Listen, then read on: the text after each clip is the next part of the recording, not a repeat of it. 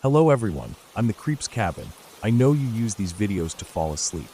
So before that, like the video and subscribe to the channel. Also, where are you from and what time are you watching? Now get comfortable and relax.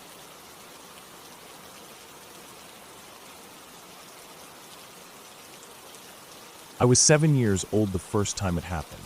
It was fall, one of those chilly, dry afternoons where your backpack feels heavier than it is, and every sound is sharper in the air.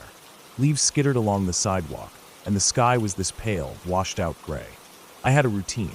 Every day after school, I walked to my babysitter's house by myself. She lived just a block away from the school, and it was so normal I didn't think anything of it.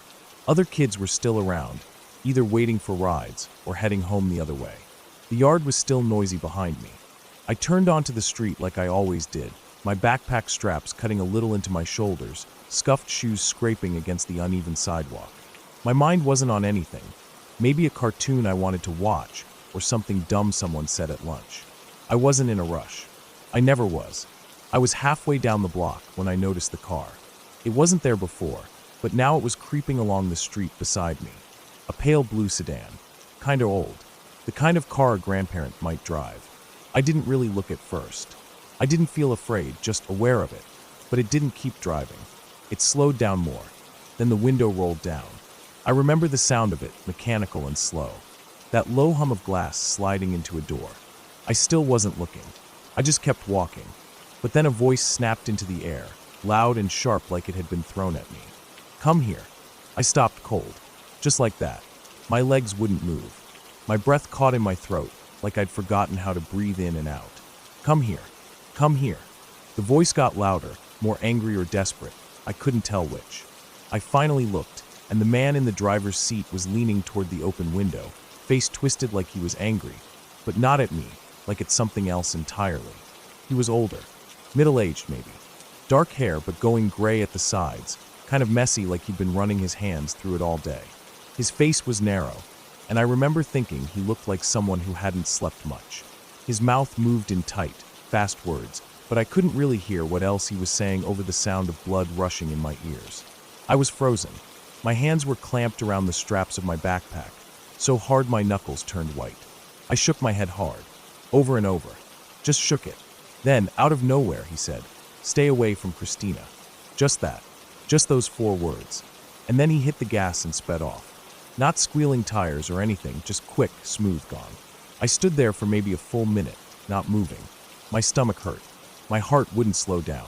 I didn't know what to do, so I just walked the rest of the way to my babysitter's, kind of numb. I didn't tell anyone. Not my babysitter. Not my parents. Not my teacher. Not even Christina. I didn't even think much of it after a few days. I didn't forget it, exactly. I just filed it away like a weird dream or something that didn't matter. When you're that age, your brain is still learning what danger looks like. And sometimes it gets it really wrong. Christina and I were off-again friends at the time. Same with another girl, Brianna. We'd all known each other since kindergarten.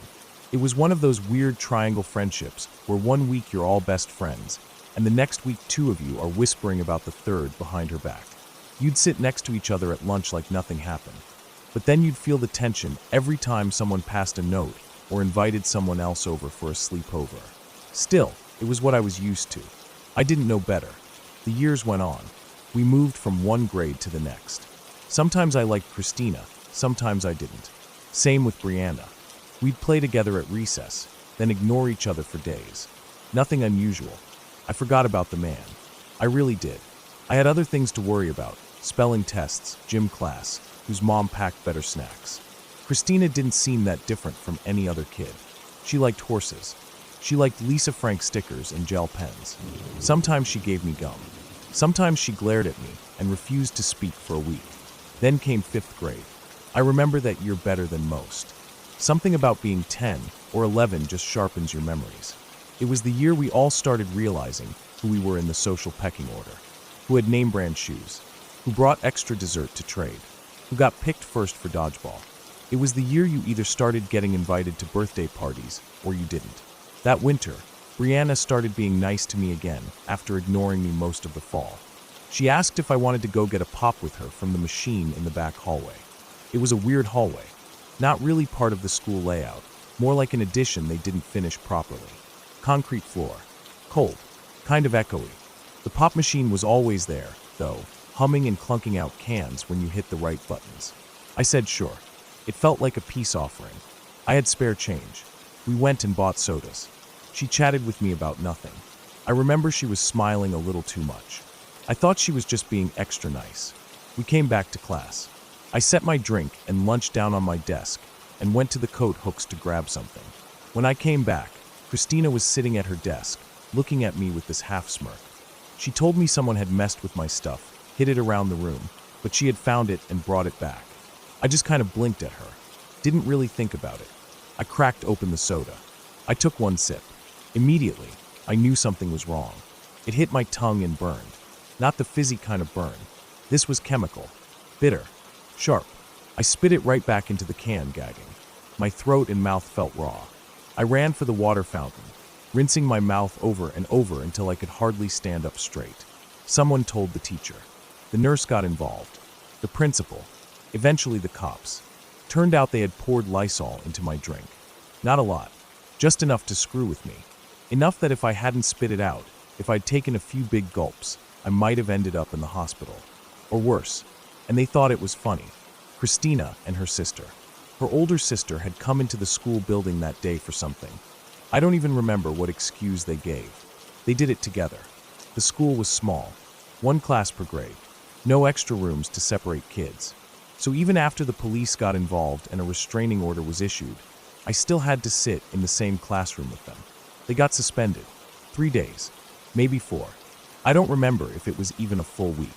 I remember sitting at my desk the next day, trying not to cry, trying not to throw up, trying to pretend I wasn't afraid to touch anything.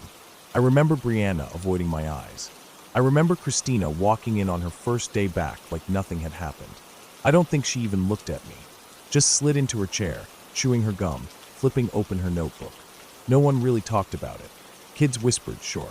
Teachers looked uncomfortable. My parents tried to raise hell, but the school couldn't or wouldn't do much more. It was a small town. Everyone knew everyone. Everything felt stuck in place. Years went by. I switched schools eventually. Made new friends. Got older. Learned more about people, about trust, about how some things don't have explanations. But I never forgot about that man in the car. Stay away from Christina. That's what he said. Not she's dangerous. Not watch out. Not even she's going to hurt you. Just those 4 words. Like a warning. Or a threat. Or a plea. I don't know. I still don't know who he was. I never saw him again. I've replayed it in my head 100 times. Maybe he was someone who knew Christina's family. Maybe he saw something, knew something. Maybe he tried to help in the only way he knew how. Or maybe he was someone dangerous himself, and I was lucky not to get in that car. I'll never know. All I know is he was right. I should have stayed away from Christina.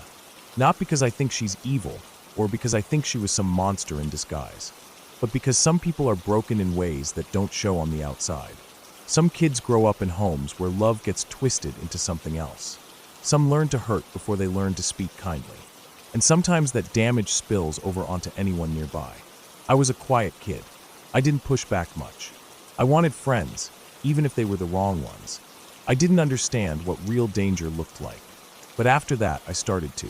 After that, I watched people differently. I kept the soda can for a while, cleaned it out and hid it in my closet like it was proof. I don't have it anymore.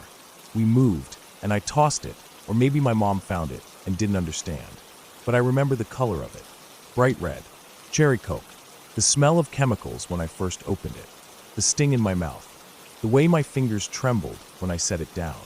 I never walked alone after school again. Not even a block.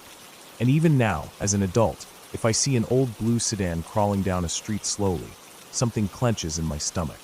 Christina moved away before middle school. Or maybe I did. I'm not sure. I never saw her again after 5th grade. I don't know what kind of person she grew up to be. I don't know if she ever felt guilty, or if she even remembers it. But I do, and I always will.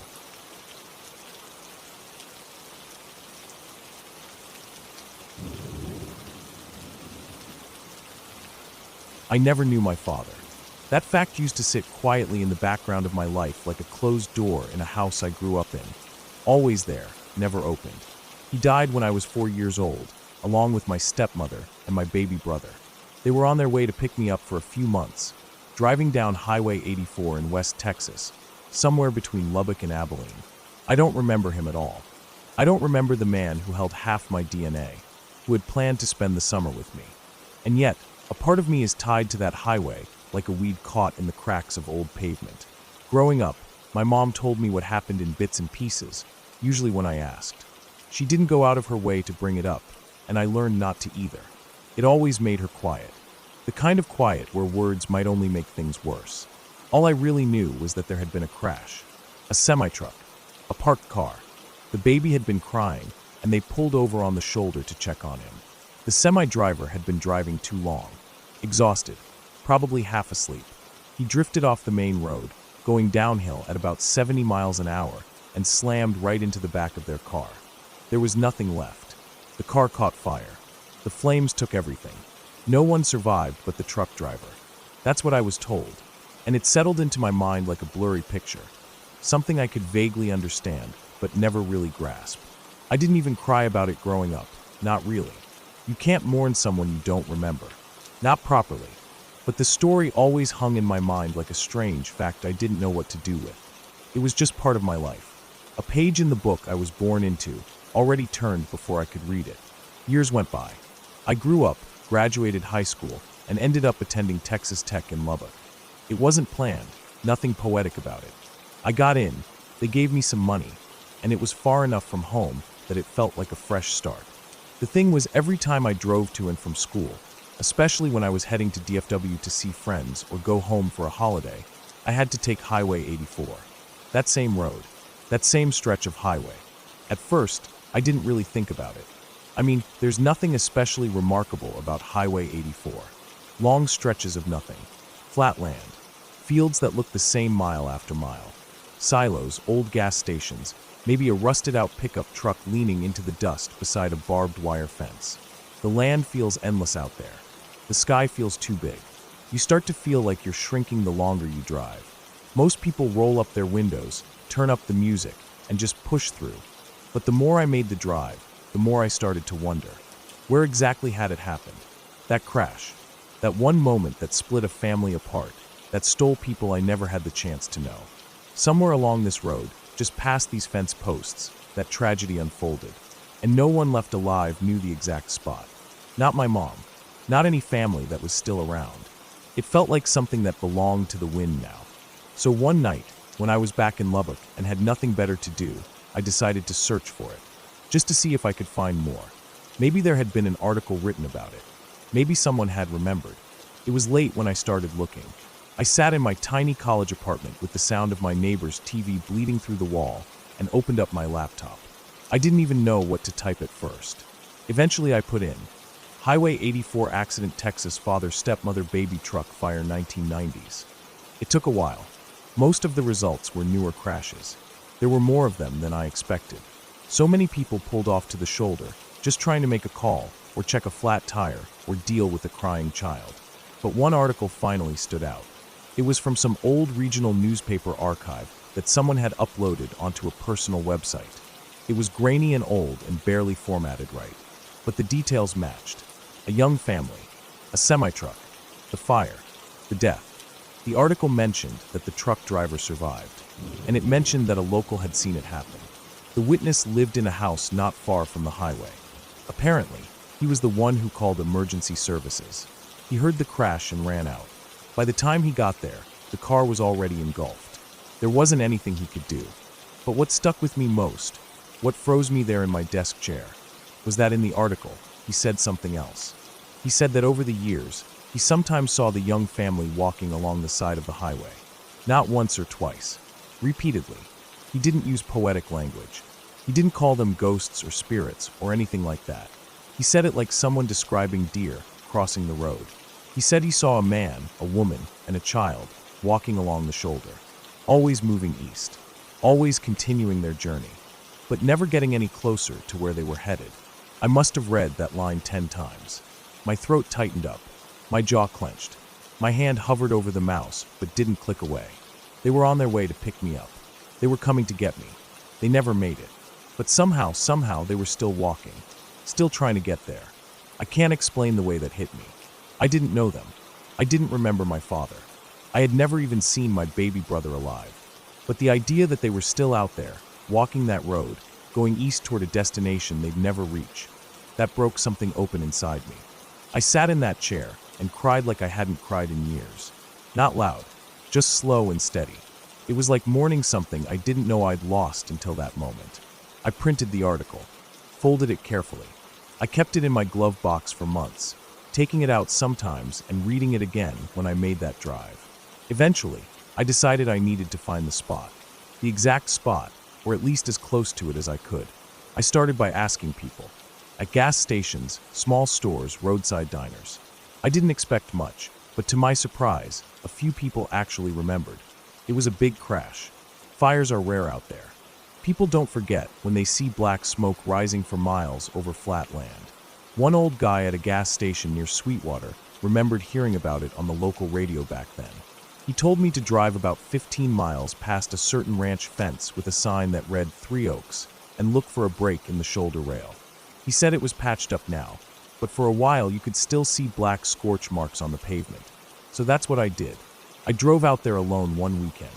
No music, no distractions, just the hum of the engine and the wind through the cracked window.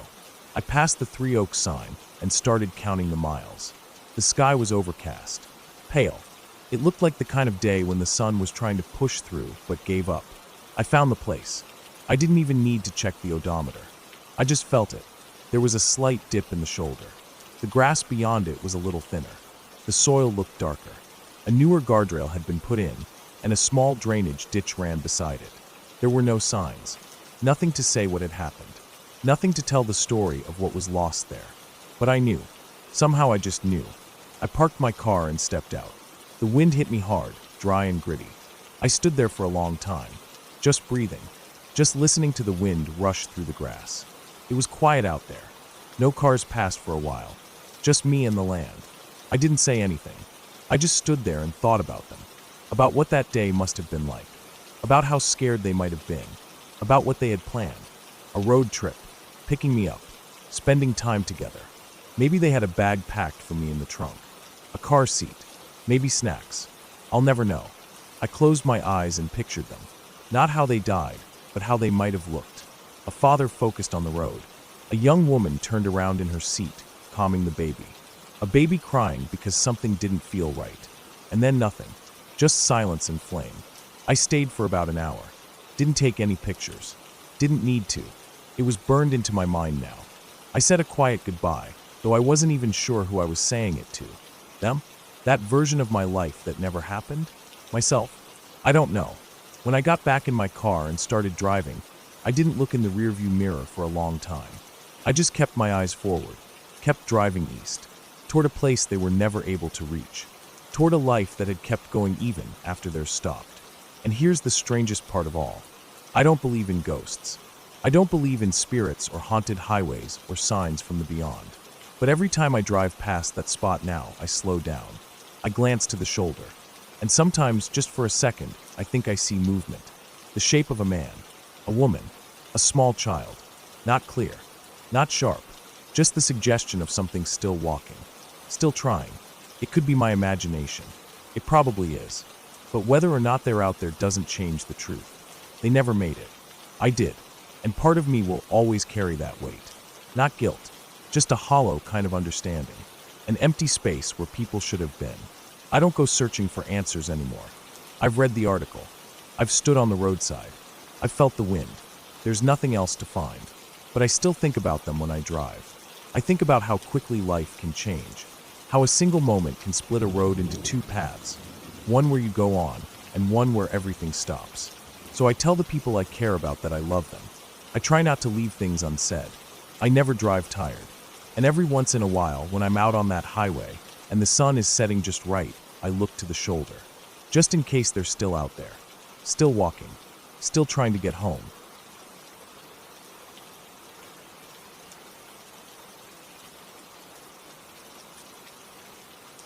I was in my mid-20s, working a boring office job at a company I didn't really care about, but it paid the bills and gave me evenings free, so I couldn't complain too much. I lived in a small flat about a 30-minute walk from the office, and every day, unless it was pouring rain, I walked home through the local park. It wasn't anything fancy, some patches of grass, a few trees here and there, a duck pond, and a couple of well-worn pathways running across it. But during the day, especially in summer, it was full of life. Families picnicking, old people feeding the ducks, teenagers smoking under the trees, joggers pounding the gravel paths, and people walking their dogs or just cutting through like I usually did. The park had a bit of a reputation at night. You'd hear stories, muggings, fights, sketchy people hanging around the benches long after sunset. I always avoided it after dark. But during the day, it felt like a completely different place. Bright, open, filled with noise and activity. There were always enough people around to make it feel safe. I never thought twice about taking my usual shortcut through it. There was this small gate in the middle of the park. It wasn't the main entrance, just a little side gate that led out to a side street, which then connected to my neighborhood. It cut maybe 5 or 6 minutes off the walk, and I'd taken it almost every day for years. The path to the gate was lined with tall bushes and some overgrown shrubs. You couldn't see the gate from far off unless you were right on that path, but I knew it well enough not to worry. It felt like a routine, something I could do half asleep. This day was warm, sunny, one of those summer afternoons where everything seems slower. People were lying out on the grass, shirts off, soaking in the sun. There was a group of teenagers playing music off a speaker near the path. A woman threw a ball for her dog, who barked and chased it like his life depended on it. Everything looked normal, relaxed, harmless. As I walked, I had my headphones in, listening to a podcast. Some true crime episode, funny enough, about a girl who went missing on her way home from work. I remember the host describing how she was last seen walking alone down a road just a few blocks from her apartment. The details blurred a bit, but something about the tone of it made me pause the episode. I remember thinking, maybe I should switch to music, but I didn't. I just took the earbuds out and left them dangling around my neck, letting the quiet fill the space. I kept walking, turning onto the narrower path toward the gate. That's when I saw them. 2 guys, maybe late teens or early 20s, standing right by the gate. They were both wearing black hoodies, one with the hood up despite the heat, and the other with short cropped hair. They weren't doing anything, just standing there, sort of leaning against the gate. From far off, they didn't look threatening, just 2 young guys hanging out. But something in my gut shifted. I felt it right away. A tightness in my stomach. That strange little alarm bell that you try to ignore.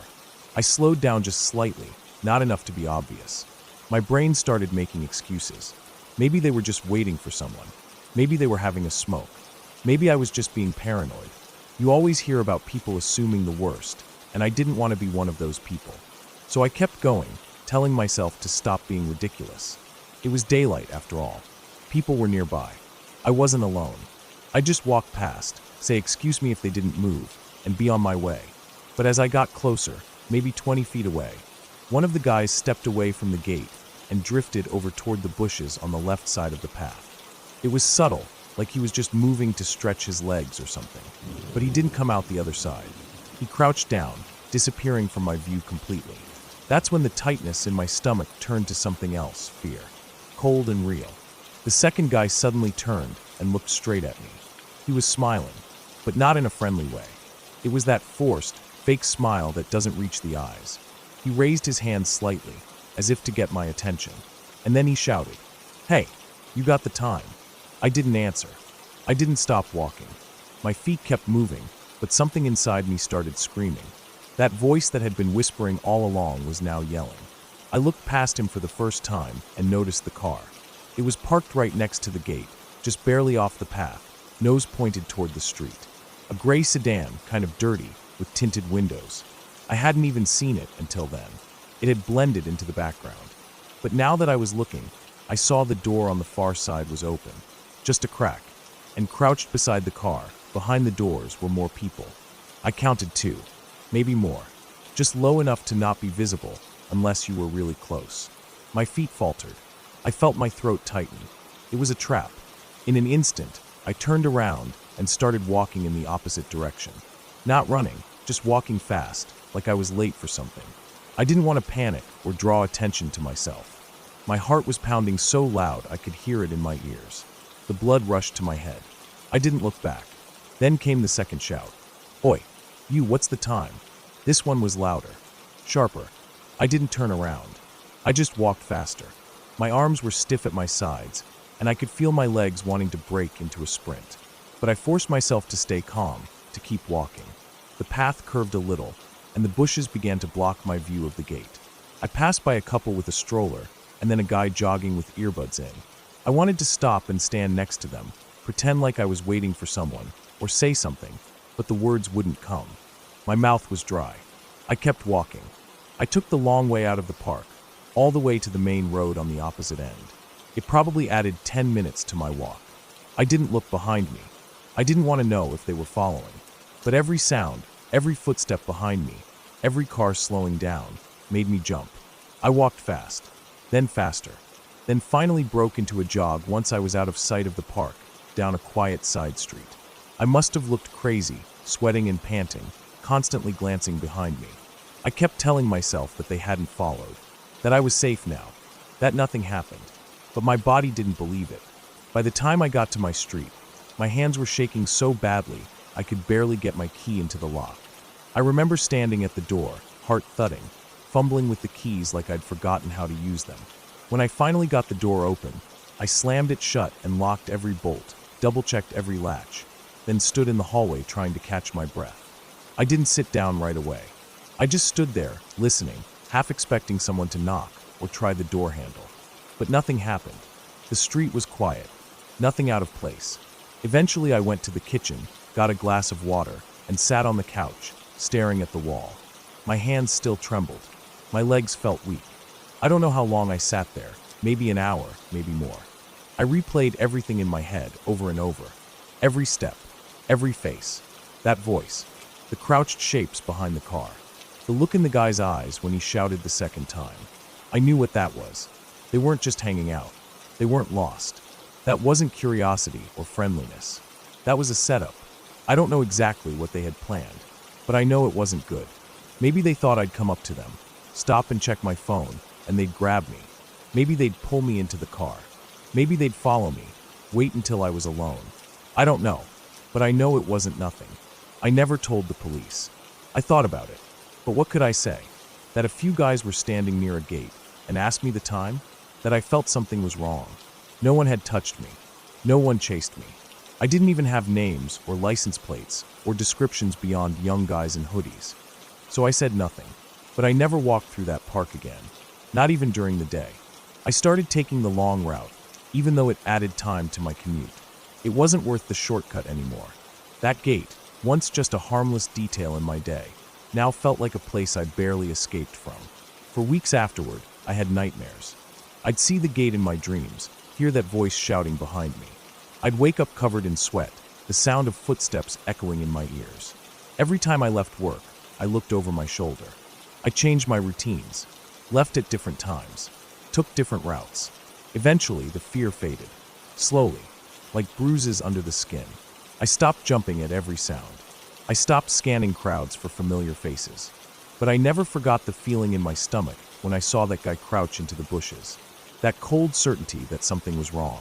People always think the worst dangers happen at night, that if it's sunny and crowded, you're safe. But that day taught me something different.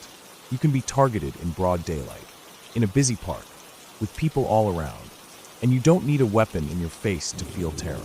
Sometimes just the wrong glance, the wrong movement, the wrong voice at the wrong time is enough to tell you, you need to get out now. I didn't run that day, but I should have. Still, I got away. That's what matters. Nothing happened. But I know, deep down, I was one bad decision away from something that could have changed my life forever.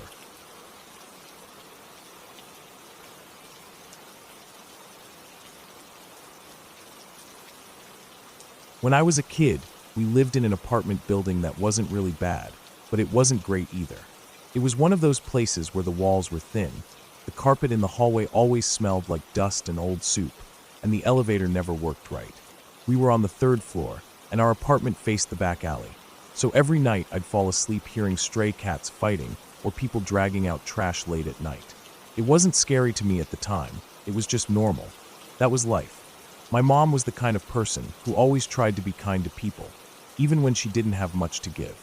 She worked 2 jobs and still found time to bake banana bread or brew tea for neighbors. She was tired most of the time, but she never let it stop her from smiling. One of the people she connected with in those early days of living there was the woman who lived directly below us on the 2nd floor. Her name was Denise. Denise was quiet. I hardly ever heard her voice through the floors, which was rare in that building. Most nights you could hear people fighting, watching TV too loud, or dragging furniture. But Denise, she was like a shadow. She lived alone, and I never saw anyone come or go from her place except for her. I didn't know much about her at first, only that she had short, messy hair and usually wore big sweaters, even in the summer. She had tired eyes, like she'd cried too many times and just didn't have any tears left. I remember the first time I actually noticed her was when she helped my mom carry groceries up the stairs. The elevator had broken again, surprise, surprise, and my mom had 2 bags in each hand, with one starting to rip at the bottom. Denise came out of nowhere and scooped up one of the bags without a word. She didn't smile, just nodded at my mom and walked up beside her. After that, my mom started inviting her up, just for coffee or tea, or sometimes just to sit in silence. I'd be doing homework or watching TV while they sat at the kitchen table talking about grown-up things. Most of it was boring to me, work, bills, family problems, but sometimes I'd hear things that stuck with me, like how Denise talked about someone named Carla. She didn't say a lot about her, but the way she said her name, soft and slow, told me everything. Carla had been important. Carla had been loved. But Carla wasn't around anymore. A few times I saw Denise crying, quietly, wiping her face with a napkin and turning her head so my mom wouldn't see, even though she probably did. I didn't ask questions, because kids just kind of pick up on when not to. I'd sneak away to my room, or turn the volume up on the TV just enough, so they could keep talking in peace. I didn't know what heartbreak looked like back then, but now when I think about Denise, I know that's what I was seeing.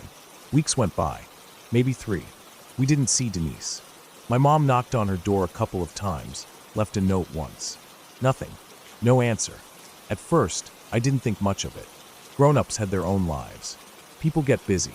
But one day, I remember this heavy silence, this weird stillness that sat in the apartment like a blanket.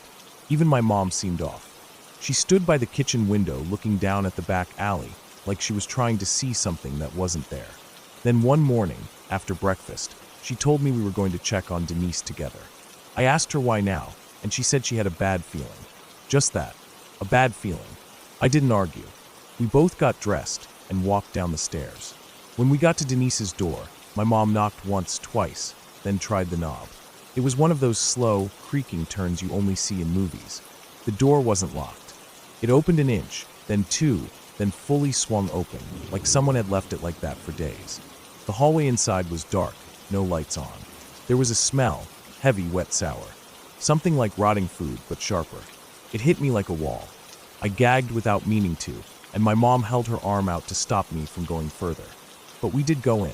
Her apartment was almost identical to ours in layout, but it felt colder. The furniture looked untouched. The coffee table had a ring from a cup that had long dried out. A plant near the window had withered to nothing. Everything was still. No sound of a fridge humming. No TV. No fan. Just this strange, awful silence. We walked slowly, step by step, the smell getting worse the deeper we went in. I kept looking over my shoulder, even though there was no one behind us. The bathroom door was slightly open, a sliver of shadow breaking through. My mom pushed it the rest of the way. That moment is burned into my brain. The bathtub was half full with what looked like muddy water, but it wasn't mud. It was blood, dark and clotted in places, smeared up the sides like someone had struggled. Denise was in there, slumped over, arms hanging loose, head tilted to one side. Her skin had gone this pale bluish gray. Her eyes were open, staring at nothing. There was blood on her legs, her arms, her stomach. A razor blade was sitting on the floor next to the tub, half sunken in a pool of brown-red water. The smell was coming from her. I remember the way my body froze. I didn't scream. I didn't cry. My brain just shut down. My mom grabbed me by the shoulders and turned me away, but it was too late. I'd already seen everything, every detail. I couldn't unsee it. We backed out slowly, my mom holding her hand over her mouth. I think she was trying not to throw up. Once we were in the hallway, she ran up the stairs with me and called the police from our apartment. They came quickly. First the regular cops, then detectives, then people in rubber gloves with cameras and bags. They asked us questions. Mostly my mom answered. I sat on the couch with a blanket over my shoulders, even though it wasn't cold. Everything felt unreal, like a bad dream you can't wake up from. Later, we found out what happened. Carla, her girlfriend, had left her. Just packed up and walked out one day, no warning. Denise had called in sick to work several times, stopped answering her phone, stopped paying bills. She'd been dead for at least a week before we found her. I had trouble sleeping after that. Every time I closed my eyes, I saw her face again. Not just the way she looked in the bathtub, but her face from before, alive, quiet, soft. I couldn't understand how someone who had sat at our table drinking tea could end up like that. How a person could hurt so quietly that nobody knew it was happening until it was too late. My mom tried to comfort me in her own way. She told me not to worry. She said Denise was our friend, and friends don't haunt friends. That was supposed to help, I guess. But it didn't. Not really. I knew there wouldn't be any ghosts or anything, but that wasn't what I was afraid of. I was afraid of how close everything had come to being missed forever. If we hadn't gone down there that day, how much longer would she have stayed there, rotting in silence? After the police cleared the apartment, they had someone come clean the place out. I saw them carry boxes out one afternoon, clothes, books, photos. I watched from our kitchen window, looking down at the men loading her life into the back of a truck. It all seemed so small, like everything that mattered had fit into 4 boxes. The apartment stayed empty for months. Nobody wanted to move in. Word spread fast in places like that, and no one wanted to live in the dead lady's apartment. Eventually, they painted over everything and replaced the carpet. Some guy moved in later that year. He played guitar and smoked on the balcony. I never spoke to him. Years went by. We moved out eventually, to a better place across town. But I never forgot Denise. Her face still pops up in my head sometimes, especially when I see someone sitting alone in a cafe or standing by themselves at the bus stop. People carry a lot of pain under the surface, and most of the time we never notice. We never ask. Now that I'm older, I think about how many people are out there like her.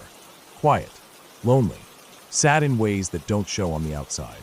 It makes you wonder how many Denises are out there, walking around with heavy hearts, waiting for someone to care enough to knock on the door. I still don't believe in ghosts, not really. But there's something else that stays with you. A weight, a presence. Not in a haunted way, but in a real human way. The kind that lingers in your chest long after the memory fades from your mind. The kind that makes you look twice at people, wonder how close they are to the edge. Denise died alone, but at least someone found her. At least she wasn't forgotten in that place forever. That thought is the only thing that makes it all feel a little less cruel. And I guess, in a way, my mom was right. Denise hasn't haunted me in the way people think of ghosts. But the memory of her, the weight of it, that's something I still carry. I always will.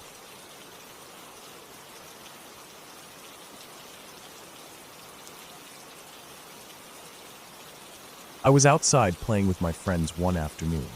It was warm out, and the sun was starting to drop lower in the sky, casting that kind of orange light that makes everything look softer.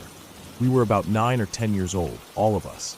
We lived in a quiet neighborhood, the kind of place where people left their front doors unlocked, and kids played until the streetlights came on. It was just a bunch of small houses spaced out along a long stretch of road, and behind most of them were fields or woods. The kind of place that felt safe just because it was small. That day, we were at my friend's house. His yard was wide and open, and we were running around with a ball, taking turns kicking it across the grass, making up rules as we went. There was a calm breeze blowing, and the trees lining the road rustled gently. You could hear birds in the distance, and the occasional bark of a dog. It felt like any other lazy day we'd had a dozen times before. We were sweaty, laughing, not really paying attention to anything beyond our game. That was when we noticed the truck. It wasn't the sound that caught our attention first. Cars went up and down that road from time to time, mostly neighbors or someone heading into town. But the way it moved, slow, way slower than it should have been for someone just passing through.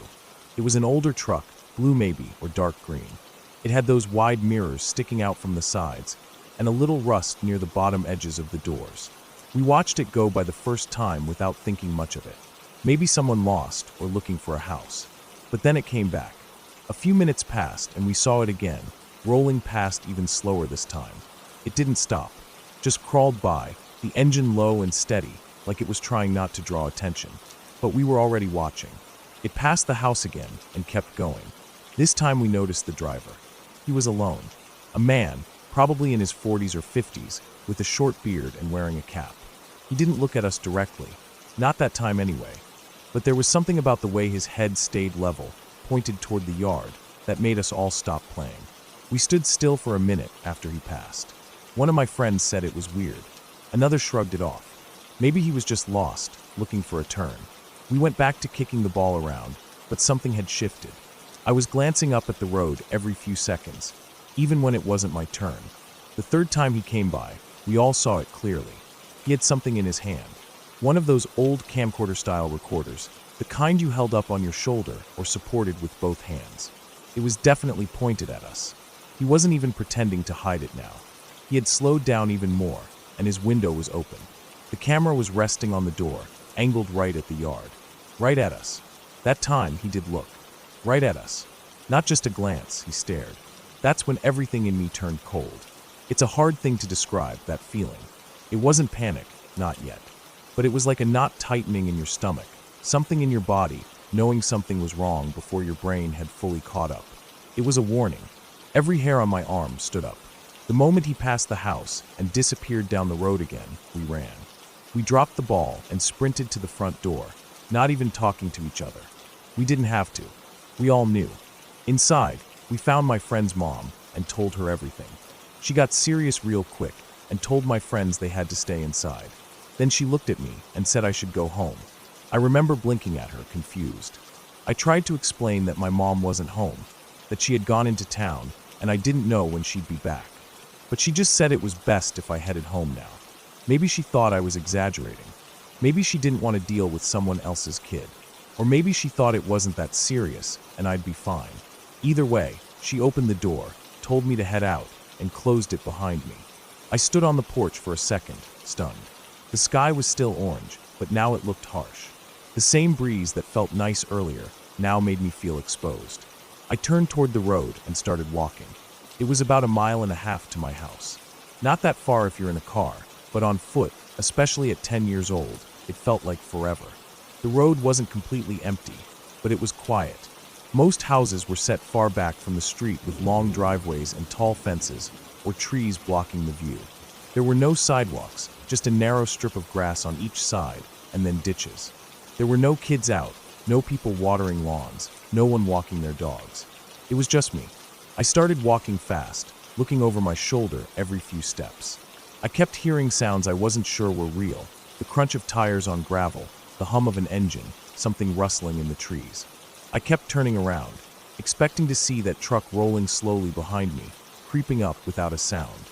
But it wasn't there. Still, I couldn't shake the feeling. I knew he could be nearby. Maybe he had parked somewhere. Maybe he had turned around and was watching from the woods. Maybe he was waiting for me to be out in the open, alone. Every driveway I passed felt like a threat. Every tree line looked like a hiding spot. I started running. I ran hard. My backpack bounced against me, and my breath came fast and shallow. I didn't pace myself.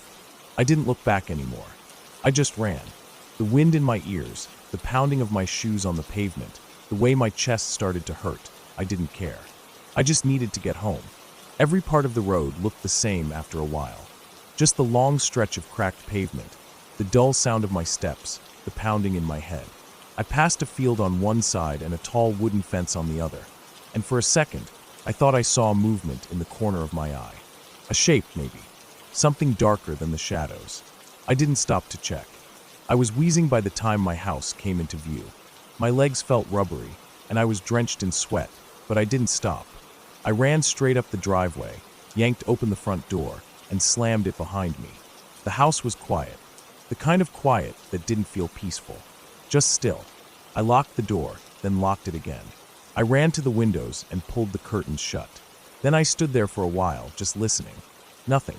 No truck, no tires, no sounds at all.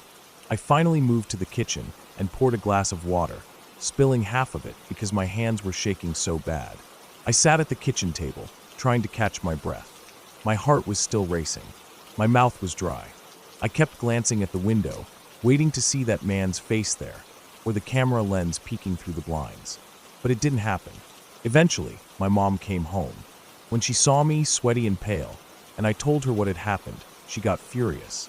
Not at me, at my friend's mom for making me walk home alone.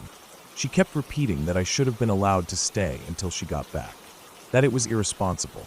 She made some calls, talked to neighbors, and reported what happened. Later, other people in the neighborhood said they saw the same truck. Some said it had been parked near the park earlier in the week. Someone else mentioned seeing it at the school playground on a Sunday. No one ever got a plate number.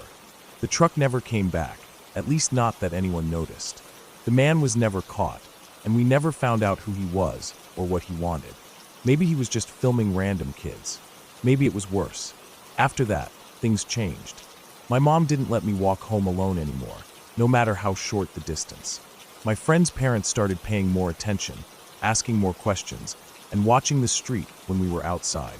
We didn't play in the front yard anymore, just the back, with the gate closed. If a car slowed down even a little, everyone froze and stared until it was gone. I never really stopped looking over my shoulder. That one day did something to me. It made me aware of how quickly things can go from normal to dangerous. How fast your heart can go from calm to pounding in your throat. How even in a quiet, peaceful place, someone can be watching, waiting. I never saw that truck again, but sometimes, even now, I catch myself glancing at parked cars when I walk by. I listen for engines idling. I notice when someone's eyes linger too long. I can still feel the heat of that afternoon, the roughness of the pavement under my shoes as I ran, the dread that filled my chest with every step I took alone down that road. And I still think about how close that man was. How easy it would have been for him to stop the truck, open the door, and pull up beside me. No one would have seen. No one would have heard. Just a mile and a half of road with nothing but trees and empty driveways. And I still can't believe she made me walk home.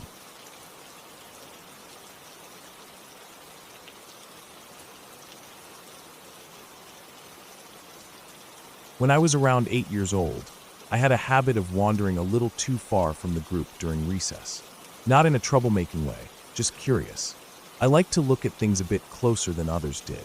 A tree stump could hold my attention for 10 minutes. A crack in the sidewalk could be a treasure map in my head. I was always the last one to line up when the bell rang, always the one who hadn't noticed it was time to go back inside. I liked quiet things. I liked moments where no one else was looking. But that day was different. That day there was noise, panic, a cluster of kids near the edge of the blacktop, close to a part of the building we weren't supposed to mess around with. It was the storage room. Teachers always said to stay away from it. Not in a dramatic way, just that it was off limits. I never had any reason to go near it before. It was just a gray metal door near the side of the gym, with a rusted handle and one of those old circular keyholes you don't see much anymore. No windows, no signs, just a dead-end space that didn't concern us. But that morning, something was going on. A bunch of kids had gathered in a half circle a few feet from the door. Some were whispering, some yelling. One of the boys was waving his arms, warning others not to get too close. I couldn't hear everything from where I was, but the words eyeball and staring caught my attention like a hook. I walked up, weaving through the crowd slowly, curious more than anything else. The kids weren't faking it. Their faces were pale. A couple looked like they wanted to cry. One of the older girls was pulling on her friend's sleeve, urging her to stay away. I remember the look on her face. She wasn't pretending. You could tell. Her eyes were locked on the keyhole like it had teeth. I asked what was going on, but no one answered me. Maybe they didn't hear me. Maybe they didn't want to talk. Or maybe they were just too freaked out. I heard someone say it again.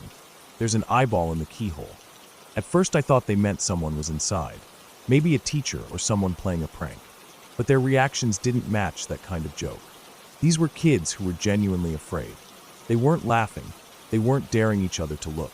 They were warning, telling each other to stay back, like something might reach through the door and pull them in. I kept moving forward until I was just a few steps away from the door. There was a half circle of kids behind me, leaving a gap around the front like an invisible fence. No one wanted to be the one closest to it, except me. I was too young to fully understand the fear, I guess. Or maybe I just didn't believe it. I stood there for a second, looking at the keyhole. It was small, round, with little bits of chipped paint around the edge. The metal was scratched and slightly rusted, probably from years of keys turning inside it. There was nothing strange about the door itself. No sounds, no movement. Just an ordinary storage room. I bent down slowly, pressing one hand against the door for balance. I remember the coldness of it, how the metal felt against my fingers. My head tilted slightly to get the right angle on the keyhole, and I closed one eye to focus with the other. And that's when I saw it. An eye, wide open, unmoving, staring right back at me. Dead center in the hole. It wasn't blurry or shadowed. It was sharp, detailed. I could see the whites of it, the faint red lines of blood vessels. The iris was brown, just like mine. The pupil was large, almost too large. There was no blinking, no twitch, just this steady, cold gaze staring directly back into my eye. I froze. My entire body turned rigid, like I had been snapped into place. I couldn't even gasp. I couldn't scream. My body reacted before my mind did. My stomach twisted. My legs trembled. And then it happened. I lost control. I peed right there, standing in front of everyone. Warmth spread down my legs, pooling in my socks and shoes. It didn't even register right away. I was still locked into that stare. And then I screamed. Finally. Loud. Sharp. Like an alarm going off in a room full of silence. I backed away, almost tripping over myself, falling into the kids behind me. That was when the panic spread. The group broke apart. Some kids ran. Others stood frozen. I was crying. Loud, ugly sobs. The fear had completely taken over. It wasn't just embarrassment. It was pure terror. My body had shut down from the inside. A few teachers came running over after that. They didn't understand what was going on, just that a bunch of kids were screaming, and one of them had clearly had an accident. They tried calming us down, but most of us couldn't speak. I remember sitting on a bench near the edge of the blacktop, wrapped in a spare sweater one of the staff gave me. I was still shaking. I kept looking at the door like it was alive. Eventually, I was sent to the nurse's office. She cleaned me up, gave me a spare pair of pants that didn't fit right, and told me to rest on the cot for a while. I didn't talk much. I was still trying to make sense of what I had seen. I kept replaying it in my mind. How close the eye had been, how still it was. I kept thinking, what if it was still there, watching? Later in the day, once things had calmed down, the janitor was called in to investigate the storage room. I wasn't there to see it, but I overheard a teacher talking about it when I was waiting in the office. Apparently, he unlocked the door, stepped inside, and stood there for a minute before laughing. Not a mean laugh, just one of surprise. He found a mirror. A tall, full-length mirror leaning against the inside of the door, angled perfectly toward the keyhole. What we had all seen, the terrifying, unmoving eye, was our own reflection. Our own eye staring back at us. That was it. That was the answer. Simple. Logical. A trick of light and reflection. But it didn't matter. Not really. Because the fear we felt had been real. The panic, the shock, the raw sense that something was wrong. That didn't go away just because there was an explanation. Our bodies reacted before our minds could make sense of anything. I sat in that nurse's office for another hour after I heard what the janitor found. I didn't feel better. In some ways, I felt worse. How could something so simple scare us that much? How could our own reflection feel like a monster? I remember lying on the cot, staring at the ceiling tiles, wondering how many other things in life would turn out like that. How many things would terrify me, only to turn out to be nothing at all. It stuck with me, that whole experience. Not just the fear, but the way it spread. How quickly one kid's panic infected all the others. How none of us questioned it, we just believed. Because fear doesn't wait for facts. It doesn't need proof. It just needs a seed. A tiny suggestion that something is wrong, and our minds do the rest. For days after, I avoided that part of the building. Even knowing it was a mirror, I couldn't bring myself to go near it. Every time I thought about that I felt my chest tighten, like it was happening all over again. My mom washed the clothes I had peed in and never said a word. I think she understood, or at least sensed it wasn't something to tease about. But I heard other kids whispering. Not right away, but in the weeks after. Some laughed about it, turned it into a story to tell during lunch. Remember the eyeball, they'd say. Remember how he peed his pants? I hated hearing it, but I never argued, because they had seen it too. Maybe they hadn't reacted like I did, but they had felt that same fear, even if just for a second. We all did. That's the part one remember most clearly. Not the embarrassment, not the cleanup, not even the mirror, but the instant silence when I saw that eye. The weight of it, the way time stopped. Looking back, I know how silly it sounds. An eye in a keyhole. A bunch of scared kids. A janitor finding a mirror. But it didn't feel silly at the time. It felt real. It was real. That's what fear does. It makes everything feel heavier, bigger, closer. I learned something that day, even if I didn't fully understand it until much later. I learned how powerful the mind is, how it can take a reflection and turn it into a monster, how it can take a quiet moment and turn it into chaos. I learned that fear doesn't always come from the things we can see. It often comes from the things we think we see. And even now, all these years later, I still hesitate a little when I see a keyhole. Not because I expect to see something staring back at me, but because I remember that moment. That frozen second where I was sure something was watching. And I remember how helpless I felt, how small. Because even when the fear is gone, the memory of it lingers. Quiet, like a shadow, waiting.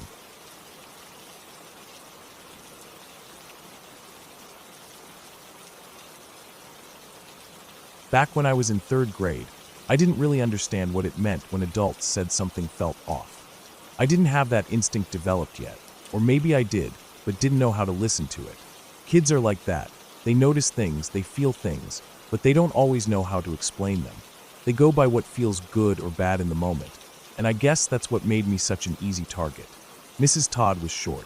That's one of the first things I remember about her. Not just a little short, noticeably short. Like, even as a kid, I remember thinking how tiny she seemed. She had this wiry frame, thin arms that seemed too long for her body, like she should have been taller, but then her shoulders sloped down, and it made her look like she was always leaning forward. Her voice, though, was soft, high-pitched but smooth, kind of sing-songy. The first week of school, she immediately singled me out in the best way possible. At least, that's how I saw it. Every time there was something fun to do, like passing out supplies or reading a story aloud, she picked me.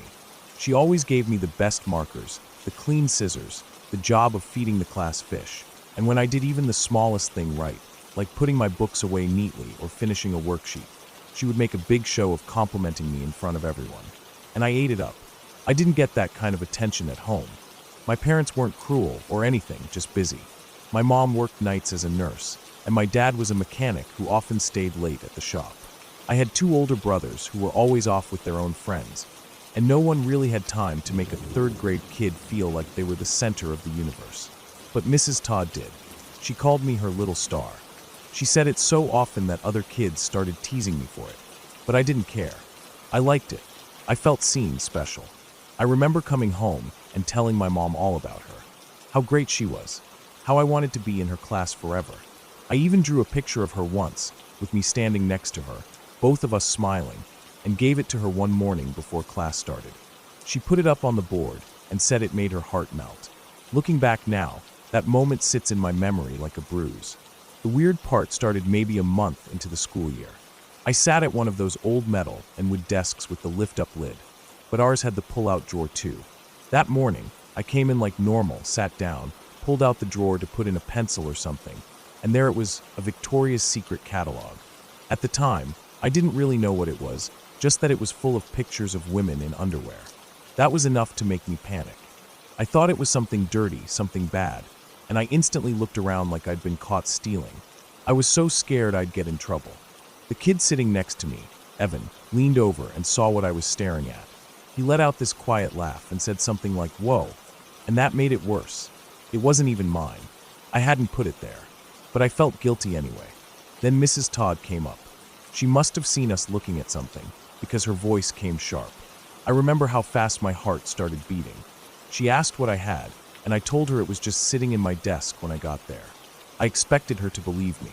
She always believed me, but she didn't. Instead, she turned to Evan and started saying things like, "You must have put it there. That's what happened, right?" She said it again and again, not yelling but repeating it in that same tone over and over. Evan looked confused too, but eventually I got so uncomfortable that I said, "I guess maybe he did," just to end it. I still remember Evan glancing at me after that, like I'd betrayed him. Maybe I had. I don't know. I was scared. Mrs. Todd never brought it up again, and neither did Evan. We just moved on. A few days later, she pulled me aside after class. Everyone else had already left. She knelt down to my level and told me I was doing so well in class, better than anyone else. and that she had something special in mind for me. She said if I kept it up, she'd take me on a field trip. Not a regular class field trip, but something just for me and her. She said it would be a weekend trip to the Gulf of Mexico. We'd see dolphins, collect seashells, go out on a boat. I was thrilled. To a third grader, that sounded magical. My family didn't take vacations. The idea of going to the beach, just me and my favorite teacher, seemed like the best thing that could ever happen. I didn't even question it. She told me not to tell anyone else, said it was a surprise, and she didn't want the other kids getting jealous. I didn't say a word. Then one day, maybe a week after that, she was just gone. No warning, no announcement. I walked into class, and there was a substitute. The next day, we had a new teacher entirely, Ms. Dawson. She was older, strict, and didn't like me much. At least, not the way Mrs. Todd had. I was crushed. I kept waiting for Mrs. Todd to come back. I even asked my mom about it, and she just said that sometimes teachers leave, and the school doesn't explain why. The field trip never happened. At the time, I didn't think too hard about it. I was just sad. I didn't know what disappointment like that meant, not in the bigger picture. I just missed my teacher. It wasn't until years later that I realized how strange, how wrong, all of it was. I was maybe 17 when the memory came back hard. I don't know what triggered it. I think I was watching some documentary about child abuse in schools, and they were talking about grooming. That word stuck with me. The signs they described, the favoritism, the secret gifts, the isolating of the child, the encouragement to keep things private, it hit me like a truck. I sat there in silence for a long time. I remembered that catalog. I remembered how she kept insisting Evan put it there, even when it didn't make sense. I remembered her offering to take me on a weekend trip, out of state, just the two of us, and how she made it sound so fun, so innocent. And I remembered how she vanished overnight. Back then, no one talked to us kids about that kind of danger. We had those weird assemblies where they told us not to talk to strangers or accept candy from people in vans. But they never told us that sometimes the danger didn't come from the people outside. Sometimes it was from the ones smiling at us every day, the ones we trusted. I thought about what would have happened if she hadn't left, if someone hadn't intervened. Maybe another teacher noticed something. Maybe a parent complained. Maybe Evan said something to his mom. Maybe someone saved me, and I'll never know who. And I think about that a lot, because for a long time, I thought of her as the kindest, most wonderful adult in my life. Someone I loved, someone I wanted to make proud. But the truth is, I think she was trying to hurt me. Not in a way I would have recognized then, but now it's so clear. She was planning something. That trip was real in her mind. She was setting something in motion, and I was the one she picked. I can't explain how sick that realization makes me feel, how close I came to something terrible, without even knowing I was in danger. Now that I'm older, I understand how many stories like mine are out there.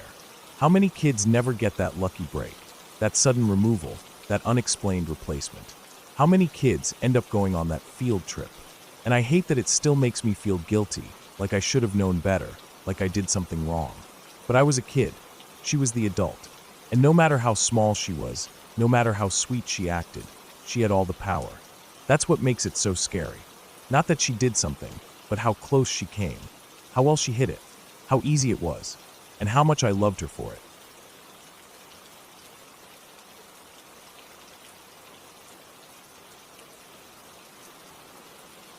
I was 11 years old. Just a normal night, or at least it started that way. I went to bed like I always did, curled up under my blanket with the little fan humming on the nightstand beside me. The room was dark, except for a faint bit of light coming in through the hallway. My door was always cracked a little, so I wouldn't feel completely shut in. I liked having that tiny glow from the hallway nightlight. It made the house feel alive, like my mom wasn't too far off. Safe. I remember lying there, half awake, listening to the creaks of the house settle. I could hear the refrigerator humming faintly, a car passing by every so often out on the road beyond our driveway. It was quiet otherwise. Nothing strange. Nothing that told me anything was going to happen. I closed my eyes and eventually drifted off, thinking about whatever random things kids think about before they sleep. It was late. Must have been past midnight when it happened. I woke up all of a sudden. I didn't know why at first. It wasn't a noise, not something outside. It was more like my body sensed something. That heavy, suffocating feeling of someone watching you. My eyes opened, confused at first, blinking slowly. It was dark. Too dark. The hallway light wasn't glowing anymore. That faint comfort I always had, gone. Just pitch black. Before I could even move or really understand what was going on, I felt it. Weight. A heavy pressure on my chest and stomach. Something, or someone was on top of me. At first I thought I was dreaming. Sleep paralysis, maybe. I'd heard of that. But no, this wasn't that. This was real. I could feel the pressure, the heat of breath. Then I felt his hand. A big hand. It was rough and dry and strong.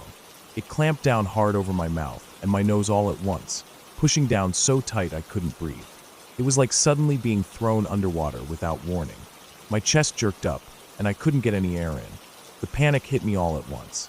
Sharp and cold. I couldn't scream. I couldn't move. My hands shot up and grabbed his wrist, but he was too strong. I started thrashing under him, kicking my legs, trying to twist my body. He didn't say anything at first, just pressed harder. Then, in a low, shaking voice, he told me to roll over. Don't scream. That's all he said. Roll over. Don't scream. He didn't yell it. He didn't sound angry or even loud.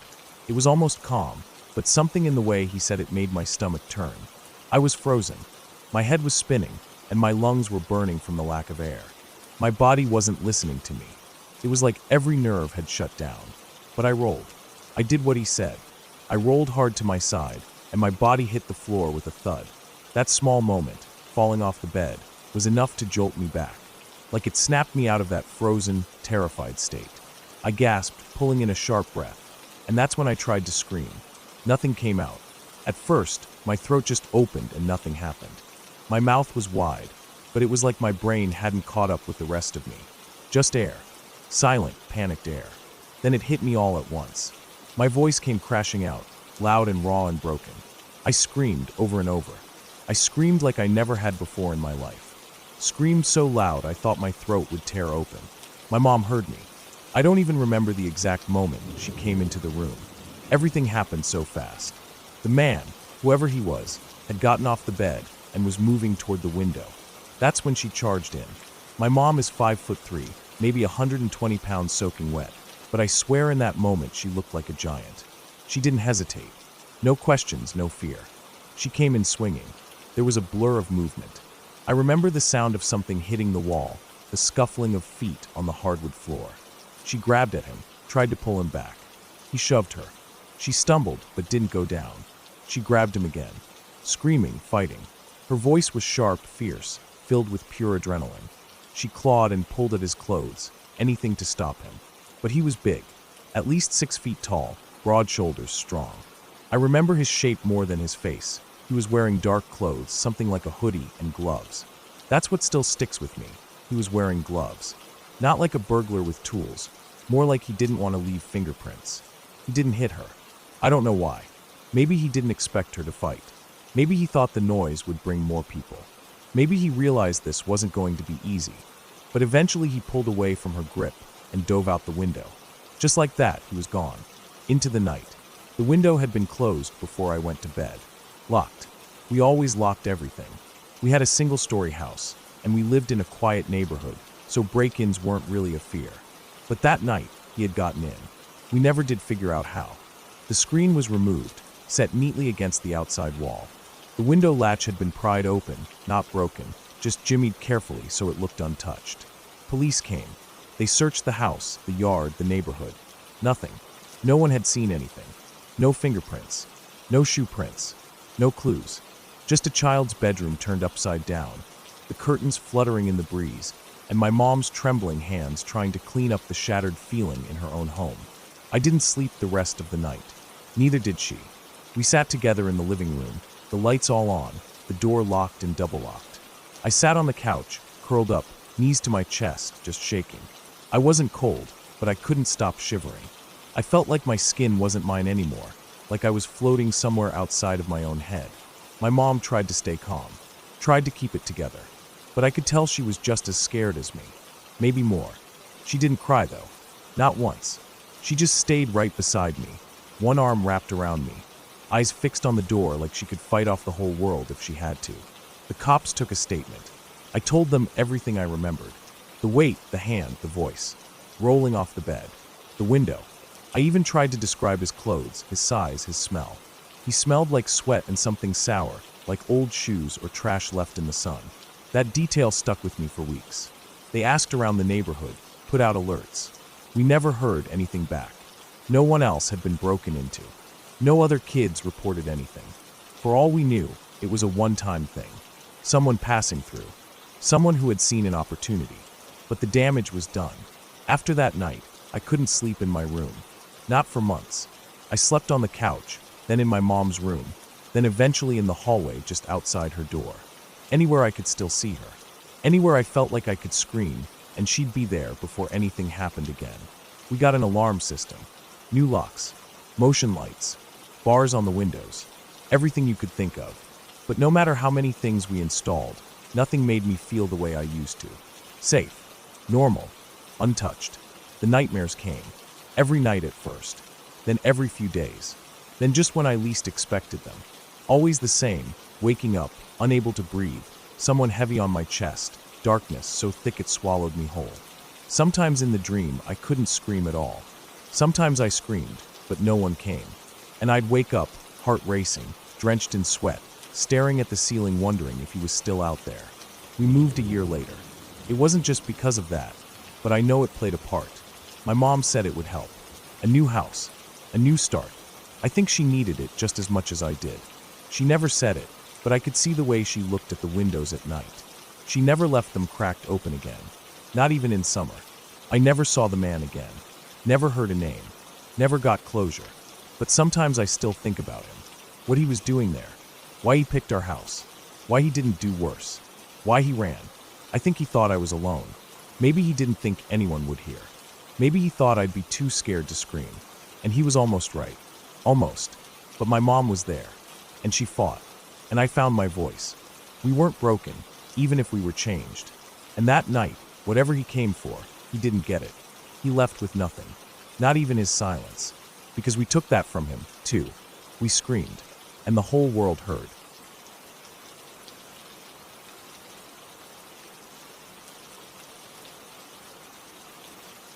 Probably just my entire life would count as a disturbing, scary story.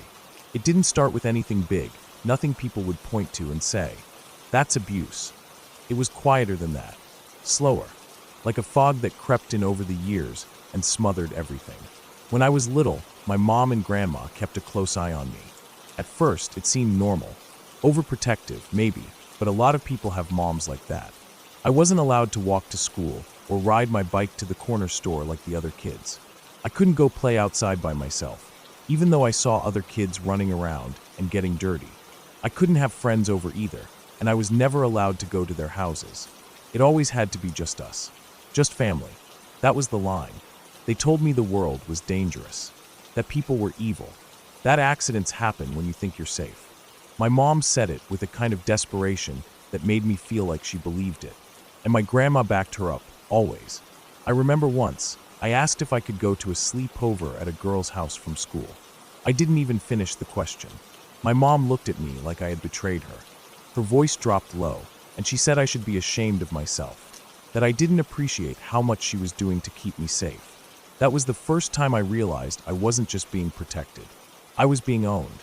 When you grow up like that, you don't always know it's wrong. You think maybe other kids have it too easy. You start to believe that you really are safer inside, that you really don't need friends, that everything you need is right there in that house with those two women. They repeat it enough times, and it sinks into your bones. It got worse as I got older. Way worse. I wasn't allowed to cook on the stove. Not even something simple like ramen or eggs. My mom said I could burn the house down. I wasn't allowed to drive, even after I got my permit. She said it was too dangerous. I didn't have a job. She wouldn't let me work. She said I didn't need money because I had her, that everything I needed was there. But it wasn't. I didn't have freedom. I didn't have a future. I didn't even have privacy. She would go through my things when I left the room. I know because once I came back and the books on my shelf were rearranged, not how I left them. She checked my drawers. She read my notebooks. She even checked the trash. If she found a scrap of paper with anything personal, she would bring it to me and demand an explanation.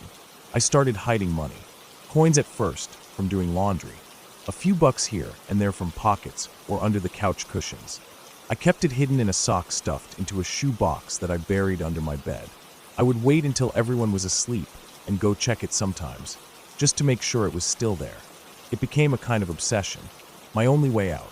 I felt like I was robbing a bank, like I was stealing my own future back, $1 at a time. When I was 19, I finally decided I couldn't do it anymore. I had saved about $75. It wasn't much, but it was enough to get a cheap bus ticket and maybe a few snacks.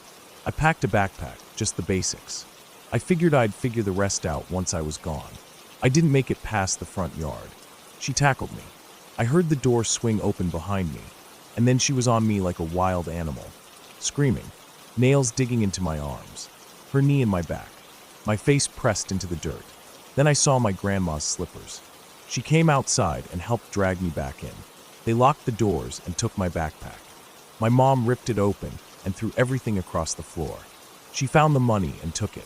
She said it belonged to her, that everything in that house was hers. She said I had betrayed her. That night, she slept beside my bed, not on the floor either. She pulled a chair right next to the bed and sat there, watching me. The lights were off, but I could see her shadow. Every time I moved, I heard her shift too. I didn't sleep at all. She took my phone, reported it stolen so I couldn't reactivate it. I couldn't make calls, couldn't contact anyone. She made sure of that. She started going through my room even more, checking everything. I think she was afraid I had another stash of money somewhere. Then she took me to church. It wasn't the regular church we used to go to. This one was different. Holiness, she called it. They had loud music and people shouting. They made a big deal about demons and sin. That day, she told the pastor I was possessed, that I was rebellious, that I had tried to run away. They held me in the middle of the floor and prayed over me for 3 hours straight. My mom cried and shouted, telling them to get the darkness out of me. The pastor kept his hand on my head the whole time, pressing so hard it hurt. I don't even remember what they said most of the time, just noise and heat and humiliation. I was shaking by the end of it. They said I was free now, healed, that I would see the truth. But I didn't. I saw a cage. Weeks later, I got another chance. I found a few dollars in Grandma's sewing kit and sold an old bracelet I had managed to hide. I bought a cheap bus ticket again. I didn't tell anyone. I waited for the right time. My cousin showed up at the house that day. She said she wanted to take me for ice cream. Said she missed me. Said she wanted to talk. I believed her. I got in the car, and as soon as the door shut, I heard the locks click. Child safety. I couldn't open it. She didn't even look at me. Just drove. I realized where we were going when we turned onto our street. My mom was standing on the porch when we pulled up, smiling like nothing had happened. They took me inside and locked the door again. That time, they didn't let me go anywhere. Not even in the yard. They took my shoes, my bags, anything that might help me escape. They turned the TV up loud, so I couldn't hear what was going on outside. For an entire year, I was a ghost in that house. I stopped talking much. I didn't eat unless they gave me food. I just sat, waited, watched the days go by. Some of my relatives started parking in the driveway randomly. I think they thought I might run again, so they blocked me in. They made it impossible for me to even try. I had no phone, no ID, no cash, no shoes. I had no proof I even existed outside of that house. But I watched. I waited. I listened. I knew I had to find a real way out, not just a desperate run. I started memorizing the phone numbers of local shelters when they came on commercials. I watched where they put the keys. I listened to their schedules when they went to sleep, when they went to church, when they took naps. I played the part. I smiled when they wanted me to. I said thank you. I told them I was sorry. I said I saw the truth now. I made them think I had given up. One night, my grandma fell asleep on the couch while watching her shows. My mom was upstairs taking a bath. I walked into the kitchen, took the spare house key from under the sink, and walked right out the front door. I didn't run. I walked. I walked 5 miles to a gas station that I remembered seeing once years ago. It took almost 2 hours. I didn't have shoes, so my feet were bleeding by the time I got there. I asked to use the phone. The clerk hesitated, but let me. I called the number I had memorized, a women's shelter hotline, told them my name, told them what happened, told them I didn't have ID or shoes or anything. They came and got me. That was 2 years ago. It took almost a year to get my documents back. Birth certificate, social security card. I had to file reports and statements. I had to talk to police and counselors and lawyers. My mom told them I was mentally unstable, that I had always been that way, that she was only protecting me. She even said I was a danger to myself. But they didn't believe her. They saw through it. They talked to doctors. They saw the patterns. They recognized the signs. Now I have a job. I have an apartment. I have shoes. Sometimes, I still wake up at night thinking she's sitting beside my bed, watching me. I check the closet. I check the door. I turn on the lights just to be sure. But I'm okay. I'm here. I'm alive. And I'm free. For a long time, I thought my life wasn't mine, that I belonged to her, that I would never leave. But I did. It took everything I had, and more than I thought I could give, but I made it out. No ghosts. No monsters. Just people. People who think they own you. And the long, slow fight to prove them wrong. It still scares me to think how close I was to disappearing in that house forever. But now, when I walk down the street with the sun on my face, and no one telling me what to do, I know I made it. I know I won.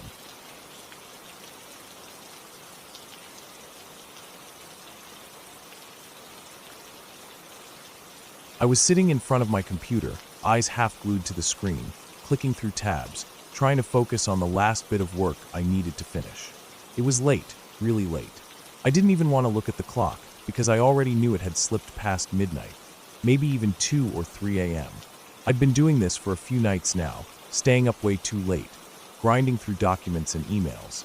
The glow of the monitor was the only light in the room, casting a pale bluish hue across the desk and my hands. The house around me was silent. That heavy kind of silence you only really notice when everyone else is asleep and the world seems to shrink down to the size of your own breathing.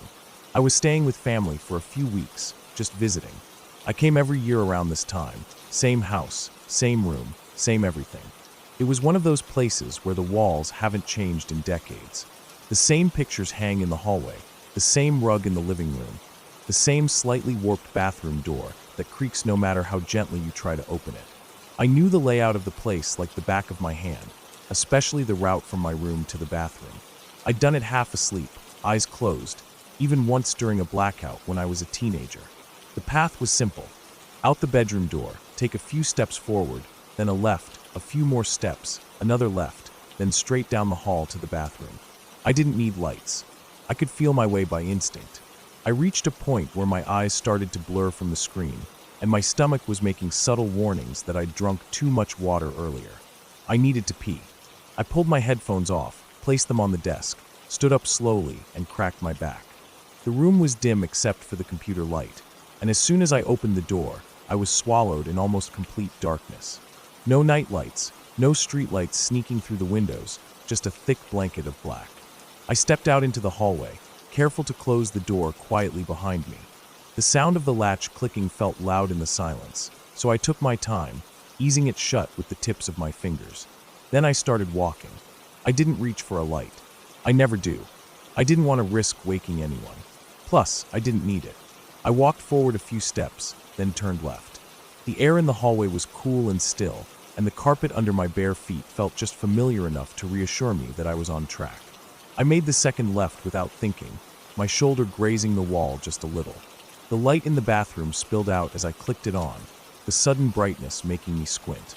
I did what I needed to do, turned the light back off, and stepped back out into the dark. There was that moment where my eyes were completely shot. After being in the light for a few minutes, I was blind again in the hallway. It was like trying to walk through ink. I raised one hand out in front of me, fingers extended, and started feeling my way back.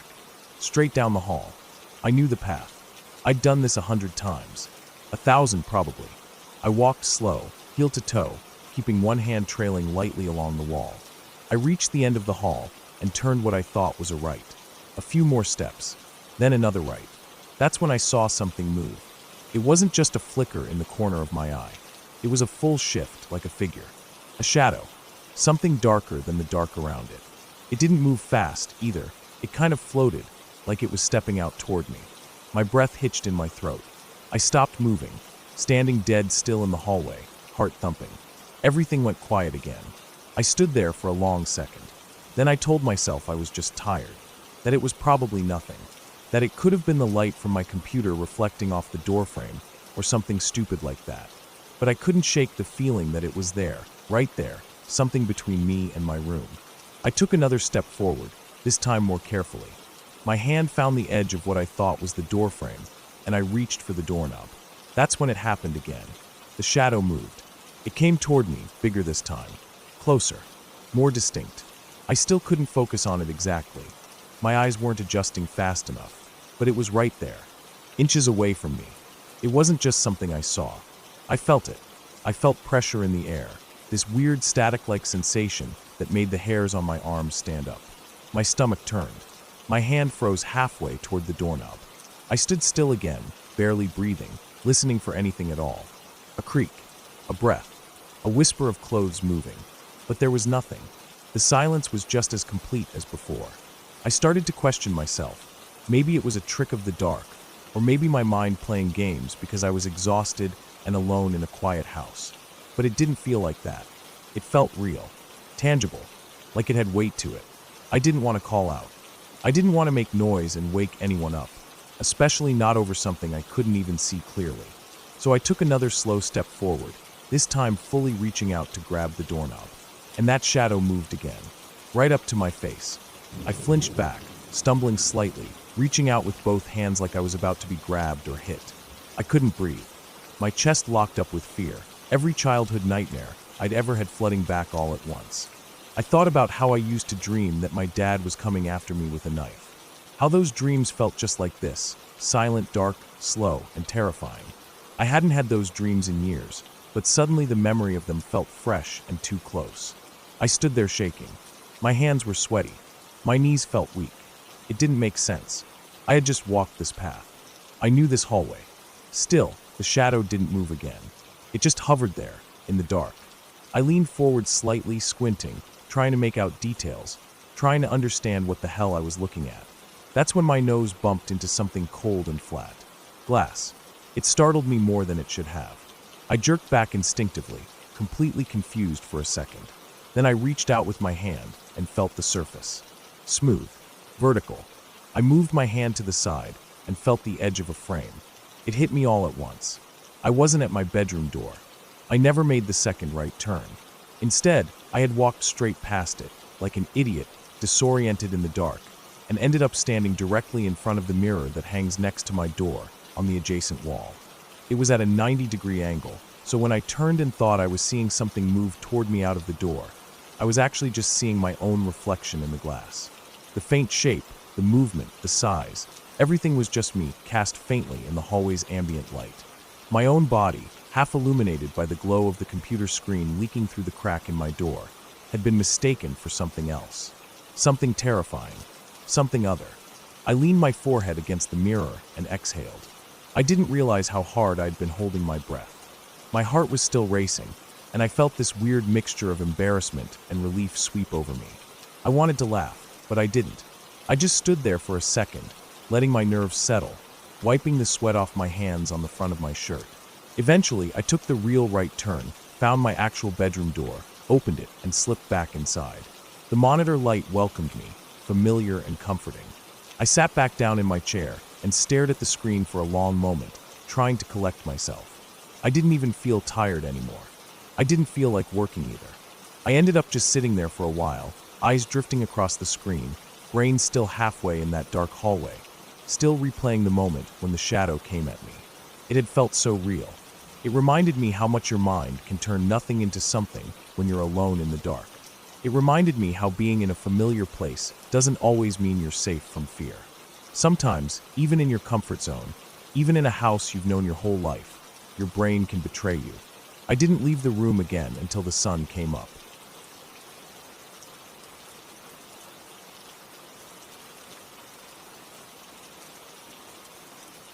It was early spring when my wife and I decided to take a short break from everything. We'd both been under a lot of pressure, me with work, her with some family stuff, and we figured a few days away in a quiet place might help. We chose a small rental property on the edge of Bath, England. It was one of those listings that didn't stand out at first, but something about it seemed peaceful. A single-level cottage with a stone front, gravel walkway, and a little black iron gate that led up to the entrance. Nothing fancy. Just private and quiet, which is all we really wanted.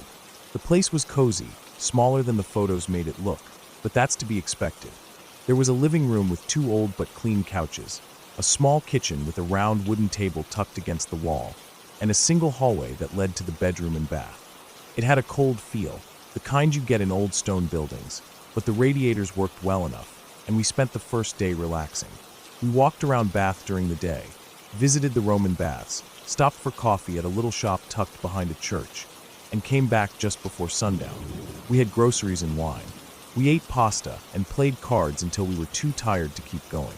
By 11 p.m., we were in bed, lights off, the place silent. The bedroom window looked out directly onto the small front garden and the gravel path. Just beyond that was the gate. The road past the gate wasn't busy, just a narrow country lane with hedges on either side. No traffic, no pedestrians after dark. It was perfect in theory. I wasn't fully asleep when I heard the gate. It was a soft metal click. Not loud, not dramatic, just the sound of it unlatching. I heard the gentle creak as it swung open and then shut again. That single moment, between the opening and closing, snapped every bit of sleep from my body. I was suddenly wide awake, my skin prickling, my body locked in stillness. The kind of stillness that only happens when your brain starts to shout that something isn't right. I didn't want to move too fast and wake my wife if it was nothing. But I knew deep down that it wasn't nothing. The sound was real, and someone had just come through the gate. I turned my head slowly and looked toward the window, not moving my body yet. The curtains were mostly closed, just a thin gap in the middle where the fabric didn't quite meet. I couldn't see anything through it, but I listened. And that's when I heard it, the unmistakable crunch of gravel. Whoever it was, they were trying to be quiet. But gravel doesn't allow that. Every step gave them away in a soft, uneven rhythm. It was slow, deliberate, not someone just passing through by accident. They were walking toward the front door. I sat up slowly, careful not to creak the bed, and put my feet on the floor. I kept still, listening as the steps moved closer. Then, suddenly, the motion sensor light outside flicked on. The whole side of the cottage lit up in a pale yellow glow, flooding through the gap in the curtains. My eyes shot toward the wall where the light from outside cast shadows, and that's when I saw it. A figure. Just a brief flash of their shadow against the wall outside, darting quickly, like they were trying to avoid being seen. The movement wasn't natural. It was jerky, nervous. They were caught off guard by the light. My heart was slamming in my chest now. My hands were shaking, but I stood up and moved carefully out of the bedroom. I didn't even glance back at my wife. She stirred slightly, but didn't say anything.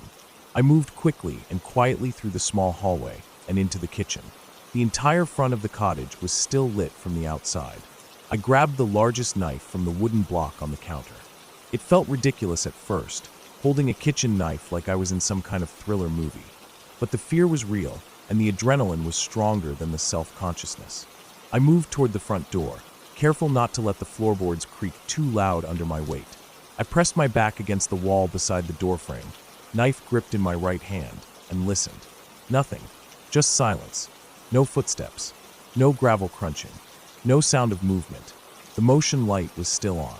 It usually stayed on for about 20 or 30 seconds. I remembered reading that in the guest booklet. Then it shut off, and in that exact second, the moment the light went out, I heard it.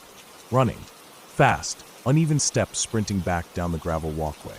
The sound was heavy, not soft like before. Full-on panic mode. A few seconds later, the gate slammed hard. Not the soft, careful push from before. This time it was fast and loud, like they were in a rush to get away. I stayed frozen, knife raised, still listening. Then I stepped closer to the door and pulled the curtain on the small window to the side. Nothing. No one. A few seconds later, I heard my wife behind me. She was whispering, her voice low and unsure. She'd seen the same thing I did, the shadow, the light, the sudden burst of running. Neither of us slept the rest of the night. We sat in the living room, lights on, wrapped in blankets, the knife still close by. The police weren't worth calling. Nothing actually happened. No break-in, no damage, no clear crime. And it wasn't like we could describe anyone. We didn't see a face, just a shadow, a shape, something that didn't belong. By morning, the yard looked normal. The gate was shut. The gravel was undisturbed except for a few slightly deeper footprints that I noticed near the path. They could have been ours from earlier in the day, but but they seemed fresher. I couldn't be sure. We stayed one more night, mostly because we were too tired to pack up and move. But neither of us slept. We kept the lights on. I kept the knife on the bedside table. And the motion light, every time it flicked on during the night, I was up, standing, heart racing, checking the window. But nothing else happened. The next morning we left, exhausted. My nerves were shot. Every noise on the way to the car made me jump. Every person walking their dog or trimming a hedge seemed suspicious. I was looking at everyone like they might be the one from the night before. I still think about it. A lot. It's not the fear of what happened that sticks with me. It's the unknown. Why were they there? What were they planning to do? Why so quiet? Why retreat the moment the light turned off? It felt calculated, like they were waiting to see if we were awake, or testing something. And I keep going back to that moment, knife in hand, standing by the front door. If they had come through it, if they had pushed their luck just a little further, I would have used that knife. No doubt in my mind. My body wasn't just ready to defend. It was on edge, set to strike at the first sign of a threat. It was too close, too real, too deliberate. I've stayed in dozens of rentals before. Never thought twice about safety. Never even locked some of them. But after that night in Bath, everything changed. Now I check every lock twice. I put something heavy against the door. I scope out exits. I look at every motion light, every gate, every gravel path. My brain won't stop running the possibilities. My gut won't let it go. That shadow on the wall, it's etched in my memory. Not because of what it was, but because of what it almost became.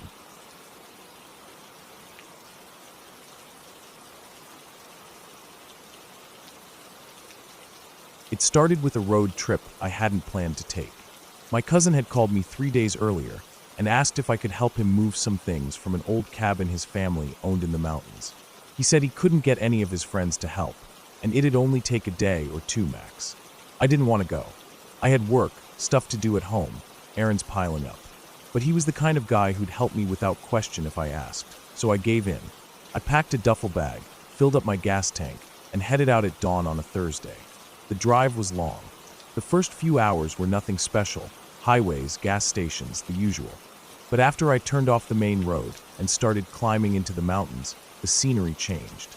The trees thickened and the road narrowed. I didn't pass another car for nearly an hour. The air started to feel cooler, the sky a little darker, even though it was only early afternoon. The GPS signal flickered in and out. I wasn't nervous, just annoyed. Eventually I reached the cabin. It was a squat wooden building with a metal roof, surrounded by trees so thick they looked like they were leaning in. There was a small clearing out front with an old gravel driveway, and a tiny side shed half covered in vines. I didn't see my cousin's car. I checked my phone, no signal. That was weird, but I figured maybe he hadn't arrived yet. Maybe he was delayed. I parked and got out. The air was dead silent.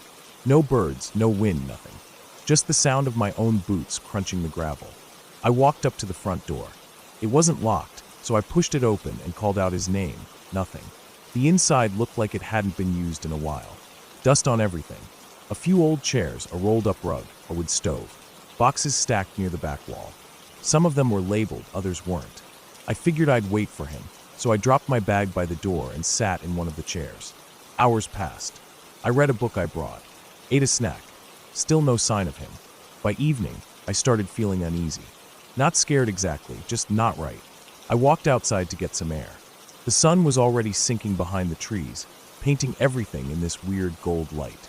I kept thinking I was hearing something move behind the trees, little cracks and rustles. But every time I turned my head, nothing was there. Probably deer or squirrels. I told myself that, but it didn't help. I waited until full dark before finally deciding to call it a night. There was a mattress on the floor in the back room. I laid out my sleeping bag and tried to sleep, but I kept waking up. Every time I dozed off, some small noise outside the cabin would snap me awake again. A branch snapping, something brushing the side of the building, the creak of wood shifting. I kept telling myself it was normal. Old building, forest animals. But still, I couldn't shake this crawling feeling in my stomach, like something wasn't right. Around 2 a.m., I heard something different. It wasn't an animal sound. It was more deliberate. Heavy, slow crunches on the gravel outside. Someone walking. My heart started pounding. I held my breath, straining to hear. The steps stopped near the side of the cabin. Then silence. I waited, every muscle in my body tensed. Then I heard it, 3 knocks. Not on the front door. On the wall. Like someone knocking just to see if anyone was inside. I didn't move. I didn't breathe. I didn't even blink. I just stared at the wall, barely lit by the moonlight coming through the window. Minutes passed. Nothing happened. Then more knocks, closer this time. A little lower on the wall.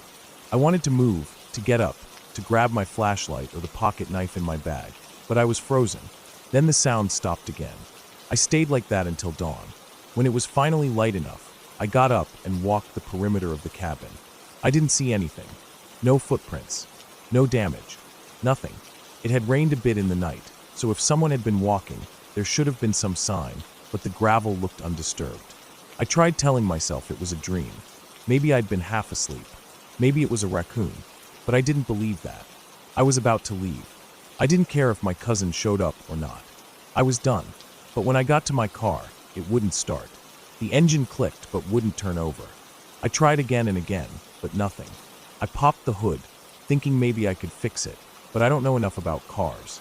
I stood there, looking around, trying to decide what to do. Then I saw something that made my stomach drop. A small pile of rocks stacked on the edge of the driveway. They hadn't been there the day before. For rocks, balanced carefully on top of each other. Not random. Not natural.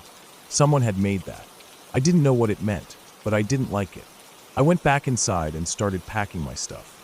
I figured I'd grab my gear and walk down the road until I found a signal or another car. I stuffed everything into my duffel, grabbed my water bottle, and stepped outside. The rocks were gone. I swear they were there 10 minutes earlier. I'd seen them. I'd stared at them. But now the spot was bare gravel. I didn't hear anything. Didn't see anyone. Just empty woods. I didn't wait. I started walking. The road was long and winding. I walked for an hour, then 2. Still no signal. Still no sign of a car or house or anything. Just trees, endless trees. The sun was getting higher. The heat picked up. My water started to run low. After nearly 4 hours of walking, I heard something behind me. Just a soft scuff, like a foot dragging against dirt. I turned around fast, but the road was empty. I stood still for a moment, then kept going. Every once in a while, I'd hear another step. Then silence. Then another. Like someone was matching my pace, just out of sight. I started walking faster. Eventually I came to a fork in the road. One path went downhill, the other curved uphill into more forest. No signs. No markers.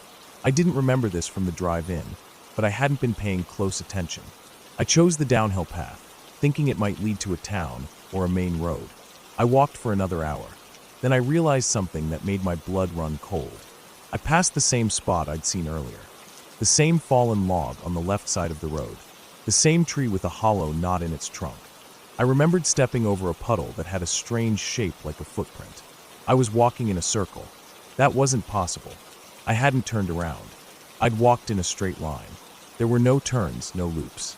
I stood there, breathing hard, trying not to panic. I pulled out my phone again. Still no signal. I turned around and started walking back the way I came. Another hour passed. The sun was starting to dip again. My legs ached. My mouth was dry. I felt like something was watching me.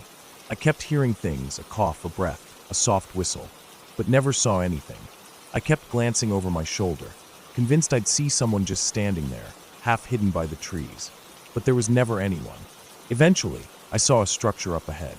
Not the cabin, something different. A small shack, maybe 10 feet by 10 feet, made of old weathered wood. No windows, just a door. It looked abandoned. I didn't want to go near it, but I was desperate. Maybe there was something useful inside. A phone, a radio, anything. I approached slowly. The door wasn't locked, so I pushed it open. It was empty. No furniture, no supplies, nothing. Just a dirt floor and walls covered in scratches. Not marks from animals. These were deliberate. Dozens of lines carved deep into the wood. Some were short. Some were long. Some had names next to them. Others were just dates. Years and years of marks. I stood there, staring at them, not understanding. Then I noticed something in the corner. A small pile of clothing. Torn. Dirty. Like someone had left in a hurry, or hadn't made it out. I felt sick. I backed out of the shack and started walking again. Fast this time. My heart was pounding, and my mouth was dry. By nightfall, I still hadn't found the cabin again. I was just lost in the trees. Everything looked the same. I didn't even have the road anymore. Somehow I'd wandered off it, and now I was just crashing through brush, tripping over roots, pushing branches out of my face. Then I saw light, a single flickering glow through the trees. I moved toward it, even though every part of me said not to. I stepped into another clearing, and there was the cabin. The same one, my cousin's family cabin. I'd walked in a full circle again. The front door was open. I didn't leave it open. I was sure of that. I should have turned and run, but I was so exhausted and scared and confused that I went inside. My bag was still there. My water bottle was empty. I sat down and tried to collect myself. That night was the worst. I heard movement all around the cabin, footsteps circling, scraping against the walls. I didn't sleep. I sat there with my back to the wall, eyes fixed on the door, knife in my hand. At one point, I thought I saw a shadow pass by the window, but when I checked, nothing was there. I stayed like that until morning. When the sun finally came up, I made a decision. I wasn't going to walk. I wasn't going to wait. I was going to try the car one more time, and if it didn't start, I was going to break a window, hotwire it, whatever it took. I got in, turned the key, and it started. I didn't ask why or how. I just drove. I didn't stop. I didn't look back. I got off that mountain, back to the highway, back to a gas station with people and lights and noise. When I finally got home, I tried calling my cousin. He said he'd never called me. Said he hadn't been up to that cabin in over a year. I didn't believe him. I still don't. But I won't go back there. Not ever again.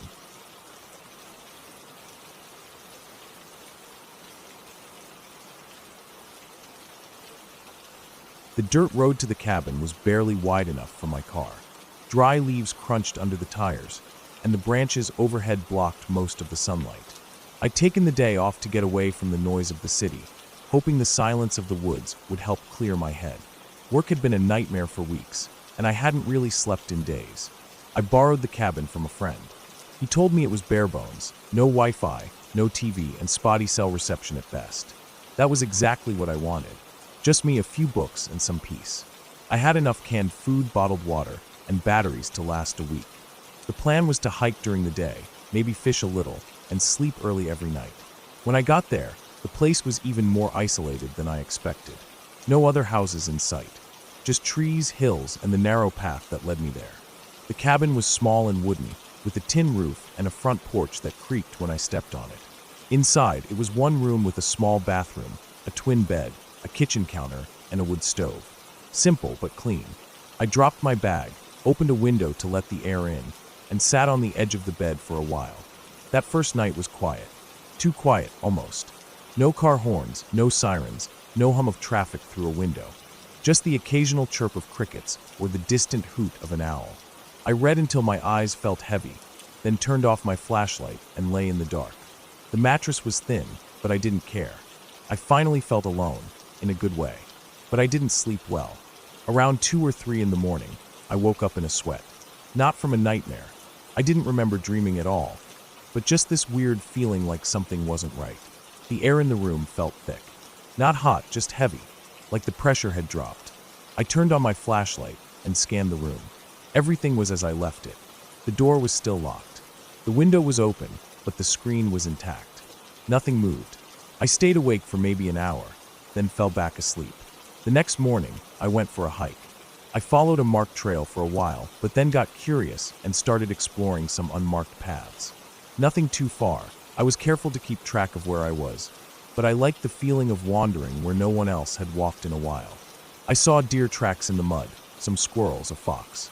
No people, no voices, just me and the trees.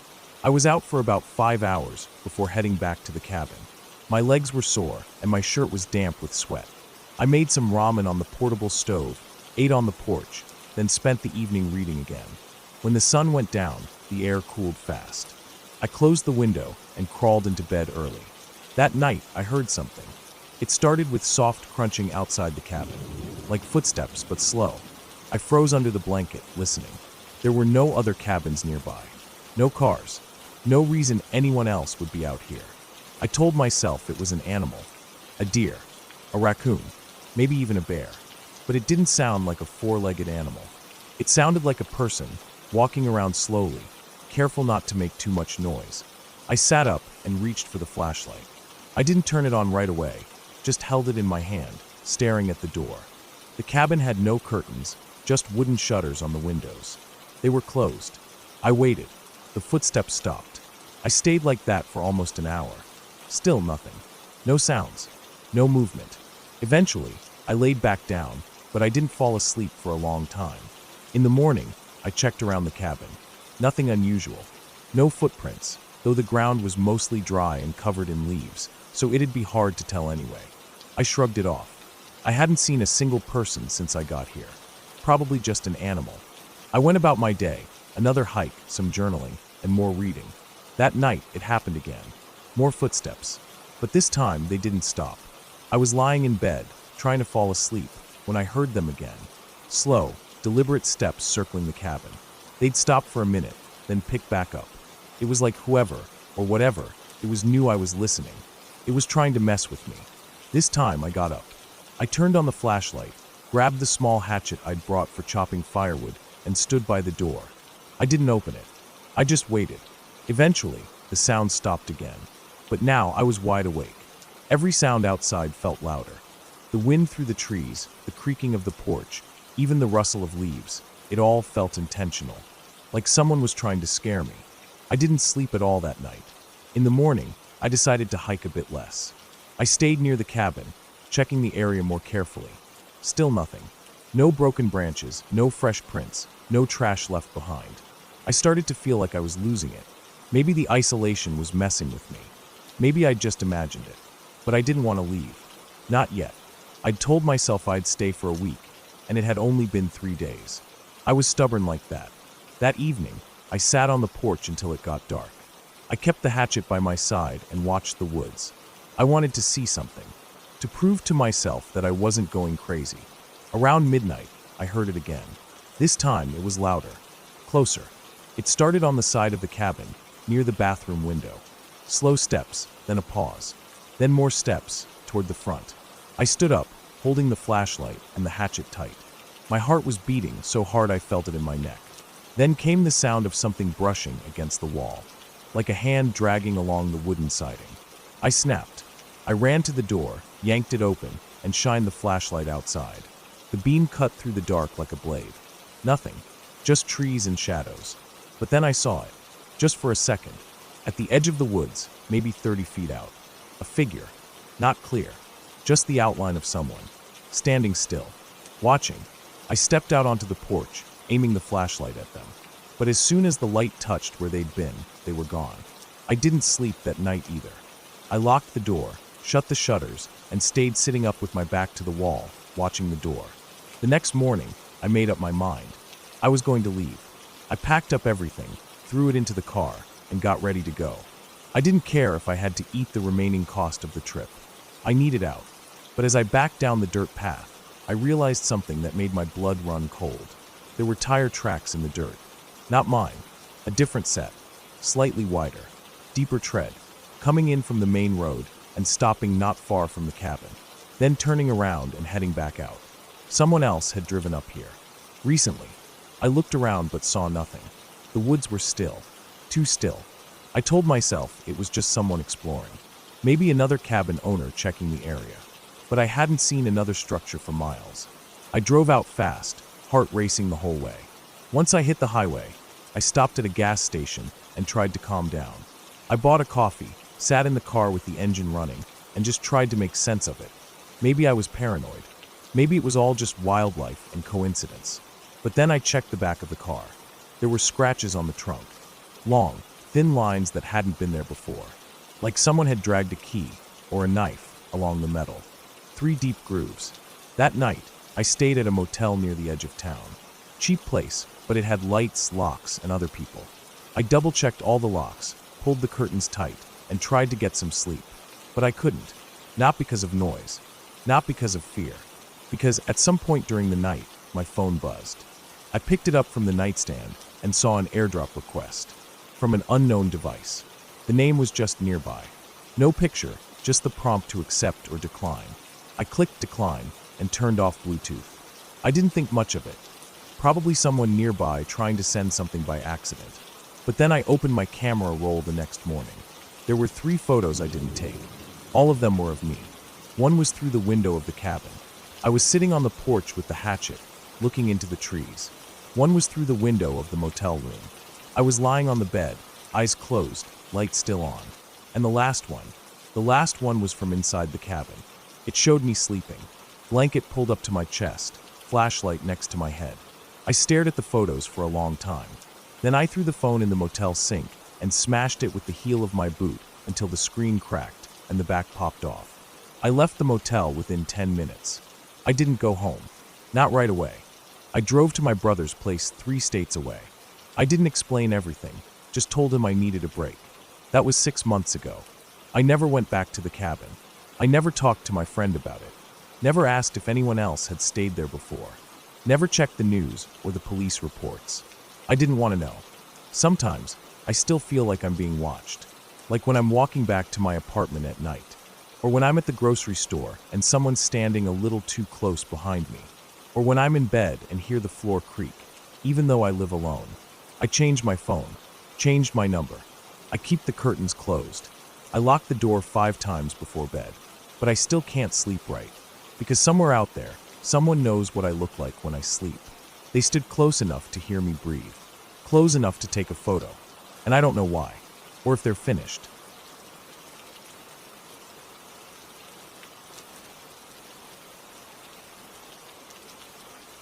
I remember that whole stretch of time too clearly, even though I try not to. The images still come back on quiet nights, dull, colorless flashes, like watching a CCTV recording in my own mind. It wasn't supposed to be anything out of the ordinary. Just a quick favor, that's all. A simple drive, for hours south to help my cousin pick up a busted 4-wheeler he bought off some guy online. Nothing more. It was late November. The air had that dry bite to it that made your lips crack and your fingers stiff. I had just gotten back from a work trip the night before and hadn't even unpacked, but I owed my cousin. He had helped me with so many things over the years, especially after my dad passed. So when he called asking if I could tag along for the drive and help load the 4-wheeler into his trailer, I didn't even hesitate. I grabbed a jacket, filled my thermos, and we hit the road just after sunrise. We headed down south into the edge of the mountains, a more rural and wooded part of the state, dotted with small towns that didn't even show up right on GPS. The 4-wheeler was sitting in a barn behind a guy's property way off one of those thin roads that turns to gravel after a few miles. It wasn't in great shape, but it had good bones, my cousin said, and the guy was practically giving it away. We strapped it down to the trailer by mid-afternoon. The guy seemed normal enough, older, quiet. Told us to be careful driving back, because the road twisted up through the woods and got narrow in places. It wasn't until we were already on the way back that the trouble started. About an hour into the drive, the trailer started wobbling a bit. Nothing major at first, just enough for us to feel it in the truck. My cousin pulled off to the side to check it. One of the trailer tires was looking soft. Real soft. He swore he had checked the pressure before we left. There was no cell signal, not even a bar. We tried driving a little further, but the tire went flat completely within a few miles. We were lucky we found a spot wide enough on the side of the road to pull over. We got out and started trying to figure out if we could change the tire there. My cousin had a spare, but it wasn't great. Still better than nothing. The sun was dropping fast, and the temperature came down with it. I could see my breath while holding the flashlight. We took turns cranking the jack and getting the bolts loose. The whole process took longer than it should have, mostly because the bolts were rusted and frozen stiff. By the time we finished and lowered the trailer, it was nearly dark. There were no houses anywhere in sight, just trees. Trees so thick and tall they leaned in on both sides of the road, making everything feel narrower. I could tell by the way my cousin was breathing that he didn't like it either, though he never said it out loud. The air was totally still. No birds, no wind. Just that kind of dead quiet that makes your ears ring a little. We got back into the truck and started driving again, slower this time. The spare on the trailer was small and wobbly, and the road felt rougher somehow, like it had changed under us while we were working. The pavement was cracked and uneven, and in the dark, it felt like we were bouncing along a dirt path. We didn't see any other cars. No headlights behind us. No oncoming traffic. Just blackness on both sides and the weak beam of our headlights in front. After about 30 minutes, the GPS went completely blank. Screen frozen. Then it just reset. It showed we were off-road, even though we hadn't turned once. My cousin tapped the screen and muttered under his breath. I kept my eyes on the trees. Something about them felt wrong. They were too close, too uniform, like they weren't real trees, just copies pasted in from a bad memory. Then we hit something. It wasn't big, maybe a bump or a rock, but it made the trailer jump hard and nearly sent us into the ditch. We stopped, checked it again. Nothing seemed broken, but the axle looked a little twisted now, like the trailer was tilting ever so slightly to one side. There was a pull to the right while driving, subtle but constant. We decided to keep going anyway. What choice did we have? That's when we passed the cabin. It came out of nowhere. Just a faint shape off to the left, behind a clearing. We wouldn't have even noticed it if the high beams hadn't caught a sliver of reflective glass. It was set back a bit, probably 30 or 40 yards off the road, surrounded by tall brush and more trees. The structure looked old, roof sagging, chimney crumbling. One window was boarded up. Another had a curtain, torn and limp, barely hanging. My cousin slowed down without saying anything. I could feel him thinking. Maybe someone in there had a phone. Maybe they could give us directions or tell us how far we were from the nearest town. But something about it just didn't feel right. He pulled into the clearing anyway. We parked, headlights pointing toward the cabin. The brush was thick around it, but there was a path of dead grass leading to the front steps. No lights inside. No movement. Just that same stillness from before. I told my cousin I didn't like it. He said it'd be quick. Just knock, ask, and leave. He went up while I stayed by the truck. I kept my hand on the door handle, ready to bolt if anything felt off. He knocked once. Waited. Knocked again. No answer. He turned to look at me, shrugged, then reached for the door. It opened. Not all the way. Just a crack. But enough. He stepped in without looking back. I waited. 1 minute. 2. Nothing. I honked the horn once. Still nothing. I got out and walked up the path slow. My feet sank into the soft ground with every step. The wood of the porch groaned under me. I pushed the door open wider. Inside, it was darker than it should have been. The little light from outside barely reached the walls. I called out for my cousin. No response. I moved further in, stepping slow, careful not to trip. The floor was uneven. There was furniture inside, but barely, just a broken table, a chair, and a couch that looked like it had been eaten alive by moths. Dust in the air. Smelled like mildew and rot. Then I saw his flashlight lying on the ground. Still on. Just sitting there, casting a dim white circle across the wooden floor. No sign of him. I picked it up, heart hammering. Called his name again. Nothing. I moved through the cabin, past the small kitchen area, toward the back. There was a hallway. Narrow. One door on the left, one at the end. I checked the left first. Empty room. Just old mattresses on the floor, bare walls, a cracked mirror leaning against one corner. I turned back to the hallway and opened the last door. It led to a basement. Narrow stairs going down into total darkness. The smell was stronger here. Damp. Old. Like wet concrete and rotting wood. I stood there, frozen, staring down. My mind was split. Part of me yelling to leave, the other part screaming that I couldn't go without him. I started down, step by step. The stairs groaned under my weight. The air got colder the lower I went. The flashlight beam shook in my hand. At the bottom was a concrete floor and one single room. Bare walls. A workbench. Some tools scattered around. And in the far corner, movement. I swung the beam that way and saw him.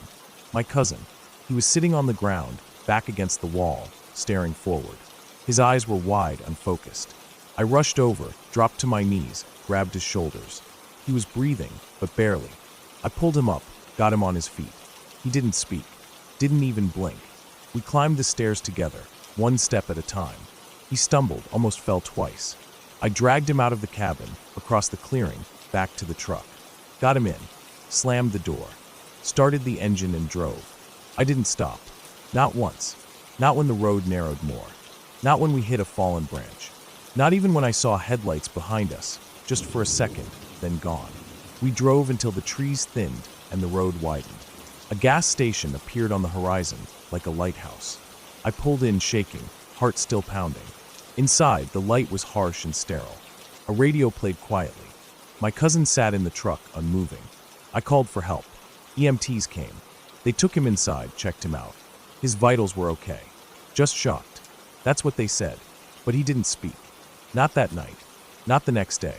Not for a full week. Eventually, he talked again. Said he didn't remember anything after stepping into the cabin. Just flashes, cold, darkness, footsteps behind him. That's all. We never went back. Never told anyone the full story, either. People wouldn't believe it. They'd think we were making it up or exaggerating. But I know what I saw. I know what I felt in that place. The thing that sticks with me the most isn't what was in the basement.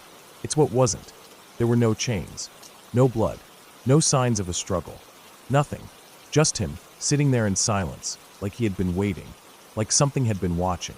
And the door, when I went back for a second to grab his flashlight from the porch, I swear it was shut tight, like it had never been open at all.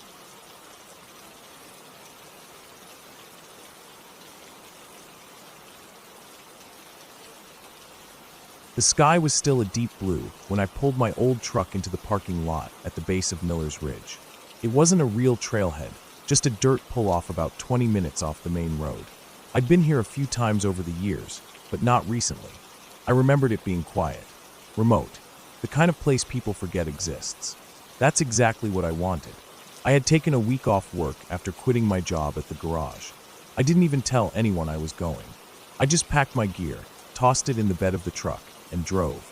I had my tent, some food, 2 big jugs of water, and a few other essentials. It wasn't anything special, just a solo trip to clear my head. I locked up the truck, threw my pack over my shoulders, and started walking. The first part of the trail was easy, a wide dirt path with trees flanking both sides. Crickets buzzed somewhere in the underbrush, and a warm breeze rustled the leaves. It was peaceful. I didn't see another car, didn't hear another voice, not even in the distance. That was the whole point. Get away. No phone. No internet. Just me in the woods. After about 2 hours, the trail narrowed into something more rugged. Branches scraped at my arms, and my boots kicked up dry dust. I passed a rusted old fence post sticking out of the ground at an odd angle. It wasn't connected to anything anymore, and I figured it had once marked the edge of someone's land. A long time ago. I paused just long enough to sip from my water bottle, then moved on. By late afternoon, I reached the clearing I'd remembered. It sat in a little hollow surrounded by trees. There was a fire ring of stones someone had built years ago, and a large flat area with soft moss where I could pitch the tent. I dropped my pack and stood for a minute listening. Just wind. Just birds. Nothing else. I set up camp quickly, slipping the tent poles into place, hammering the stakes into the soft dirt, unrolling my sleeping bag inside. I gathered some dry sticks and built a small fire, just enough to heat a can of soup. I ate while watching the last light disappear behind the trees. The woods got real dark after sunset, the kind of dark that city people forget exists. I liked it. I stayed up for a while, poking at the fire, staring into the flames. Then I crawled into my tent, zipped it up, and lay back. My sleeping bag was warm, and I could still hear the fire crackling softly outside. I slept better that night than I had in weeks. The second day was uneventful. I woke up, made coffee over the fire, and wandered around the woods near my camp. I didn't have a map, but I knew I wasn't going far. Just exploring. I found a few deer tracks near a dry creek bed, and an old metal can wedged under a rock. I pulled it out, brushed the dirt off. It looked like one of those big soup cans from the 80s, faded and dented. The forest here felt untouched. There were no signs, no fences, no trash. Every few minutes, I'd stop and listen. Nothing but wind and birds. That evening, I was sitting by the fire again when I noticed something strange. A few rocks near the edge of the clearing had been moved, just slightly, like they'd been pushed aside. I stared at them for a long minute, trying to remember if I'd walked over there.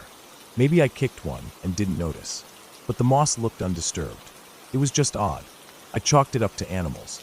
Maybe a raccoon or something had been nosing around. I went to bed that night with the fire still smoldering, zipped up the tent, and tried not to think too much. The next morning, I woke up earlier than usual. The sun wasn't quite up yet, but the sky had turned that cold gray color that means dawn isn't far. I sat up, stretched, and unzipped the tent. That's when I noticed the boot prints. Not mine. These were larger, wider. Deep, like someone heavy had stepped into the soft dirt not 20 feet from my tent. I got up slowly, scanning the area. The prints led from the edge of the clearing to the fire ring, then back into the trees. My heart started beating faster. I looked at my boots, then at the prints again. They didn't match. Mine were smaller, with a different tread. I crouched down and stared at the ground, trying to convince myself I was wrong. Maybe they were old. Maybe I'd just missed them yesterday. But they looked fresh. The edges were sharp. No leaves had fallen in them yet. I didn't hear anything during the night. I didn't wake up once. If someone had been near my tent, I should have heard it. Should have felt it. I didn't know what to do. There was no cell signal out here, no one around for miles. I didn't want to panic, but I also didn't want to ignore it. I packed up my food and gear and sat by the cold fire pit, just watching the woods. I didn't move for over an hour. Just listened. Waited. Nothing. Eventually, I forced myself to eat something. I considered packing up and leaving, but I hated the idea of running scared. It could have been a hunter. Maybe someone else had come out here and didn't realize I was camping. Maybe they saw my tent and left. That was the most logical explanation. Still, I kept my knife on me the rest of the day. I didn't hike, didn't wander. I stayed near the tent, kept my ears open. Every sound in the forest felt louder. Every bird call made me jump. When night came, I didn't light a fire. I didn't want to draw attention to myself. I just lay in the tent, knife in my hand, eyes wide open. I listened to the wind, the creaking branches, the soft rustle of something moving through leaves every so often. I didn't sleep much that night. The next morning, the prints were gone. Not like they were erased, just no new ones. Nothing near the tent, nothing near the trees. But I found something else. A torn piece of black fabric stuck to a branch near the clearing. It was maybe 4 inches long, caught on a jagged twig. I pulled it down and turned it over in my hands. Looked like part of a jacket. The kind of material you find on work coats. It was damp, a little muddy. I didn't recognize it. Something about that fabric unsettled me more than the footprints. It meant someone had been close enough to brush against a branch, close enough to tear something. I told myself it still didn't mean danger. Maybe someone got lost.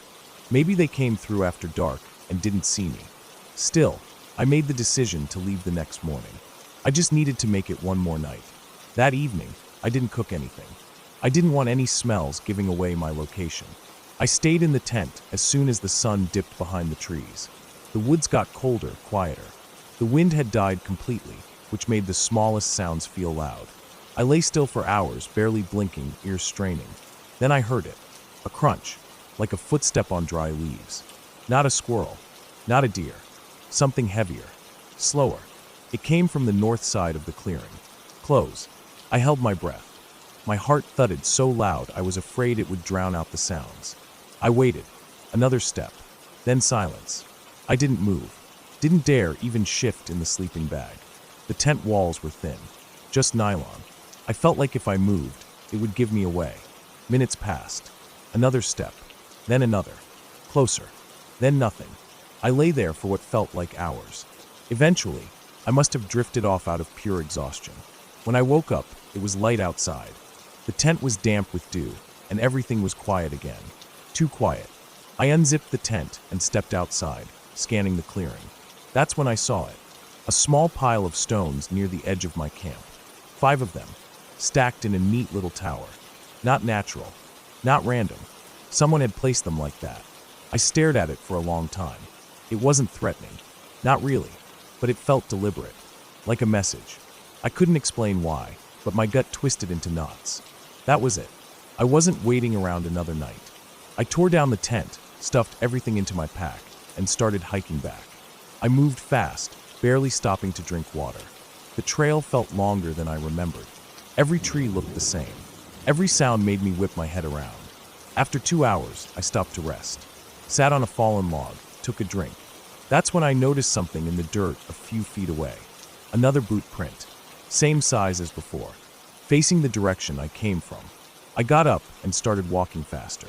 Almost jogging. My pack bounced on my shoulders. Sweat dripped down my back. I didn't stop again.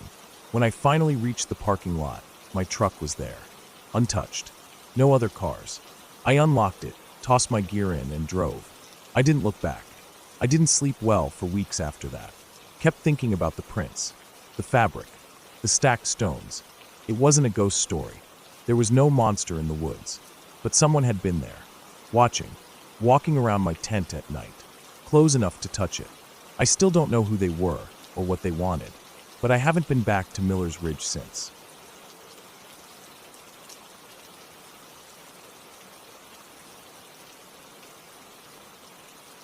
The night I truly understood fear didn't happen in some far-off place or haunted location. It happened during a solo drive through a part of the country I thought I knew. I didn't tell anyone where I was going, and no one expected me back for a couple of days. That was probably the biggest mistake. I had taken a few days off work. I was burned out, tired of sitting at a desk, tired of emails, tired of people.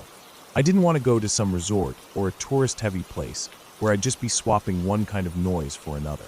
I just wanted quiet, open roads, peace, and isolation. I picked a route that cut through the rural parts of the state, long stretches of nothing but hills, old barns, and trees. The kind of areas where you don't pass another car for miles. That's what I wanted. I left early that morning. My car was packed with a sleeping bag, a small cooler, some snacks, a flashlight, and a battery pack. I didn't plan to camp, but I wanted to be ready for anything. I had no reservations, no fixed stops. I just drove. The first few hours were great. I rolled the windows down, let the wind come in, let the music play loud, and didn't check my phone even once. The towns got smaller, the road signs fewer, and eventually I hit one of those stretches of two-lane highway where the trees press in close, and the only thing you hear is the engine and your own thoughts.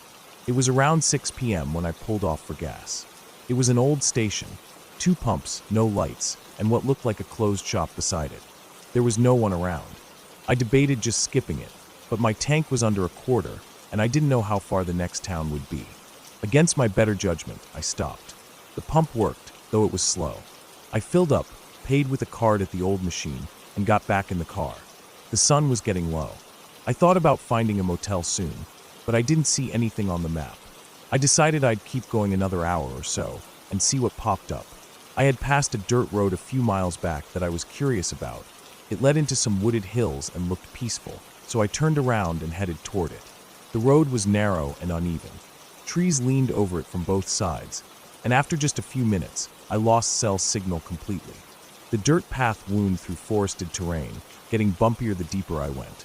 At one point, I had to slow to a crawl because a tree had partially fallen across the road. I debated turning around, but something about the quiet kept pulling me in. I felt like I was moving away from everything stressful, everything fake. I drove for another 15 minutes before I came to a clearing. It was small, just a patch of flattened grass surrounded by trees. There were no tire tracks, no signs of other people. It felt untouched. I turned the engine off and sat for a moment listening. Nothing. No birds, no wind, no insects. Just silence. That should have been a red flag, but I was too caught up in the peace of it. I got out, stretched my legs, and walked a small loop around the clearing. The woods were dense. Old trees, thick trunks, and underbrush that looked like it hadn't been disturbed in years. I decided I'd rest here for a while. I wasn't tired enough to sleep, but I laid the sleeping bag out in the back of my car, cracked the windows, and leaned the seat back. Maybe an hour passed. The sun was completely down by then. I sat in the car, eating chips and listening to the crickets. Finally, some sound again. I turned the interior light off and just sat there in the dim blue light from the dashboard. Then I heard something. It wasn't loud, just a light snap, like a branch being stepped on. I sat up straight and looked out the windshield. Nothing. I leaned forward and peered through the side windows. Still nothing. I told myself it was probably a deer or some animal passing through. I didn't move. I just kept listening. Another snap. Closer this time. Not right beside the car, but within maybe 20 feet. I looked again. Still couldn't see anything through the trees. My heart rate had picked up, and I felt a chill run across my skin, even though the air was warm. I grabbed my flashlight from the glove box and turned it on, quickly pointing it out the driver's side window. The beam lit up the trees, but nothing moved. The underbrush was still. No glowing eyes, no rustling. I stayed like that for a while, light sweeping across the woods in slow arcs, looking for movement. Then I heard breathing. It was faint, but definitely there. Not animal-like. It wasn't sniffing or panting. It sounded like someone breathing through their nose, deep, steady inhales and exhales. The sound was coming from behind the car. I turned the flashlight quickly toward the back window, but it was too fogged up to see clearly. I rolled the window down an inch and shone the light out into the dark. Nothing, just trees, but the breathing had stopped. I didn't move. My hands were tight around the flashlight. I turned the car on and flicked the headlights on. Nothing. I waited. 5 minutes. 10. No movement. Eventually, I convinced myself it must have been my imagination or an animal. I still wasn't ready to sleep, but I didn't want to stay out in the open anymore. I backed out of the clearing slowly, driving back the way I came. That's when I realized the dirt road looked different. I had followed it straight in earlier, but now it curved, twisted in a way I didn't remember. Trees looked closer together. The way forward was rougher, rockier. I stopped and checked the map again. Still no signal. I tried to retrace my steps the best I could. I must have missed a turn, because after another 10 minutes, I ended up at a completely different clearing. This one was smaller, and the grass looked flattened like something had been dragged across it recently. My stomach sank. I didn't recognize anything. I turned the car around and started driving faster, trying to find the main road again. Then I saw something. Just ahead, on the left side of the road, there was a shape. At first, I thought it was a fallen tree limb, but as I got closer, I saw it was fabric. A coat or a blanket, crumpled at the base of a tree. I slowed down, headlights illuminating it. There were shoes next to it, upright, placed neatly side by side. I stopped the car. I didn't get out. I sat there, staring at the shoes, the coat, the way they looked like someone had undressed right there and vanished. No footprints, no sign of struggle, just placed there. My hands were sweating now. I put the car in reverse and backed away fast. About 15 minutes later, the road finally began to smooth out again. I saw a metal fence post, then a broken down wooden gate. I was near the main road. Relief hit me like a wave. I drove until I found a wide shoulder, pulled over, and just sat there breathing hard, trying to make sense of it. That's when I noticed the back window. Smears. Not fingerprints, just long smears like someone had run their hand across the glass.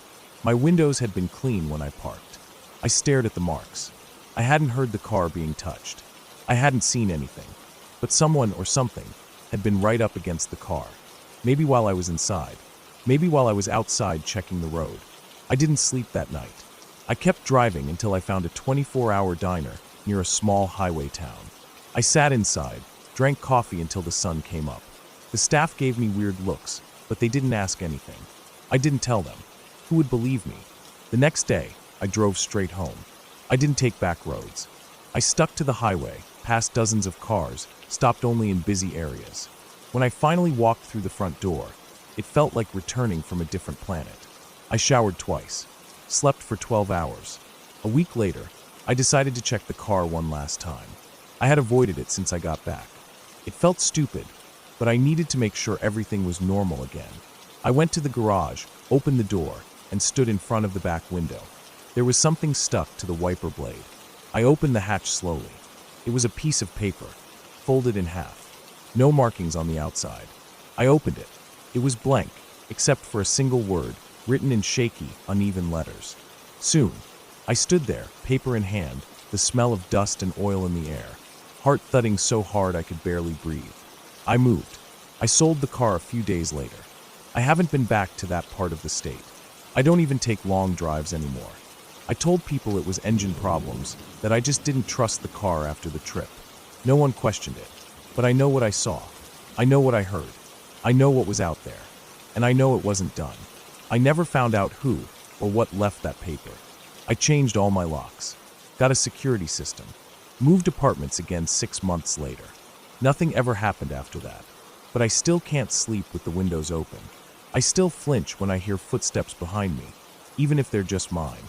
And sometimes late at night, I get the feeling that someone's standing just outside the window, watching, waiting, just like they did before.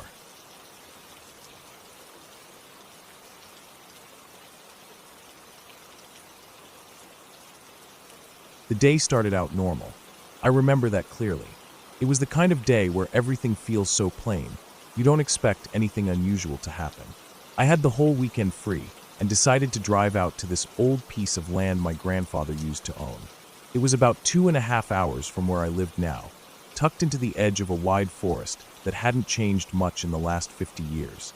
He passed away almost 10 years ago, and the property sat there untouched, still in the family, but no one visited anymore. There wasn't much to see, just a rusted gate, an overgrown gravel path, and what was left of a shed and the old barn foundation. I don't know what made me want to go there. Maybe it was boredom, maybe it was nostalgia. I hadn't been out that way since I was a teenager. My plan was simple: drive out there, walk around a bit, maybe take some pictures, eat a sandwich in the truck, and come home. I didn't even tell anyone I was going. It felt that casual. By the time I pulled off the main road and rattled through the gate, it was late morning. I parked under the same old oak tree where we used to string up a hammock when I was a kid. The path ahead was mostly covered in tall weeds and some fallen branches, but I could still see the outline of it stretching into the trees. I grabbed my water bottle and phone and started walking down it, brushing aside tall grass with my forearm. It felt peaceful. The wind moved through the trees gently, and the heat wasn't too bad yet. The air changed once I got about a half-mile in. I don't know how to explain it, but it felt heavier, thicker somehow. There wasn't as much wind anymore, and the birds had gone quiet.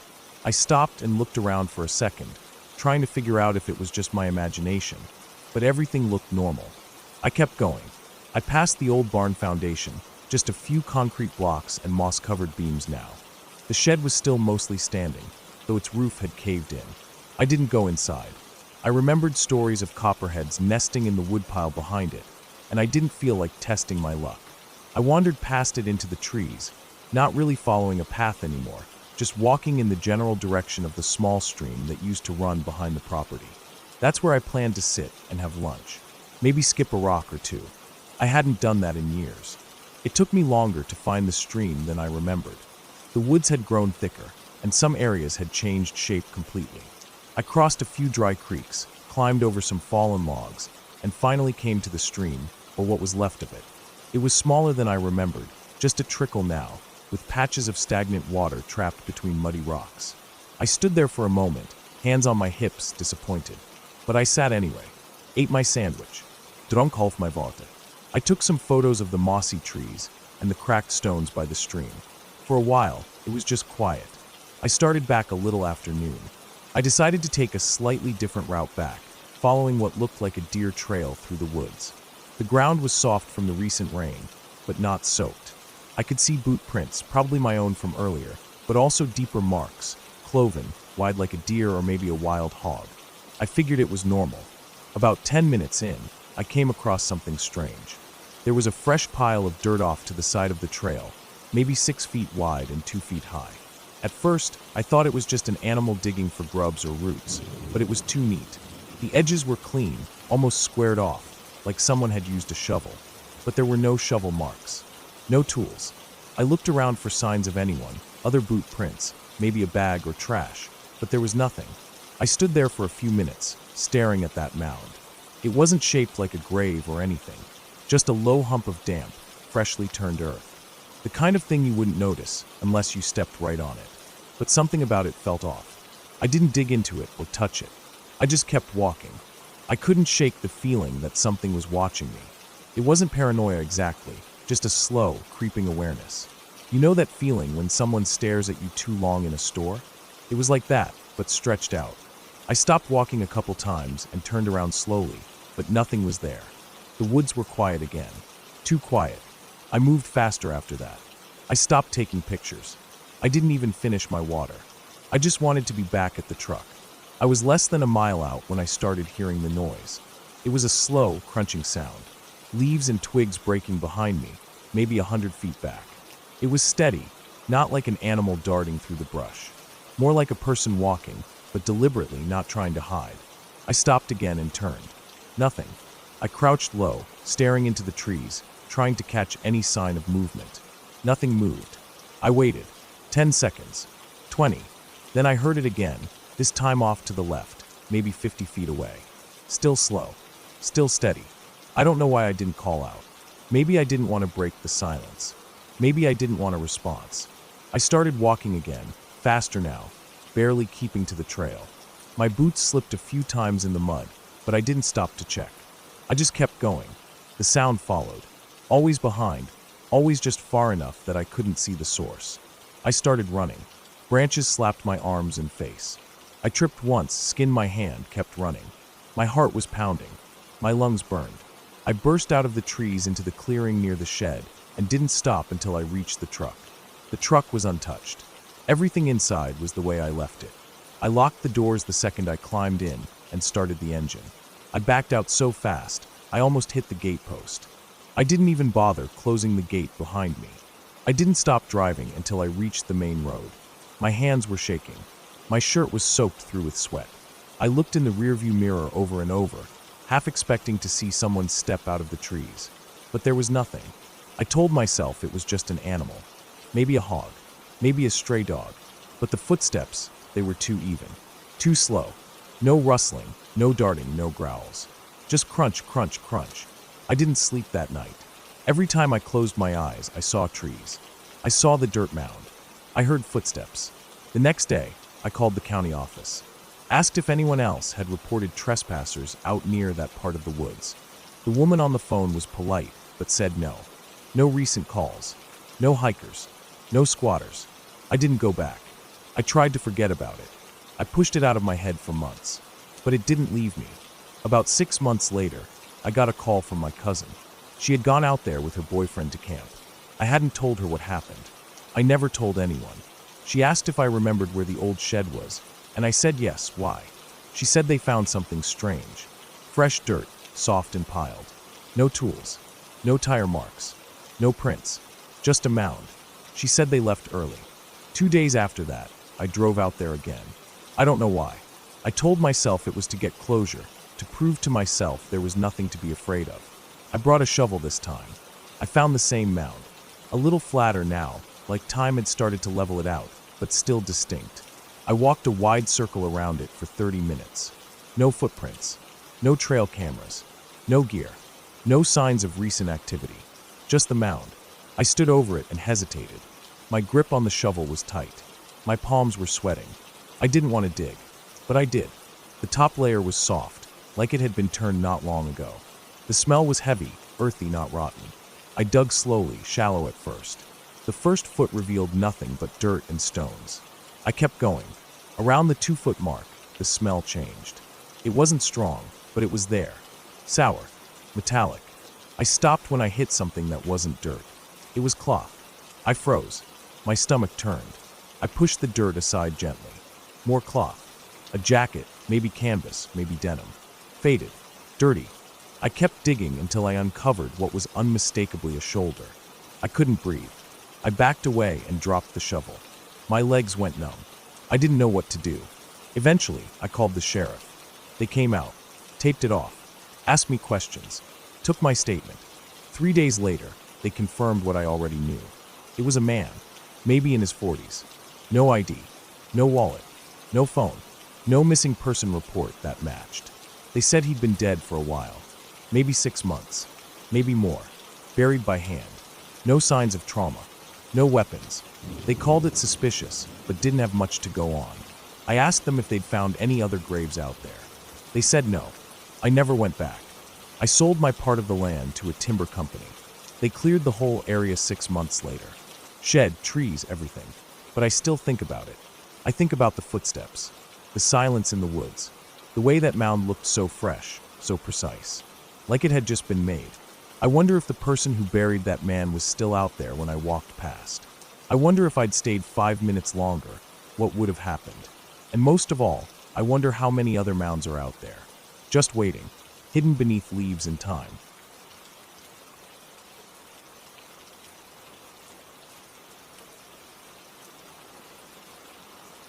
I never used to think much about long-distance driving.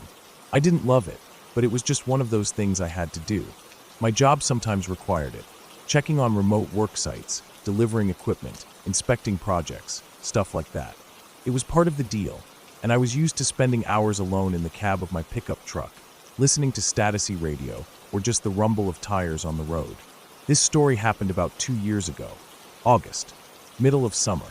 I had a job to do in a rural part of the state, out near the edge of the national forest, miles away from any real town. The kind of area where you could drive for an hour and not see another car. Just fields, trees, and the occasional rundown barn or sagging fence. The job wasn't complicated. One of our subcontractors had delivered some material to the wrong location, a whole load of steel beams, and I needed to confirm their condition and help coordinate moving them to the right site. I figured it'd be a simple check-in, take a few pictures, make a few calls, and head back home the same day. I left a little after noon, expecting to arrive by around 4:30 p.m. That gave me enough time to look things over and hit the road before dark. That was the plan. The first part of the drive was fine, typical highways, light traffic. But the farther I got from the city, the thinner everything got. The roads narrowed, the gas stations disappeared, and then came the back roads, those cracked two-lane things that go twisting through empty fields and piney woods, the ones with faded signs and no shoulder, just a hard drop into dirt. About 20 minutes from my destination, I lost cell signal completely. No bars, not even a flicker. It didn't worry me much at first. Plenty of places out here had no service. I downloaded the area maps ahead of time. I figured I was fine. I reached the site around 5. It was basically a wide clearing off a dirt access road, surrounded by scrub brush and tall trees. The steel beams were there, half sunk in weeds, right where the delivery crew had left them. No one else was around, just me and the quiet. I stepped out of the truck, and the sound hit me nothing. Just hot, still air. No wind, no bugs, no birds. It felt like the world was holding its breath. I got to work, took some photos, walked around the beams, checking for damage. Took notes in my little notebook, since there was no point trying to send emails or anything. I climbed back into the truck around 5:45, sweat sticking my shirt to my back. I turned the key. Nothing. The dash lights flickered, then went black. No click. No engine turn. Dead. I tried again. Still nothing. I swore under my breath, popped the hood, and got out. I'm not a mechanic, but I can check a battery connection, jiggle some cables. Everything looked fine. No corrosion. Wires looked tight. But it was dead. That was when the real problem sank in. No phone signal. I was stranded. I told myself not to panic. I had water in the truck. Snacks. A flashlight. Tools. Even a blanket. Worst case, I'd sleep in the cab and figure it out in the morning. But that thought, spending the night out here, made my stomach twist. I checked the map on my phone. Even though there was no signal, the GPS still worked. It showed a road about 3 miles south that looked a bit more traveled. If I could make it there, maybe someone would drive by. Maybe I could catch a signal. It wasn't dark yet, and I didn't want to waste daylight sitting around. I locked up the truck, stuffed my essentials into a small backpack, and started walking. The dirt road was rough and overgrown. I kept having to dodge branches and push through waist-high grass. After a while, the trees thickened. The light started to dim, even though the sun wasn't down yet. Everything started to feel closer, like the forest was pressing in. I kept walking. After maybe 40 minutes, I came to an old barbed wire fence, mostly collapsed. I climbed over it, tearing a hole in my sleeve. The land beyond looked like a clearing, wide open flat. I figured it was some kind of old pasture or field. I crossed it, hoping it would take me closer to the road. That's when I saw the house. It wasn't on the map, wasn't mentioned in any of the property reports. But there it was, half hidden in the trees on the far side of the field.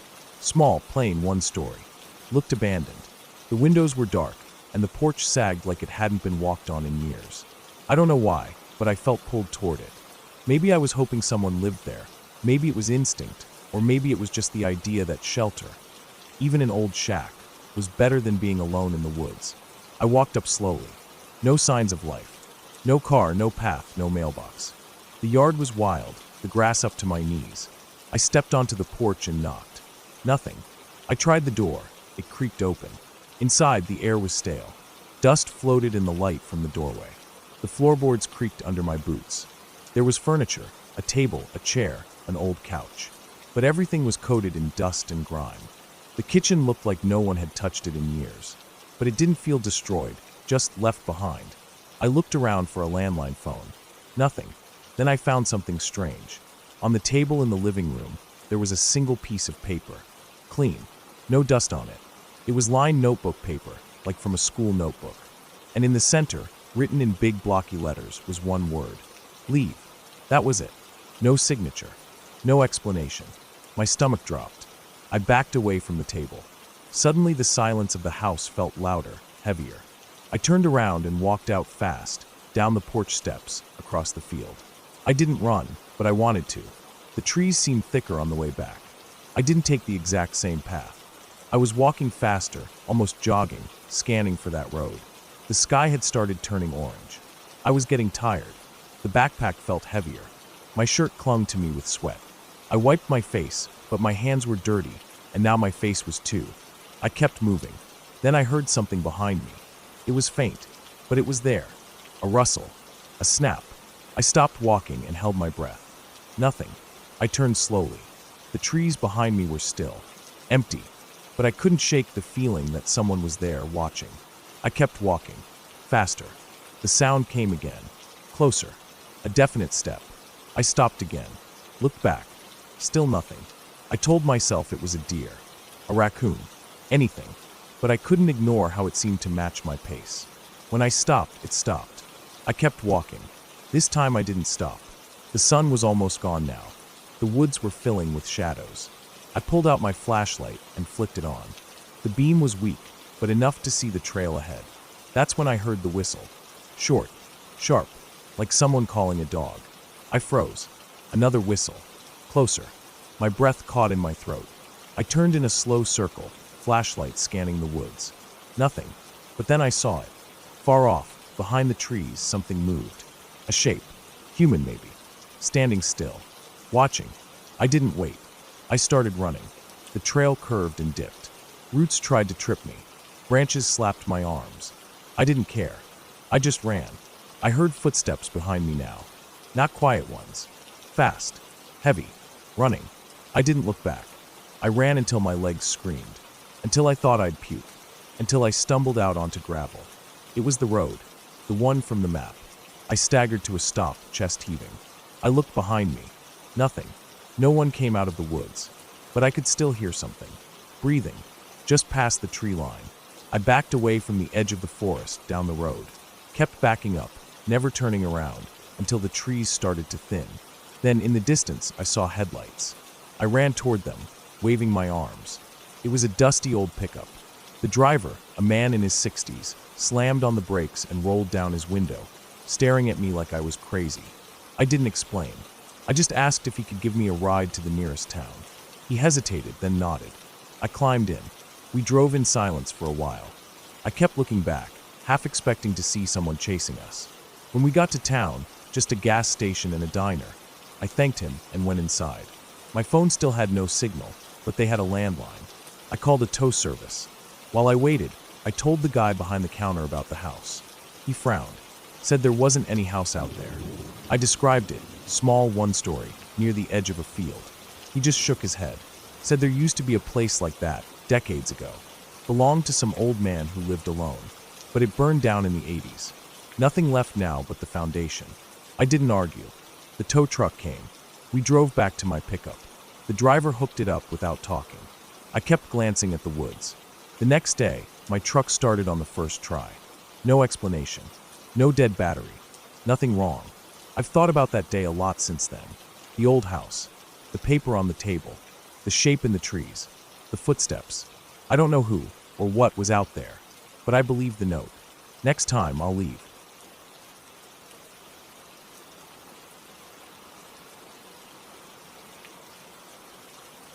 It started with something as normal as needing a break. I'd been working from home for months, stuck behind a screen, barely moving, always tired. My body felt weak, my mind felt foggy, and no matter how much I slept, I never felt rested. One Thursday morning, I shut my laptop mid-task and stared at the wall. Something clicked in me. I needed out, not just for a few hours. I needed space, silence, nature. I needed to be far from people, from work, from everything. By Friday morning, I had my bag packed and my car filled with enough supplies for a weekend. My plan was simple: drive up into the foothills outside town, past the paved roads and the fenced properties, find a quiet place in the forest where there's no cell signal, set up my tent, hike a bit, maybe read a book or just sleep. I didn't tell anyone exactly where I was going. I just texted a friend that I'd be out of range for the weekend and left it at that. The drive up was peaceful. The road wound through dry farmland before climbing into dense pines. The farther I went, the fewer houses I saw. After about 2 hours, I turned off onto an unmarked dirt path I had found once before while exploring with a friend. It led through a narrow cut in the trees and opened up into a flat patch surrounded by hills and thick forest. I hadn't seen a single other car in nearly an hour. I parked the car, grabbed my gear, and hiked a bit further off the road just to be sure I wouldn't be seen from anywhere. The spot I chose was perfect. A clearing surrounded by trees on 3 sides, with a steep drop-off on the 4th that overlooked a gully. It was quiet. No road noise, no people, just the wind and the trees. I set up my small tent, unrolled my sleeping bag, and made a small fire pit with some rocks nearby. I sat for a while after that, just listening. For the first time in months, I didn't feel the constant buzz in my head. That night, I didn't even bother with dinner. I ate a granola bar, drank some water, and climbed into my sleeping bag early. It was still warm out, so I left the rain fly off the tent and just stared up at the sky through the mesh. The stars were unreal. I must have drifted off sometime around 9 or 10. I woke up around 1:30 a.m. My bladder was screaming at me. I climbed out of the tent half asleep and walked a few yards away to relieve myself. The air was colder now, and the forest felt different. I couldn't explain it, but it felt heavier. The way the wind moved through the trees sounded more like breathing than rustling. When I turned to head back to the tent, I noticed something weird. There was a light, just a faint, barely there glow, off in the woods, maybe 200 feet away. It was low to the ground, like someone had dropped a flashlight and left it on. It didn't flicker, didn't move. At first, I thought it might be a reflection or some kind of weird moonlight, but the moon wasn't even out. My stomach tightened. I stood still, staring at it, waiting for something to happen, but it just stayed there. I backed into my tent and zipped it up, heart pounding. I tried to tell myself it was nothing. Maybe a reflection off some trash. Maybe a glow stick someone dropped long ago. But then the questions started piling up. Who would have been out here? This wasn't a campsite. There were no trails nearby.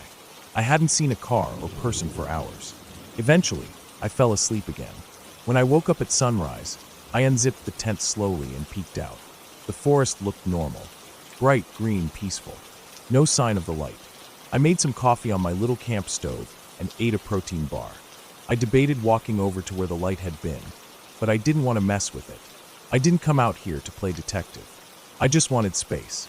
That morning, I hiked a few miles out along a dry creek bed, following deer trails. I found a rocky outcrop that overlooked the valley and sat there for hours. I didn't see a single person or animal the entire time. When I got back to camp around mid-afternoon, I noticed something that made my skin crawl. The rocks around my fire pit had been moved. Not all of them, just enough that it was obvious. A few had been pulled outward like someone was trying to dismantle it. My first thought was an animal, but there was no sign of digging or paw prints. No scattered trash. Just the rocks, moved by hand. I stood there, staring, not moving, feeling the heat drain from my body. My ears were ringing. Something about it felt off. Way off. It wasn't damage. It wasn't chaos. It was methodical. I checked my tent. Nothing looked disturbed. My bag was still zipped. Food was still in the bare canister. No sign of anything stolen or messed with. But still, I couldn't shake the feeling that someone had been there. I walked a slow circle around my campsite, looking for tracks. The ground was dry and packed, not ideal for footprints, but in a softer patch behind the tent, I found something. A single heel print. Human. Facing the tent. I stared at it for a long time, not knowing what to do. It was old enough that it could have been mine, but I didn't remember walking there. I usually came from the other side. That evening, I didn't cook dinner. I just sat in my camp chair, my eyes scanning the trees, the brush, the shadows. Every sound made me jump. I tried to act normal, but my body was on high alert. I debated packing up and leaving, but the sun was already dropping. Driving those back roads in the dark wasn't a great option. I told myself I'd leave first thing in the morning. I didn't sleep much that night. Every time I closed my eyes, I thought I heard something. A stick breaking, a shuffle in the dirt, breathing. I kept unzipping the tent, shining my flashlight out into the trees, but saw nothing. Around 3 a.m., I heard something that froze me. A whistle. Not a bird call. Not wind. A long, slow, high-pitched whistle. From the direction of the gully behind the tent. Maybe 100 feet away. It didn't repeat. It was just once. I laid there, barely breathing, my heart hammering so loud I thought it would shake the tent. I didn't move until daylight. When the sun rose, I got out fast. I packed up everything, not even caring how sloppily I shoved it into my bag. I just wanted out. As I hoisted my pack and turned toward the direction of the car, I noticed something new. Something that hadn't been there before. Tied to a small branch near the edge of the clearing was a piece of string, about 2 feet long. It looked fresh, bright white, no dirt or weathering. It was tied in a loop. Not just a knot. A loop. Like a snare. A trap. It wasn't there the day before. I stared at it for a long time, then kept walking. The hike back to the car felt longer than before. Every rustle made me jump. I kept spinning around, sure I'd see someone behind me. But there was nothing. When I finally reached the car, I threw my gear in the back, locked the doors, and drove. I didn't even stop to eat. I didn't look back. I made it home that afternoon. I took the longest shower of my life, turned on all the lights in my apartment, and sat on the couch shaking. I told myself it was nothing, that I had spooked myself, that it was all explainable. But that night, as I emptied my bag to air out my gear, I found something I couldn't explain. Inside the side pocket of my backpack, one I never use, was a small rock. Smooth, flat, black. It wasn't mine. I hadn't picked it up. It wasn't there when I packed. There was something scratched into the surface. Faint but clear. A straight vertical line with 2 diagonal slashes crossing it. Almost like a tally mark. That was the last time I ever went camping alone. I didn't report anything. I didn't tell my friend who I had texted. I didn't post about it online. I didn't want to think about who or what might have been out there.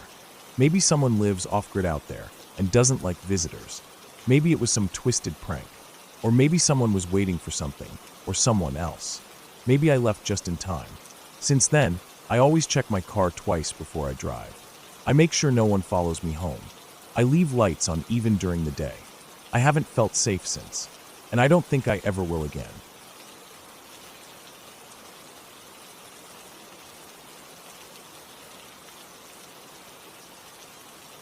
I never thought a quick solo hike to clear my head would turn into something I'd carry with me for the rest of my life. But here I am, years later, and I still can't go near the edge of a tree line without my chest tightening up.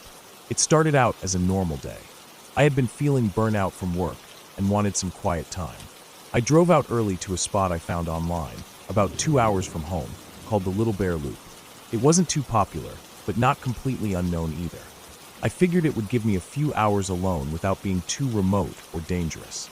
The full loop was about 8 miles, not too tough, mostly flat, just a few slopes. I packed light, a small day pack with 2 bottles of water, a sandwich, my wallet, a cheap first aid kit, and my phone. I wore my usual hiking clothes, moisture-wicking shirt, light jacket, trail pants, and boots I had broken in months ago. I parked in the small gravel lot around 9:30 a.m. There were only 2 other cars there, which comforted me. I wasn't going to be entirely alone, but it wasn't crowded either. The air was cool, crisp. No clouds in the sky. It felt good to stretch my legs and breathe clean air for once. The first few miles were peaceful. Birds chirped from the canopy above, and small lizards darted across the trail as I walked. I passed a small creek around mile 2, and the sound of water was calming. I took my time, stopping occasionally to take pictures or sip water. Every so often I'd hear a branch snap in the distance, probably from deer or maybe even a raccoon. I didn't pay much attention to it. By the time I hit mile 4, the halfway point of the loop, the trail narrowed and dipped into a shaded patch of thicker forest. I noticed it got colder there, and the sound seemed different, not silent, just duller. The way the trees crowded and made the light feel odd, even though the sun was still out. I felt a little uneasy, but I chalked it up to the isolation and pressed on. Around this point, I realized I hadn't seen another person all day. No hikers coming the opposite direction, no one passing me. I started glancing over my shoulder more than usual, just checking. I told myself not to be paranoid, but still, I listened more carefully to the woods. A little after that, I came to a fork I didn't remember seeing on the trail map. There was no sign, no marker. Just 2 trails splitting off like AY. The left looked more worn in, like the main path. The right was narrower, overgrown, but it curved slightly uphill and looked like it might reconnect. I took out my phone to check the map app, but of course, no signal. I tried to load the offline map I downloaded, but it wouldn't open. I stood there for a while trying to make sense of it. Eventually, I decided to stick with the left path. It seemed more traveled. I figured even if I was off the loop, it would eventually lead somewhere. But after about 20 minutes of walking, the trail got worse, less maintained, full of fallen branches, even old trash like a rusted can and half-buried beer bottle. It didn't feel right. My gut told me I'd made the wrong choice. I turned around, but when I got back to where the fork had been, I couldn't find it. I walked in circles, scanning the woods for that split. The trail just looked like one long stretch now, no fork in sight, no sign I'd ever turned. I felt this hollow sinking feeling in my stomach. I tried to calm down and told myself I'd retrace my steps. I looked for landmarks, the weird tree with the split trunk, the flat rock near the muddy patch, but everything started blending together. I walked for nearly an hour, trying to get back to the creek I had crossed earlier. I never found it. Panic was creeping in, even though I kept telling myself I wasn't truly lost. The sun was still high, I had water, and even if I had to backtrack the whole trail, I'd be fine. But I was sweating harder now, even though the air was still cool. My ears started ringing a little, and every crack or snap in the woods sounded louder. Then, I started to notice something that made my skin crawl. Footprints. Not mine. Someone else's. A pair of boot prints ahead of me, going the same direction I was now walking. I squatted down to look at them closer. They were fresh. The ground wasn't muddy, but soft enough to hold the shape. I hadn't noticed them earlier. They weren't from a deer or animal. Definitely human. At first, I felt a wave of relief. Maybe someone else was nearby. Maybe I wasn't alone after all. I followed them. They stayed ahead of me, just enough that I couldn't see whoever made them. But I heard no voices, no footsteps, nothing. Just the occasional rustle in the trees that could have been wind. I called out once, just a hey, but my voice sounded strange in the thick woods, and I regretted it immediately. No response. The tracks eventually led into an area where the trees thinned out, and the ground sloped down into a shallow ravine. I stopped at the edge, scanning the area. That's when I noticed something that made the hairs on my neck stand up. There were more prints now. At least 2 other sets, maybe 3. They crisscrossed and circled, like people had been pacing or turning around in this one spot. I couldn't explain why, but the pattern looked off. Not like a normal group of hikers. It felt wrong. Disorganized, frantic maybe. I slowly backed away and decided I didn't want to follow that path anymore. As I turned to leave, I heard a branch snap, very clearly, up the ridge behind me. I froze. I didn't look back right away. I just stood there, every muscle tight, heart pounding. The snap was followed by the sound of leaves shifting, slow, deliberate. Something or someone was moving, not rushing, but not hiding either. I finally turned around, scanning the trees. I didn't see anything at first. Then I caught the faintest glimpse of movement behind a thick tree trunk, just a quick shift, like someone pulling back. I stared for a long time. My eyes played tricks on me in the shadows, but I swear I saw something standing there. Not charging at me, just watching. I backed up, carefully, keeping my eyes on that spot. Then I turned and walked fast, not running, but close to it. I didn't look back again. The trail felt different now. Narrower. The trees leaned in. I kept glancing behind me, certain I was being followed, but I never saw anything. Still, the footsteps in the undergrowth never completely stopped. They were faint, slow, but there. I tried to stay quiet, even controlled my breathing, but the rhythm of those steps never matched mine. They were always just a second behind or off to the side. Eventually, I saw a small clearing and rushed toward it, thinking it might help me get oriented. But what I found was worse than anything so far. In the center of the clearing was a tarp, old, dirty, sun-faded. Next to it, a small fire pit, long cold. Scattered around were crushed food wrappers, a rusted camp chair, and what looked like bones, animal, I think. But they were too clean, bleached almost. I stepped forward carefully, the air around it eerily still. Then I noticed the smell. Not strong, not like rot. More like mildew, wet dog, and something sour. It hit me suddenly, and I had to cover my mouth. That's when I saw it, nailed to a nearby tree, almost at eye level. A boot. Just one, tied by its laces, hanging like some kind of warning. The tread was worn out. I don't know why, but I knew it belonged to someone who didn't leave here willingly. I turned and ran. I didn't care about the trail anymore. I just ran in a straight line, dodging trees, branches whipping my arms and legs. I ran until my lungs burned, until I tripped over a root and hit the ground hard. My knee screamed, but I forced myself up. I didn't know where I was anymore, just deeper in the woods, no idea which way was north. I started walking again, limping. Every few steps, I thought I heard movement behind me. When I stopped, it stopped. When I moved, it started again. The worst part, there was never a clear sighting, never a figure stepping out from the trees. Just that constant feeling, being watched, being followed. I started talking to myself, quietly, just to hear a voice. I wanted to feel like I wasn't going insane. Hours passed. The sun dipped low. The air turned colder. I still hadn't found the trail, and my water was gone. My lips were dry, and I was starting to feel dizzy. That's when I saw the fence. A chain-link fence, bent and rusted in places. Not tall, maybe 6 feet. I had no idea what it was doing out here. No buildings, no signs. Just a long fence cutting through the woods. But beyond it, I saw a narrow dirt road. My heart jumped. A road meant people. Safety. I climbed the fence, ripped my jacket, cut my palm, but I didn't care. I stumbled onto the road and started limping down it, hoping it would lead somewhere. After maybe 20 minutes, I saw lights. Not headlights, actual lights on a building. A small ranger station, closed for the season, but there was a phone box mounted to the wall. I picked it up, and it connected me to dispatch. My voice cracked as I tried to explain where I was. They tracked the call and sent someone. When the ranger arrived, he looked confused when I told him where I thought I'd been. He said the loop trail doesn't fork at any point, that there's no offshoot trail like I described. I insisted. He agreed to go check it with me the next day. I went home, slept for 12 hours straight. The next morning, I met him at the station. We walked the loop together. No fork, no ravine, no clearing, none of it. I knew what I saw, what I felt, but it was like that part of the forest had swallowed everything back up. He humored me, but clearly thought I was just dehydrated or panicked. I stopped trying to explain, but I know what happened. Something or someone was out there, watching, following, waiting, and sometimes when I can't sleep, I think about the other boot, the missing one, and wonder where it ended up.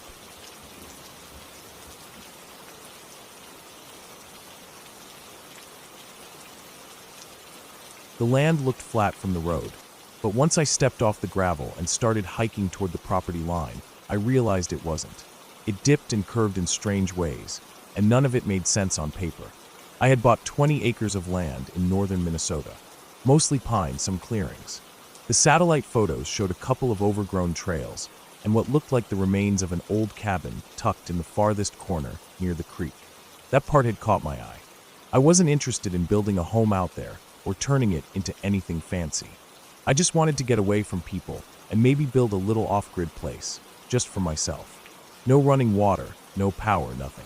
Just quiet. The first time I walked the property, it was in early October. Cool air, yellow leaves falling, the whole cliché. I parked my truck off the gravel road near the rusted-out barbed wire fence that marked the west edge. I left it running for a bit, while I laced up my boots in the driver's seat. I remember watching the exhaust curl up in the rearview mirror and feeling this strange calm settle over me. It was the kind of place where you could just vanish into the trees and not see another person for weeks. That was what I wanted. That's why I paid cash. I brought my pack, some water, a paper map I'd marked up from the county survey, and a machete to cut through anything overgrown. The first few hundred feet were easy enough, an old ATV trail, probably used by hunters or whoever owned the place before me. The deeper I went, the more the land changed. It didn't slope up or down, really, it just shifted. Like the kind of unevenness you don't notice with your eyes, but you feel in your knees and ankles. The ground felt soft, even dry as it was. Pine needles built up thick on the forest floor, and in some places, the trail vanished under them completely. I kept heading east, following the line I'd drawn on the map, using the angle of the sun to guide me. I'd been hiking through woods my whole life, scouting, hunting, camping. I knew how to move without getting turned around. But after maybe 2 hours, I stopped walking and realized I had no idea where I was. That was the first time I noticed it. The quiet. Not the normal kind of quiet you get in the woods. This was different. No wind, no birds, no bugs. Just silence. Like a padded room. I thought it might just be the way the trees were packed in. Maybe the sound was being muffled somehow. But it got to me. I tried shaking it off, kept moving forward. I figured I was just overthinking it. I'd get to the old cabin site near the creek and circle back. Only I never found the creek. I walked and walked, and the trees stayed the same. Pines, some birch. No slope, no opening. And I started seeing the same tree formations again. A broken branch in a Y shape hanging from a low limb. A pile of rocks by a stump. A half-buried tire near a patch of thick moss. I'd already passed all of them. I stopped, pulled the map out, checked my compass. The needle was jittering, not spinning, but shaking side to side, like it couldn't decide where north was. I stood still for a long time, longer than I should have. I listened for something, anything, but it was still completely quiet. I looked at the trees around me and realized I couldn't tell which direction I'd come from.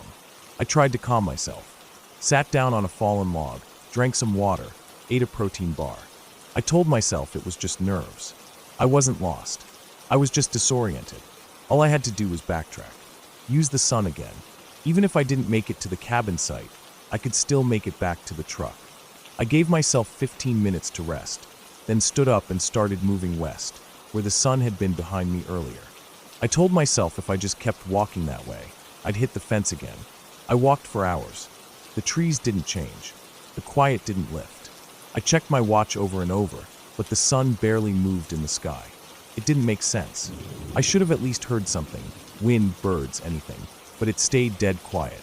I started to panic a little. My breaths got short. I had to force myself to stop again, sit down, and breathe slow. I marked the spot I stopped in by sticking my machete in a tree, just to make sure I wasn't looping around. Then I walked straight in one direction for 20 minutes, watching the compass the whole time. I turned around to check if the machete was gone from view. It wasn't. I could still see it sticking out of the tree behind me. I hadn't gone anywhere. That was when I started walking faster. Not running, just faster. My legs ached, but I didn't care. I needed to get back to the truck before it got dark. I didn't want to be out here overnight. I didn't even care about the land anymore. I just wanted out. The sun started to drop, finally. The sky turned pink through the treetops, but it felt fake, like I was inside a snow globe and someone painted a sunset on the top. I couldn't explain it, but it felt wrong. Then I saw something. Up ahead, maybe 50 yards, I saw a shape through the trees. It wasn't a person, not an animal either. It was something man-made, tall, rusty. I pushed through the brush, my heart beating fast. As I got closer, I saw it clearly, a watchtower, or what was left of one. The kind forest rangers used back in the day. The bottom supports were rotted out, and it leaned badly to one side, but it was real. It was something. I climbed the base carefully. The steps groaned and swayed under my weight. At the top, there was a half-collapsed platform with just enough space to sit. From up there, I could see above the trees. That should have made me feel better. But all I saw were trees. Trees in every direction. No road, no fence, no creek, no clearings. Just endless pine forest in every direction. That was the first night. I slept in short bursts, waking up cold, stiff, and terrified every time I heard a creak or sway. I saw no lights, no stars, just thick clouds. In the morning, I climbed down, ate the last of my food, drank the rest of my water. Then I started walking again. The second day felt longer. The silence pressed harder. My mouth dried up fast. I tried to chew pine needles for moisture, but it only made my tongue raw. Around mid-afternoon, I saw a rabbit, first sign of life since I'd gotten out there. I tried to follow it, thinking maybe it would lead to water, but it vanished quick. My legs started to shake from exhaustion. My boots felt like lead. I knew I couldn't make it through another night. Then I saw smoke, just a thin column, rising straight up from behind a small hill. I didn't even think, I just moved. I didn't care what it was. I just wanted people. Anything. When I got close, I found a small clearing with a half-collapsed cabin in the center. The smoke was coming from a metal chimney, crooked and blackened. Someone had made a fire inside. I moved up slowly, heart pounding. The front door was gone, just a dark opening. The roof was half missing. Inside, there was a fire burning low in a stone hearth, but no one around. No chairs, no supplies, no gear, just smoke and ashes and the smell of burnt wood. I stepped inside, called out, but there was no answer. I looked around, found an old bucket in the corner and a tin cup on the floor. I scooped ash out of the hearth, hoping to find a log still burning. I broke off part of it and carried it out, thinking I could use it to light a signal fire. That's when I saw the footprints. Fresh ones, leading away from the cabin. Bare feet. No shoes, no socks. Deep impressions in the soft dirt. like someone heavy had walked straight into the woods. I froze. It didn't make sense. The fire was burning. Someone had to be here. But they left barefoot, and I never saw them. I didn't want to follow the prints. Everything in my gut told me not to. I turned and walked the other way, away from the cabin. I figured I'd build a signal fire in a clearing, stay there until someone found me. I walked until I found a patch of open grass and dry wood. I built the fire as big as I could, using the ember I'd carried from the cabin. The smoke rose fast, black and thick. I sat by it and waited. And waited. No planes. No people. No change in the trees. Just the fire, and the smell of pine, and the terrible silence. That night, I didn't sleep. I sat up, back to a tree, gripping a broken branch like a club. I thought I heard footsteps, but they were faint, too faint to be sure. At one point, I saw something move in the trees. Just for a second. A flash of pale skin. Then it was gone. By morning, the fire had died, and my throat was dry enough to make me dizzy. I knew I had to find water. I followed the low spots in the land, hoping they'd lead to a creek or pond. My map was useless. The compass needle still twitched like it was nervous. Then I found a deer carcass. Half-eaten. Fresh. Steam still rising from the torn open belly. No buzzards, no flies. Just meat and blood and torn fur. Something was close. I backed away slowly. Moved off at an angle. I didn't run. I didn't want to make noise. My legs ached with every step. My mouth felt like sand. I started chewing leaves, sucking dew off them. I didn't care anymore. I just needed to survive. At some point that afternoon, I stumbled across an old fence line. Posts mostly rotten, barbed wire twisted and sagging. But it was something man-made. I followed it. 2 hours later, I saw the road. It was the gravel road I'd come in on. My truck was gone. I didn't know how many days had passed. I staggered out of the woods, fell onto the gravel, and laid there for what felt like forever. A passing car finally stopped. I couldn't even speak. Just pointed, gasped, and collapsed again. They took me to a hospital in Duluth. I'd been gone for 5 days. I went back with search and rescue 2 weeks later. They couldn't find the tower, or the cabin.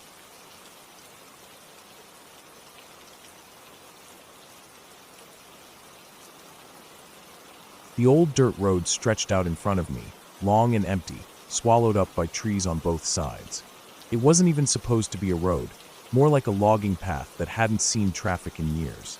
The ruts were deep, and every few feet there were tree roots pushing through the cracked earth. I was following it because Google Maps had lost its signal about half an hour ago, and the blue dot had stopped moving. I'd already turned around twice, and ended up in the same place both times. I was supposed to be at the cabin by 5.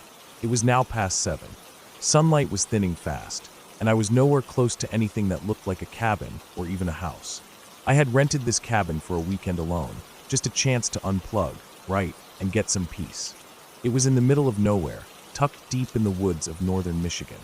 The listing said it was peaceful and remote, perfect for those seeking solitude. I should have thought about that a little more. I wasn't expecting the GPS to stop working or to lose signal this fast. I hadn't seen another car for over an hour, and the further I drove, the more the trees seemed to close in around the road. The silence in these woods was different. It wasn't peaceful. It was thick, heavy, like the trees were holding their breath. The rental car, a beat-up gray SUV, bounced as I went over another deep rut. My hands were gripping the steering wheel tighter than they needed to. I kept glancing at the fuel gauge, a little under a quarter tank. I figured if I didn't find the cabin soon, I'd have to turn back and sleep in the car. I didn't want to, but I didn't want to get lost out here in the dark either. Then the road narrowed. It hadn't been wide to begin with, but now branches were scratching the sides of the car, and the wheels were sliding in the soft dirt. I slowed down, rolling at maybe 5 miles per hour, trying to spot anything through the trees. Just more woods. Thick trees with trunks like pillars. No signs, no lights, nothing. I spotted a clearing up ahead and figured I'd stop there. Maybe get out and walk a bit, see if I could spot a trail or anything that looked like a cabin. The road curved slightly and opened up into a rough patch of grass and stumps. I pulled the car in and turned off the engine. The sudden silence was jarring. No birds, no bugs, just nothing. I got out and immediately noticed how quiet it really was. My boots crunched on the gravel and dry twigs. I walked around the car, trying to get a better look through the trees. Still nothing but woods. I thought maybe I could climb one of the small hills to get a better look, but everything around was too dense. The trees were so close together, it was like a wall of bark and branches. I grabbed my phone again. No signal, not even a bar. I tried walking a bit up the road. Holding the phone up like that would help. It didn't. I considered honking the horn a few times. Maybe someone would hear it, but who? I hadn't passed a single house in miles. No driveways, no mailboxes, nothing. I went back to the car and pulled out my backpack. If I was going to try and find this cabin on foot, I needed water and a flashlight. I grabbed both from the passenger seat, zipped the bag, and slung it over my shoulders. I looked at the slant of the road and guessed that downhill would eventually lead to something, maybe a river or a road that actually went somewhere. I locked the car, not because I thought anyone would steal it out here, but because it felt right. Then I started walking. The road curved again and dipped into a low, swampy area. The air got thicker there. The smell changed too, wet moss, old leaves, and mud. I had to pick my steps carefully. There were spots where water had gathered in shallow pools. Bugs buzzed around my face and neck. I waved them off, trying to stay on the dry parts. That's when I heard the first sound. It wasn't loud, just a quick crunch of leaves off to my left, deeper in the woods. I froze and looked in that direction. I didn't see anything, but I stood still for a long minute listening. Nothing, just silence again. I kept walking.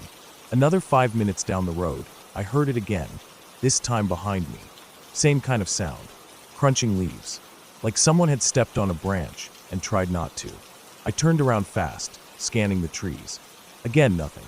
I stood there for a bit longer, my heart beating faster now. I told myself it was probably a deer, maybe a raccoon, but it didn't feel like that. The sound had weight, like something big. I started walking again, quicker now. My boots moved faster, kicking up dirt. I wanted to find something, anything, that looked like a cabin, a fence, a trail marker, but it was just trees everywhere. Then I heard it again, off to the right, closer this time. I didn't stop walking, but I pulled the flashlight from the side pocket of my bag and clicked it on. The beam cut through the dark between the trees, but it didn't reach far. The woods were thick, way too thick. I was sweating now, even though the air was cool. I kept walking, faster now. I didn't want to run, not yet. But I was close.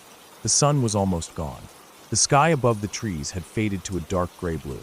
The road was nearly invisible now, just a faint line of dirt between the trees. Then the road ended. It didn't gradually fade.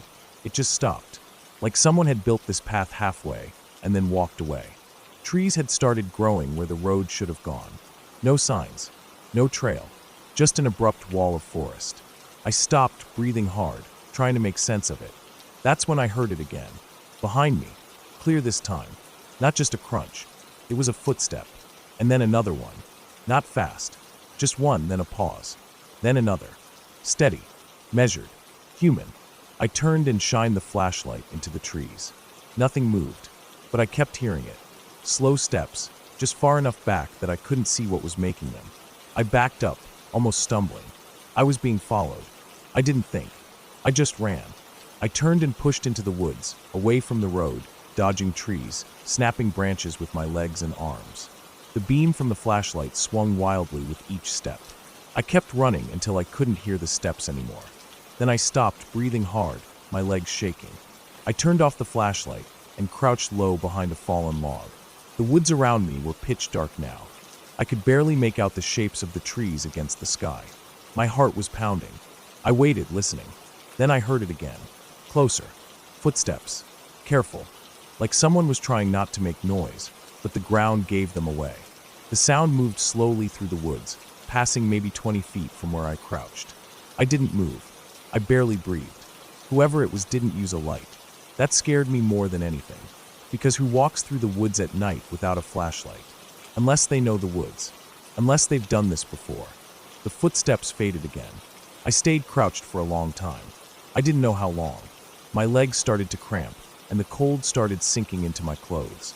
I finally turned the flashlight on again, holding my hand over the beam to dim it, just enough to see. I had no idea where I was. No trail. No road. Just woods. I stood slowly and started walking in the opposite direction of the footsteps. My body was sore from running, and my boots were wet. I moved slowly, stopping every few minutes to listen. At some point, I reached a slight rise. I climbed it and looked around. Through the trees far off, I saw a faint light. A single orange-yellow glow. I headed toward it, moving fast again. I didn't care what it was. Light meant something human. A porch, a lantern, anything. The trees started to thin slightly, and I saw it, an old wooden structure, maybe a shed or a small cabin. The light was coming from inside. I stopped at the edge of the trees and looked closer. The building looked old, leaning slightly. No car, no signs of life except that light. I didn't know what to do. Then I saw movement, a shape moving past the window. Not quickly, just walking, back and forth. I crouched again and waited, watching. The shape passed by the window again. Then the light inside turned off. Darkness swallowed the woods again. I backed away slowly, every instinct in me screaming to leave. Then I heard a new sound, a voice, not words, just a sound, low, almost a hum, coming from the trees behind me. I ran again. I didn't care about being quiet. I just ran. I didn't even know where. My legs were on fire, my chest tight. I tripped twice, once slamming my shoulder against a tree, once hitting the ground hard and scraping my hands. But I kept running. Eventually, I saw the reflection of metal in the dark. My car. I had somehow looped back around. I fumbled for the keys in my bag, hands shaking. Found them. Hit the unlock button. The headlights flashed once. That was a mistake. I heard the sound again. Closer. Branches snapping. Not just footsteps now. Running. I jumped in the car, slammed the door, and locked it. Threw the bag in the back and jammed the key into the ignition. The engine took a second to turn over. Then it roared to life. I slammed it into reverse, backed up fast, nearly hit a stump, then shifted into drive and tore down the dirt road. My tires slid in the mud, but I didn't stop. I didn't look back. I drove until I found pavement. I didn't stop until I hit the main highway. I pulled into a gas station lit up like a football field and sat there in the car for almost an hour, engine running, trying to stop shaking. I never found that cabin. I don't know who or what was in those woods, but I know this. Someone was following me, on foot, without a light, and they knew those woods better than I ever could. I canceled the reservation and never looked back. The listing.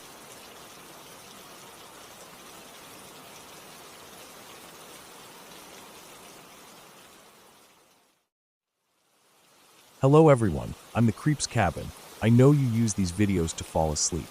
So before that, like the video and subscribe to the channel. Also, where are you from and what time are you watching? Now get comfortable and relax.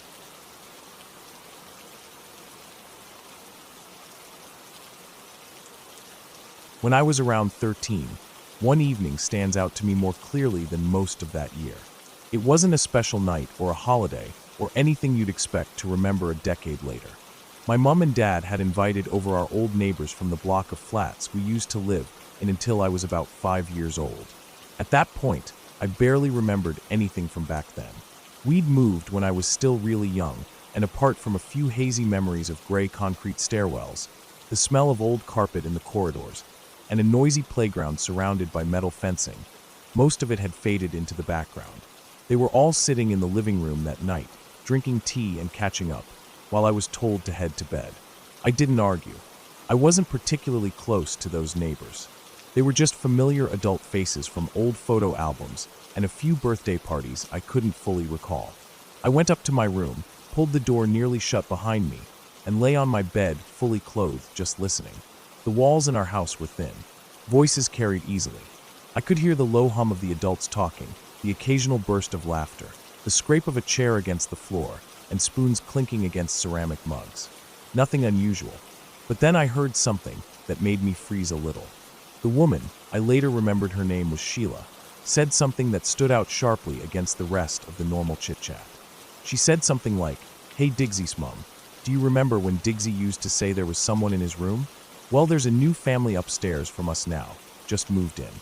They've got a little boy, about 3 years old, and he's saying the same things. The exact same things Digsy used to."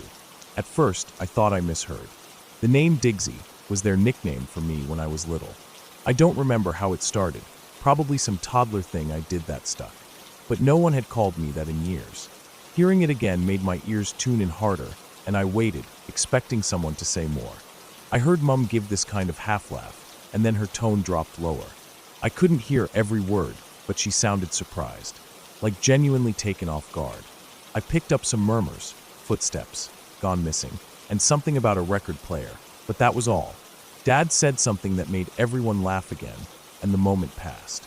But I couldn't let it go. I just lay there, staring up at the ceiling, trying to make sense of what I'd heard. The next morning, it stuck with me. It's weird how sometimes things that seem confusing or creepy late at night feel totally different in the daylight. But this didn't fade. If anything, I felt more pulled to it. I didn't remember ever being scared in that old flat. I didn't remember saying someone was in my room. I didn't remember anything weird. But the way they talked about it, it sounded real.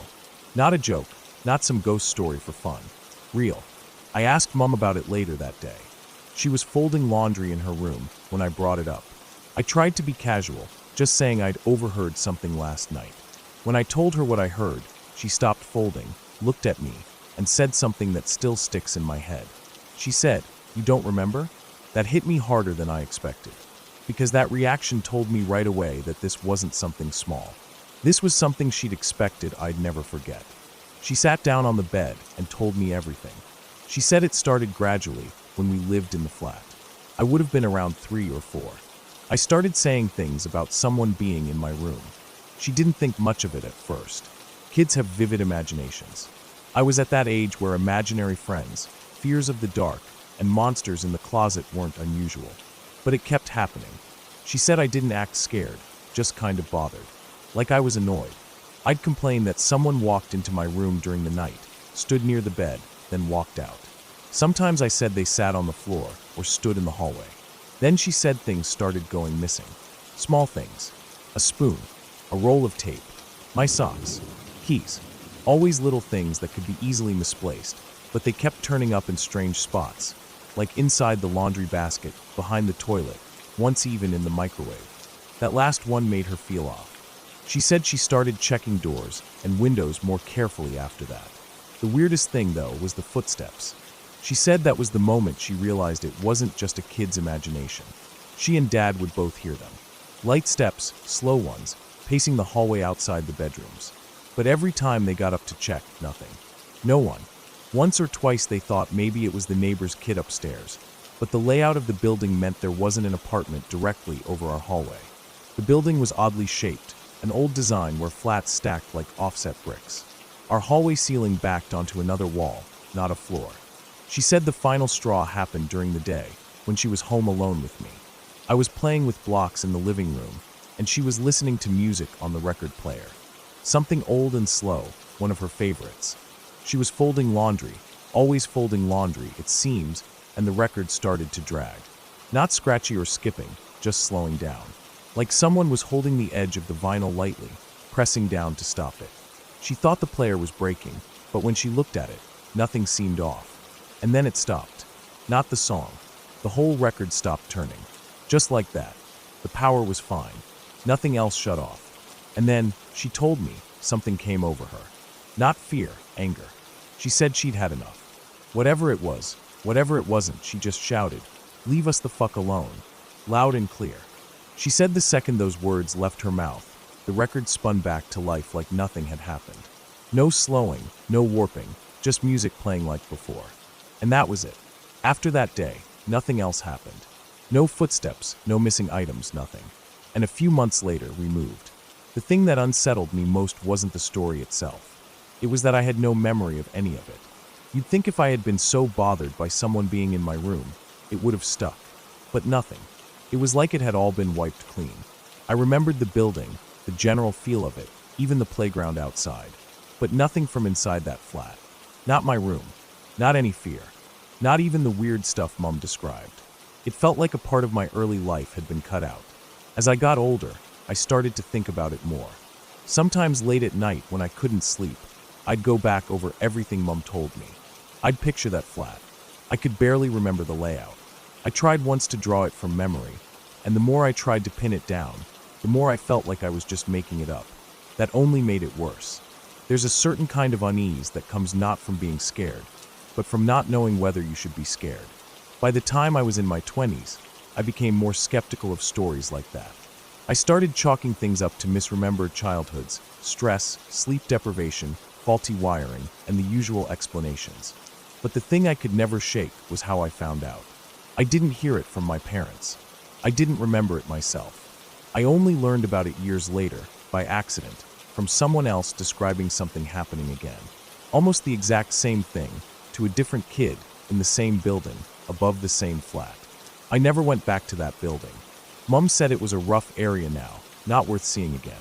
But a few years back, I tried to look it up online, just out of curiosity. I wanted to see the layout, maybe find a floor plan. I couldn't find anything detailed.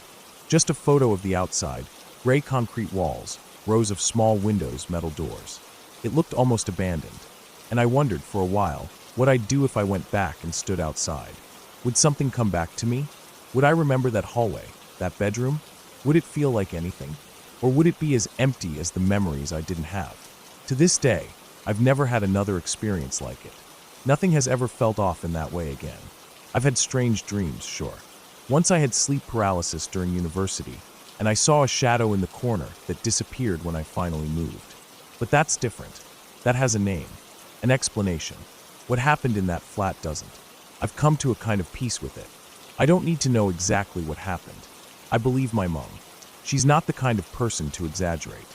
And even if there was a logical explanation, it doesn't change the fact that something happened that stayed with her for years. Something strange enough that even talking about it, a decade later, brought back that sharp look in her eyes. Like she'd gone straight back to that moment in the room, with the record player slowing to a stop. Whatever it was, it ended. Whatever she did, shouting, getting angry, setting a boundary, it worked. I never had a single weird experience after that. And that kid, the one living above us years later, I never heard what happened to him. I don't know if it stopped for him too. Maybe his parents did something. Maybe he just grew out of it. Or maybe it kept going. That's the part that bothers me sometimes. Not knowing if it ended. Not knowing if that same pattern is happening again to some other family, in that same flat. A new kid, waking up in the night, complaining about someone standing in the corner. Missing objects. Footsteps in the hall. A record slowing to a stop. And someone else, years later, remembering nothing at all.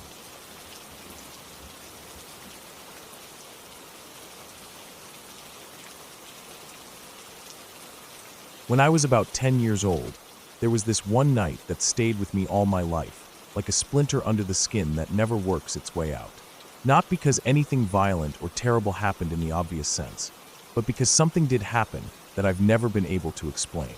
And that quiet, creeping confusion, combined with the feeling that something about the world doesn't quite add up, has stuck with me longer than most of the loud, chaotic memories ever could. My dad had gone duck hunting that day with 3 of his buddies. Men I knew just enough to recognize by voice or silhouette, but didn't really talk too much.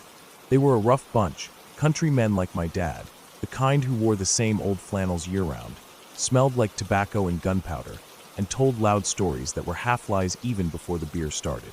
I remember watching them load up in the truck that morning, the sun not even up yet, steam from their breaths rising in the cold air, the dull clatter of guns and gear in the back, dogs barking from the crates in the bed.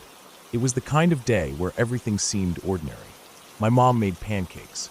I played with some plastic army men on the living room rug. The house was quiet in that special way it only was when Dad was gone, like it had more room to breathe, less tension stuffed in the corners. My mom seemed more relaxed too. She was still herself, but lighter somehow, less bracing for something. She let me stay up late, not too late, but later than normal. We watched a movie together, something on VHS, and I remember her nodding off halfway through, her legs tucked under a blanket on the couch. Around 10, she blinked herself awake and told me it was time for bed. I didn't argue. I never really did. I was a quiet kid, observant, and mostly stayed in my own head. I think a part of me liked my room anyway. It was mine, it was predictable, and it had a little reading light clipped to the bedpost, which gave just enough glow to read comics without Mom noticing. I got into bed, pulled the blankets over my head like always, listened for the old furnace clicking on and off downstairs, and waited for sleep to come. I drifted off at some point, I'm not sure when, but it wasn't that deep kind of sleep where you dream and forget you're dreaming. It was light, scattered. The kind where every creak of the floorboards or pop from the walls makes you shift and half wake up. Somewhere around midnight, I heard the truck come back. The familiar crunch of tires on gravel, the slam of doors, the bark of one of the dogs, muffled by the distance. Then the voices started, faint through the walls at first, but getting louder as they all came into the house. I sat up in bed, rubbing my eyes, trying to shake off that heavy, slow feeling that comes from waking in the middle of the night. I wasn't scared or anything, just curious. It was rare for me to be awake when the grown-ups were talking, and I had always liked the low hum of their voices from the kitchen, like some distant radio station that played stories instead of music. I crept out of bed, careful to avoid the one floorboard that creaked outside my door, and sat down with my back to the wall, ear turned toward the kitchen down the hall. The door was cracked open just a bit, and I could see a slice of yellow light spilling onto the floor. Their voices were clearer now. My dad was laughing about something, and then one of his friends, a guy named Earl, I think, started into a story about the boat nearly capsizing that morning. I could picture the scene even though I hadn't been there. 4 men in camo, scrambling around in a little aluminum boat, gear sliding across the floor, one of them yelling while the dog panicked. But it was as the story went on that something strange started happening. I knew what Earl was going to say before he said it. At first, I thought it was just one of those weird déjà vu feelings. Like you get this flash that you've lived a moment before, even though it's impossible. But then it happened again, and again. I heard the words in my head. 2, maybe 3 seconds before they came out of Earl's mouth. My first thought was that maybe I had overheard this story before. Maybe Earl had told it years ago, and I just didn't remember consciously. Maybe it was a story my dad had repeated, and the details were buried in the back of my mind. But then my dad started telling a different story, one I had definitely never heard before, about how he and Greg, another one of the guys, had gotten separated in the marsh and started calling out like idiots, thinking one of them had fallen in. I hadn't heard that one. I was sure. But as he was talking, the words were already forming in my mouth before he said them. I found myself mouthing the phrases, almost like I was reading from a script, and then hearing him say them exactly, word for word. At some point, I started whispering them aloud, soft, just enough for me to hear, mouthing the next part of the story before my dad got there. It wasn't like guessing. I wasn't predicting. I knew what came next. It was like remembering a dream, just as it starts to happen again. I remember my whole body feeling cold. Not the kind of cold from the air, but the kind that spreads out from your chest and stomach when you realize something is very wrong, but can't name it yet. My fingers were shaking. I had to put my hand over my mouth to stop myself from whispering out loud. I suddenly felt like I wasn't supposed to be doing that. Like if anyone heard me, something worse than getting in trouble would happen. I pulled my knees up to my chest and just sat there, staring at the crack of light from the kitchen. The voices kept coming, stories and laughter, little side comments, beer bottles clinking on the table. And every single line I already knew. It was like I had already lived that conversation, like I had dreamed the whole thing. Every word, every pause, every tone, sometime before I woke up. But I couldn't remember doing that. There was no memory of a dream. Just this overwhelming familiarity as it unfolded. I stayed there a long time, maybe an hour or more. After a while, I stopped listening to the words. I stopped mouthing along. I just sat still, staring down the hallway, feeling like the whole house had tilted a few degrees off its foundation and nobody had noticed but me. The laughter from the kitchen didn't sound comforting anymore. It sounded hollow, like something trying too hard to seem normal. Eventually, the voices started fading. I think they all decided to go out to the shed or the back porch to smoke or clean gear or something. I took the chance to get up, legs numb from sitting, and crept back into bed. I lay there stiff as a board, eyes on the ceiling, too afraid to even blink hard. Sleep didn't come easy. I kept thinking about what had just happened, trying to explain it to myself. Maybe I really had dreamed the whole thing. Maybe my brain had pulled fragments of stories I'd overheard before and stitched them together in my sleep.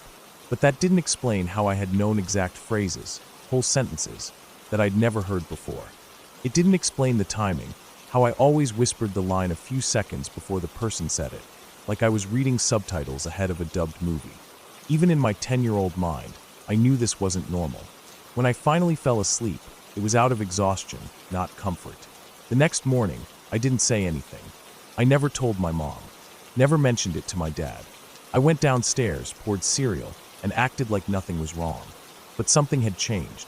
Not just in me, but in how I saw everything.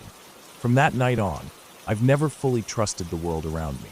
It's like a thin layer of something fake got peeled away, and underneath was something off. Like we're all walking through a movie set built over something older and stranger that we can't quite see. I started noticing other small things over the years. Nothing dramatic, just moments where time felt too smooth, too rehearsed. Where people said things I was sure they'd said before even when they hadn't. Where I walked into a place I'd never been, but felt like I knew every corner. I never had an experience quite like that night again. Not with the word-for-word prediction, but that sense of pre-existence, that the moment I'm living has already been lived by some earlier version of me. It's never left. I don't know what caused it. I don't believe in psychic stuff or ghosts or any of that. I don't think it was a vision or divine message. If anything, I think it was just a crack in the machine. A moment where whatever keeps time and reality glued together slipped, and I got a peek behind the curtain. Maybe it was a glitch in my brain. Maybe I dreamed it all in some deep, hidden part of sleep that only surfaced when the real moment caught up. But I know what I experienced. I know the feeling of whispering someone's words just before they speak them. I know the cold panic of realizing you're not supposed to know what comes next, and knowing it anyway. And ever since then, I've carried the quiet fear that none of this is as real as we think. That maybe we're just following tracks already laid down. That maybe we're not making choices so much as reenacting them, over and over, in loops we'll never quite recognize until it's too late. And I'll tell you this, if it happens again, if I ever find myself predicting reality word for word, I don't know if I'll be able to just sit and listen next time. I think I'll need to find out who or what is really writing the script.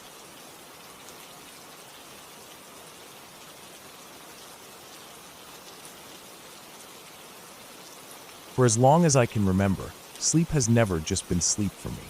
It's never been a simple matter of laying my head down and drifting off. Since I was a teenager, maybe younger, there was always this strange lead-up whenever I'd enter certain kinds of dreams. It wasn't every night. It didn't happen often. But when it did, it followed a very specific pattern. It would start the moment I'd close my eyes. I wouldn't even be asleep yet. Just in that drifting space, the floaty half place between being awake and fully under. That's when the faces would come. It's hard to describe them the right way. People always think you mean hallucinations or sleep paralysis or just regular dreams. But this was different. I wasn't paralyzed. I could open my eyes, move, get up, turn on the light, snap myself out of it. But if I let myself sink in, if I kept my eyes shut and just let the process unfold, that's when I'd see them. The faces weren't just in my mind. They were visual, like watching a movie, but not on a screen. They were angry, not yelling or contorted or exaggerated, just deeply, silently furious. They came toward me, not in a jump scare kind of way, just slowly, one after another, then faded off to the sides as if they were passing me in a hallway or some kind of tunnel. Then another one would appear, closer, angrier, and drift away. Human faces, animal faces, sometimes even cartoon-like ones. But they were always angry, always watching me. The first few times it happened, I'd panic and snap myself out of it. It was too weird, too intense. But after a while, I noticed something strange. When I let the faces come, when I accepted them and allowed myself to drift deeper, that's when I'd start dreaming about this place. The place didn't have a name. Not to me, anyway. But I knew it like I knew my hometown, maybe even better. It was like a small city tucked away in another layer of reality. The people there weren't figments or dream logic filler. They felt like real people.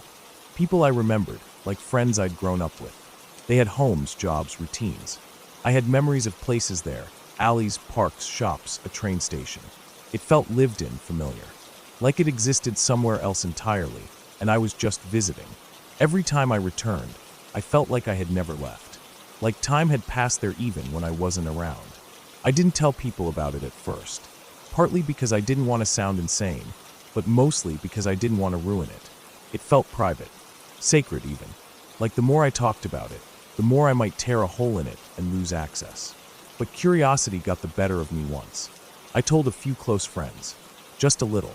Described a street corner I liked, an old bookstore I used to dream walk through, a friend who always wore a blue scarf. They thought it was interesting. I regretted telling them immediately. The next time I saw the angry faces before falling asleep, I felt excited. I thought I was going back. But when I got there, something was off. The light was dimmer. The colors felt dull. The people I knew were there, but they weren't smiling. They stared at me, not with familiarity, but with suspicion, anger. And then they shot me. It wasn't a metaphor. It wasn't symbolic. It was violent, detailed, visceral. One man I knew, someone who used to work in a cafe I always visited in my dreams, walked into a room I was standing in, raised a gun, and shot me in the chest. I fell, gasping. The pain was real, but even more real was the confusion. Why? Why would they do this? I woke up, or at least I thought I did. I was back in another part of the dream place, still alive, still moving. I thought maybe it was a fluke, some dream misfire. Then it happened again. Another person I used to know, someone who taught me how to fish in a dream lake I'd visited dozens of times, cornered me in a hallway and shot me in the back. I collapsed. I could feel blood pooling under me. I tried to crawl, but everything faded to black. Then I woke up again. This time, I was sitting on a bench in a market square I loved. There was a tree I always sat under. I looked around, expecting it to be safe, maybe reset. Then someone sat next to me, an old woman who ran a food stall I used to visit every time I came. She had the same angry face. No warmth, no recognition. Just cold, silent hatred. She pulled a revolver from her coat and shot me point blank in the face. I didn't wake up again after that.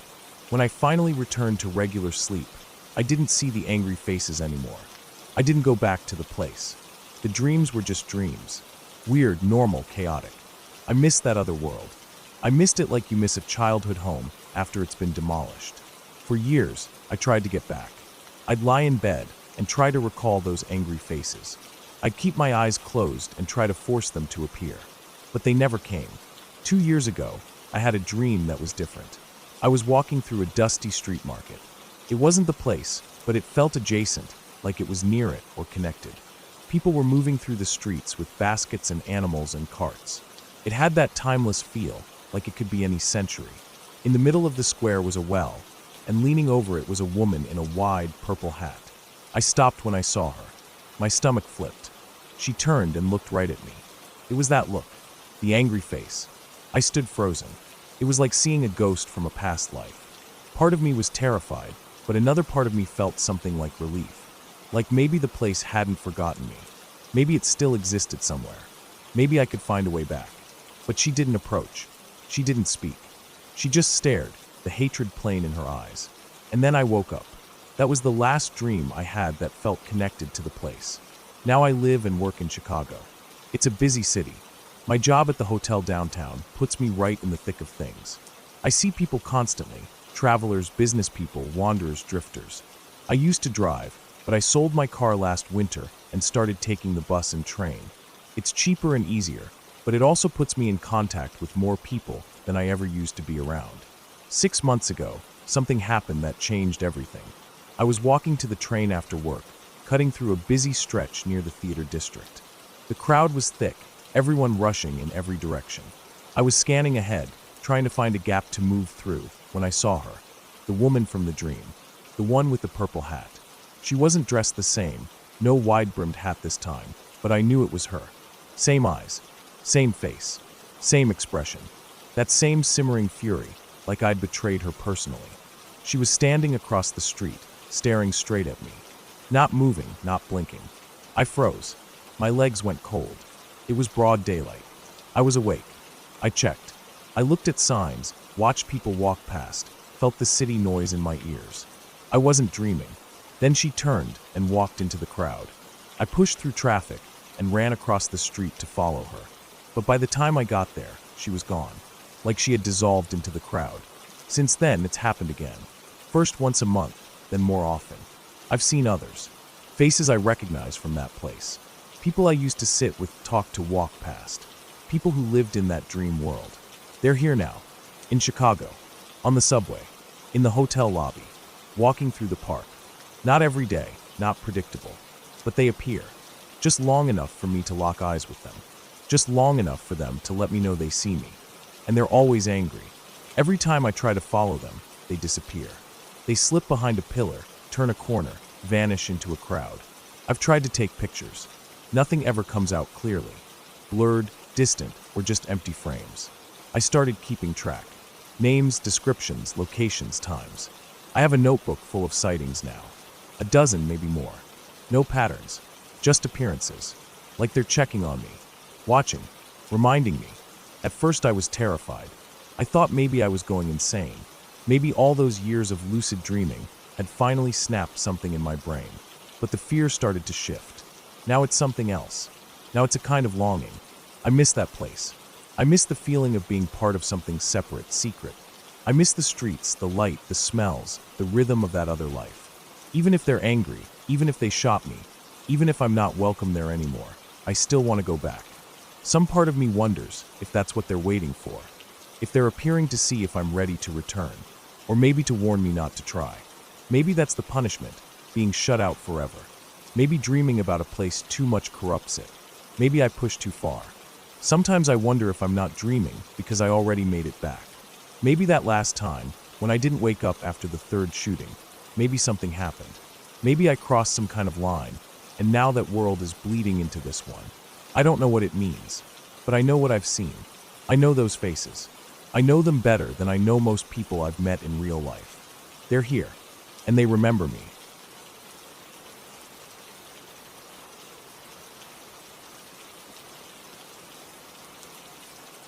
When my mom was about 3 years old, my grandparents moved into an apartment on the 9th floor of a high-rise building in downtown Columbus. It was the early 1970s. The building was an older one with long, echoing hallways, thick brown carpet, and the kind of radiators that clicked and hissed all night long. My grandpa had taken a job in the city, and the apartment was affordable, close to work, and offered a decent view of the skyline. To them, it was just a temporary stop until they found a house. They figured it would be a year, maybe less. The apartment itself was small, just 2 bedrooms and a tight kitchen that barely had room for a table. The walls were thin, and my grandma often complained that she could hear the neighbors walking around upstairs, though the floor above them was supposedly unoccupied. Still, they tried to settle in. My mom was their only child at the time, quiet and well-behaved, with a habit of getting lost in her own imagination. Without siblings or neighborhood kids nearby, she started spending more and more time playing alone in the corner of the living room near the window. That corner became her little world, and it wasn't long before she started talking to someone named Kathy. At first, my grandparents thought it was cute. Lots of little kids had imaginary friends, and it didn't seem like a big deal. My mom would spend hours mumbling softly in that corner, building little structures out of blocks, having tea parties with empty cups, sometimes even making room on the floor for Kathy to sit. She'd talk to her in whispers, and when my grandma would ask who she was talking to, she'd just say, Kathy. But as the weeks passed, Kathy became more than just an imaginary friend. My mom started refusing to leave the apartment because Kathy didn't want her to. She wouldn't eat dinner unless a plate was made for Kathy too. If something spilled or broke, it was Kathy's fault. If she got in trouble, she'd say Kathy told her to do it. Eventually, she stopped playing with toys altogether unless Kathy was involved. She wouldn't touch her dolls anymore, said Kathy didn't like them. She even started refusing to go to bed unless the bedroom door was cracked open so Kathy could get in too. My grandparents were concerned, but they kept getting told the same thing. It was just a phase. They took her to a pediatrician, who shrugged it off. Then they saw a child psychologist who told them it was a normal developmental behavior, something many only children experienced. My grandma, who was deeply religious, began to worry there was something darker going on, but my grandpa dismissed it all. He didn't believe in that kind of thing. To him, it was just a sign that she needed more interaction. So after a particularly bad week, a week where my mom wouldn't stop crying unless she was sitting in her corner, whispering to Kathy, my grandpa decided to do something about it. He figured maybe a pet would give her something real to focus on. Something living, breathing. Something that would respond to her. So he went out one morning to the local pound and picked out a small German Shepherd puppy. He thought the dog would cheer her up, get her outside, break her out of whatever spell she was under. By the time he got back, the apartment was quiet. My grandma was folding laundry in the bedroom. My mom, as usual, was in her spot in the corner of the living room near the window. The puppy squirmed in his arms, excited and yipping. As soon as they stepped through the door, everything changed. The dog froze. Not like it was curious or confused, but like something flipped inside it. Its body went rigid. It let out a low growl, then started barking, sharp, frantic, angry barks. Its fur stood up straight along its back, its teeth bared. It locked eyes with my mom sitting in the corner and started lunging toward her, barking and snarling, totally out of control. My mom started screaming. She wasn't crying or startled, she was screaming. Real, terrified screaming. The kind of sound that sticks with you. My grandpa dropped the leash and grabbed her off the floor just as the dog lunged again, barking madly. My grandma came running in, confused and panicked, and together they tried to calm the dog, tried to calm my mom. The puppy, just seconds earlier sweet and curious, now looked like it was in a full-blown rage. Then just like that, it stopped. The barking cut off. The growling ended. The dog backed up and sat down, panting hard like it had just run a marathon. Its eyes still looked alert, but it was no longer trying to attack. My mom, on the other hand, was a mess. She was crying hard, pointing toward the window, her words jumbled and breathless. My grandparents didn't know what to make of it. They kept asking what happened, what was wrong, and all she would say, over and over again, was that Kathy had fallen out of the window. She wouldn't say anything else. After that, she never played in the corner again. She didn't mention Kathy again. Not once. It was like a switch flipped. No more whispers. No more tea parties. No more crying to leave the door open. My mom started playing with toys again, started acting more like a regular little kid. She didn't seem scared, just tired. Like something heavy had been lifted off her. The dog settled in well after that. My mom bonded with it almost immediately. She named him Max. Max became her shadow, always close by. She took him for walks, fed him, even tried to teach him tricks. And for a while, things felt normal again. But my grandma never shook the feeling that something was wrong with that apartment.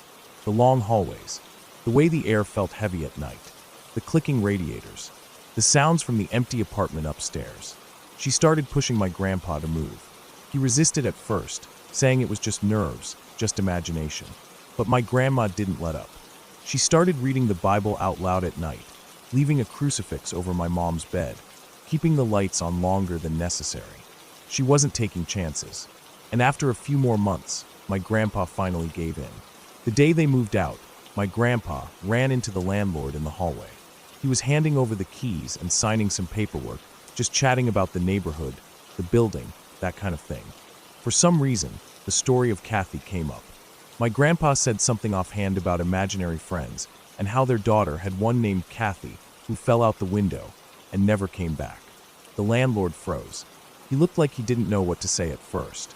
Then, after a moment, he told my grandpa that a few years before they moved in, there had been a family living in that same unit. A young couple with a little girl named Kathy. She was 5. One day, she fell out of the 9th-story window, died on impact. The family moved out not long after. My grandpa didn't know what to say. He just stood there, holding the leash while Max sniffed around at his feet. The landlord kept talking, saying how it had been a freak accident. Something about the screen being loose. Nobody was sure if she fell or if she leaned too far. It was a tragedy, he said. One of those things you never forget. But the apartment had been empty for a while afterward, until my grandparents moved in. My grandpa went back down to the car, got in, and told my grandma what the landlord said. She didn't speak for the rest of the ride. When they got to the new place, she took out her Bible again and placed it on the nightstand. Even years later, she swore that something wasn't right about that apartment, that it had a weight to it, that my mom had been different when they lived there, not like herself. She blamed herself for not seeing it sooner, for trusting the doctors, for not praying more. My mom barely remembers any of it. She says she has a vague memory of a girl in a blue dress, sitting cross-legged near the window. But that's it. She doesn't even remember the incident with the dog. Just flashes, sounds, feelings, and that one moment, a girl with long brown hair, staring at her with wide eyes. As for Max, he lived a good life. Grew up alongside my mom, protected her like a big brother. He never acted out again, never barked at shadows, never growled at nothing. But for the rest of his life, he never went near that corner by the window. Not once. It's hard to explain what really happened. Maybe it was just coincidence. Maybe my mom made the whole thing up. Maybe the trauma of the accident from before lingered in the air, heavy and unspoken. People who don't believe in that kind of thing say it was all just a child's mind at work. But when you hear my grandma tell the story, when you see the way her hands shake as she talks about it, when you hear the silence that falls afterward, it makes you wonder. Even now, all these years later, she refuses to go near that building. It's still standing, still tall and gray with its rows of windows like blank eyes watching the street. But my grandma won't drive past it, won't speak its name. She says some things are better left alone. My mom never had another imaginary friend after that.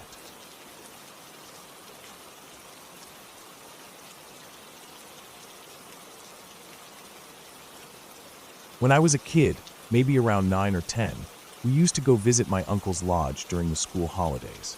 It was one of those old timber places way out on a huge chunk of land, probably hundreds of acres that backed right onto thick bushland. The kind where the trees felt like they went on forever.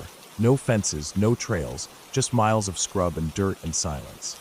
The kind of silence that makes you feel like you're standing in someone else's house, uninvited. The lodge itself was nothing special to me back then.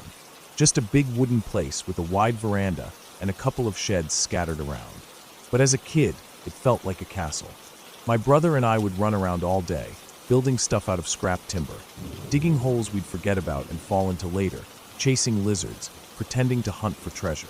That kind of thing. We had our bikes too, and we'd race them down the steep gravel driveway until someone stacked it and scraped half their skin off. It was the kind of place where the grown-ups let you roam. The rule was simple: back before dark and don't go too deep into the bush. That was pretty much it. My dog Rusty, a scruffy old blue heeler, followed me everywhere. He was older than me, in dog years anyway, and never really went too far off on his own. He was just always there, like my shadow, panting beside me no matter what I was doing. I remember this one day during one of the holidays. It must have been summer because everything was hot and dry and smelled like dust. Everyone had gone into town for supplies or something. I stayed behind because I didn't feel like sitting in the back of a hot car for half the day. Dad was still there, but he was lying on the couch taking a nap. Said something about waking him if anyone came back early. So it was just me and Rusty that afternoon. I remember walking down to the dry creek bed. It hadn't seen water in months. Just cracked mud and rocks and dead branches. I liked it there because there were these smooth stones you could stack or draw on with other rocks. I was down there with Rusty, just messing around when he suddenly perked up. His ears went stiff and he stood real still. Then he bolted, took off straight into the trees like he'd seen something I couldn't. It was so sudden I didn't even have time to call his name. At first, I stood there confused, kind of half laughing, thinking he'd chase a kangaroo or a rabbit and come back. But he didn't. I called him a few times. Nothing. I even whistled. Still nothing. That's when I started getting a bit uneasy. It wasn't like him to take off like that, especially without waiting for me. After a minute or two, I decided to go after him. I told myself I wouldn't go too far. Just follow his tracks a bit, maybe call out and see if I could hear him rustling around. The thing is, the deeper you go into that bush, the faster everything starts to look the same. The light changes too. Even though it was still the middle of the afternoon, the canopy above made everything feel darker, cooler, quieter. The air felt heavier. It wasn't long before I couldn't even hear the wind anymore. I was moving fast, trying to keep my eyes open for any movement, any sound of him running through the undergrowth, but it was useless. I was calling his name louder and louder, but all I heard back was my own voice bouncing between the trees. My legs started to sting from brushing against dry shrubs, and I could feel little burrs sticking to my socks. Eventually, I stopped. I looked around and realized I had no idea where I was. The trees were thicker, and I couldn't even tell what direction I'd come from anymore. That panicky feeling started to creep in. Not full-blown fear yet, just that sense that you'd done something dumb, and now you had to fix it before anyone noticed. I turned around and tried retracing my steps, guessing where I'd come from, but everything looked the same. I picked a direction and started jogging, thinking I could find the creek again and follow it back. I didn't make it far. There must have been a root or a rock or something sticking out, but my foot caught it, and I went flying forward. I remember the rush of air, the sudden drop, and then just black. I don't know how long I was out. Could have been minutes, maybe an hour. When I came to, everything was blurry. I had this dull throbbing in my head, like when you stand up too fast, but it doesn't go away. I was lying at the bottom of a small gully, bare dirt, dry leaves, some fallen branches. The embankment above me was steep enough that I knew I couldn't climb it easily. My leg hurt too. Not broken, but definitely twisted or bruised. I moved slowly, trying to remember what happened, where I was, how I'd fallen. What actually woke me up properly was the feeling of a wet tongue on my face. It was Rusty. Somehow he'd found me. He was lying next to me, his head resting on his paws, licking my cheek. I remember smiling, just relieved to see him. I hugged him around his neck and told him, "Good boy." But then he did something strange. He stayed flat on the ground, like he was trying to disappear into the dirt, and let out this low, growling bark. Not loud, not aggressive, more like a warning. It was a sound I hadn't really heard him make before. Not even when he saw other dogs or animals. It was low and shaky, and his whole body was tense. His ears were back, and he kept his eyes fixed on something behind me. I turned my head slowly. Standing maybe 20 feet away, at the edge of the gully, was a man. He wasn't doing anything, just standing there, looking down at me. He had this old, dirty cowboy hat on. One side of the brim was missing like it had been torn off or bitten. His shirt was brown and dusty, and he wore jeans that looked stiff from dried mud. Gloves too. Thick work gloves, even though it was boiling hot. He didn't seem surprised or worried or angry, just calm. He started walking down toward me, and I froze.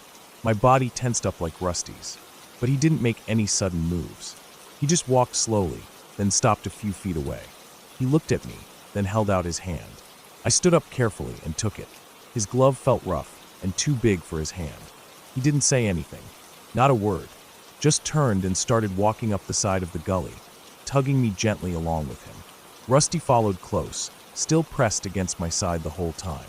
Every couple of steps, he'd bump into me and throw off my balance, like he wanted to be between me and the man. I tried to look at the guy as we walked, but something about him made it hard. He wasn't scary exactly, but he made me feel cautious. It was hot, the kind of heat that makes your shirt stick to your back, and yet the man didn't seem to sweat. He just kept walking, boots crunching on the dry leaves, holding my hand the whole way. I watched his gloves again, thick black leather ones, not the kind anyone wears in summer, not out here. He didn't say anything, and I didn't either. We didn't walk long, maybe 10 or 15 minutes at most. I recognized the creek bed when we reached it. I could hear my dad's voice in the distance calling my name. It was that usual tone, half annoyed, half concerned, like he was shouting for dinner and getting no answer. I let go of the man's hand and ran toward the sound, Rusty right beside me. I didn't even look back until I was almost at the house. I turned around, wanted to yell out something like thanks, but the man was already gone. Not walking away, just gone. No sound, no movement in the bush. Nothing. I didn't tell Dad about the man. I don't know why. Maybe I thought I'd get in trouble for going too deep into the bush, or maybe I was just confused by the whole thing. I had a headache, a sore leg, and I was more focused on eating dinner and getting an ice pack. A few days later, we went into town. Just a supply run. I was tagging along with Mom, mostly because I wanted a chocolate bar or something from the small supermarket there. It was one of those little country stores that sell everything: bread, dog food, socks, gardening tools. Everyone knew each other. People talked across aisles, joked with the cashier. I was walking near the back of the store when I saw this photo on the wall. It was black and white, probably old. It showed a man standing next to a produce stall, smiling with his dog. The man was wearing that same hat. That same torn cowboy hat with the chunk missing on the side. I froze. I just stared at it for a while, trying to process it. Same build, same kind of shirt, even the gloves. I got Mom and pointed at it, told her that was the man who helped me in the woods. She looked at the photo, then looked at me strange. One of the workers nearby overheard. She came over and smiled and said something like, "Ah yeah, that's old Mr. Rogerson. He used to own this place a long time ago. Grew his own veggies out in the bushland. Bit of a local legend." I asked what happened to him. The woman's face shifted a bit, like she wasn't sure how much to say. Then she told me. Apparently, he died about 30 years ago. Went missing during a storm while checking on one of his bush gardens. His dog had slipped down a steep embankment, and he'd gone after it. A branch came down in the wind and crushed his back. They didn't find him for weeks. He died down in a small gully. His dog was lying next to him the whole time. It died there too. Starved. They were found together. I didn't say anything, just nodded. I never brought it up again. Not to Mom, not to Dad, not to anyone. But I went home and hugged Rusty tighter than I ever had before. And I never, ever followed him into the bush again.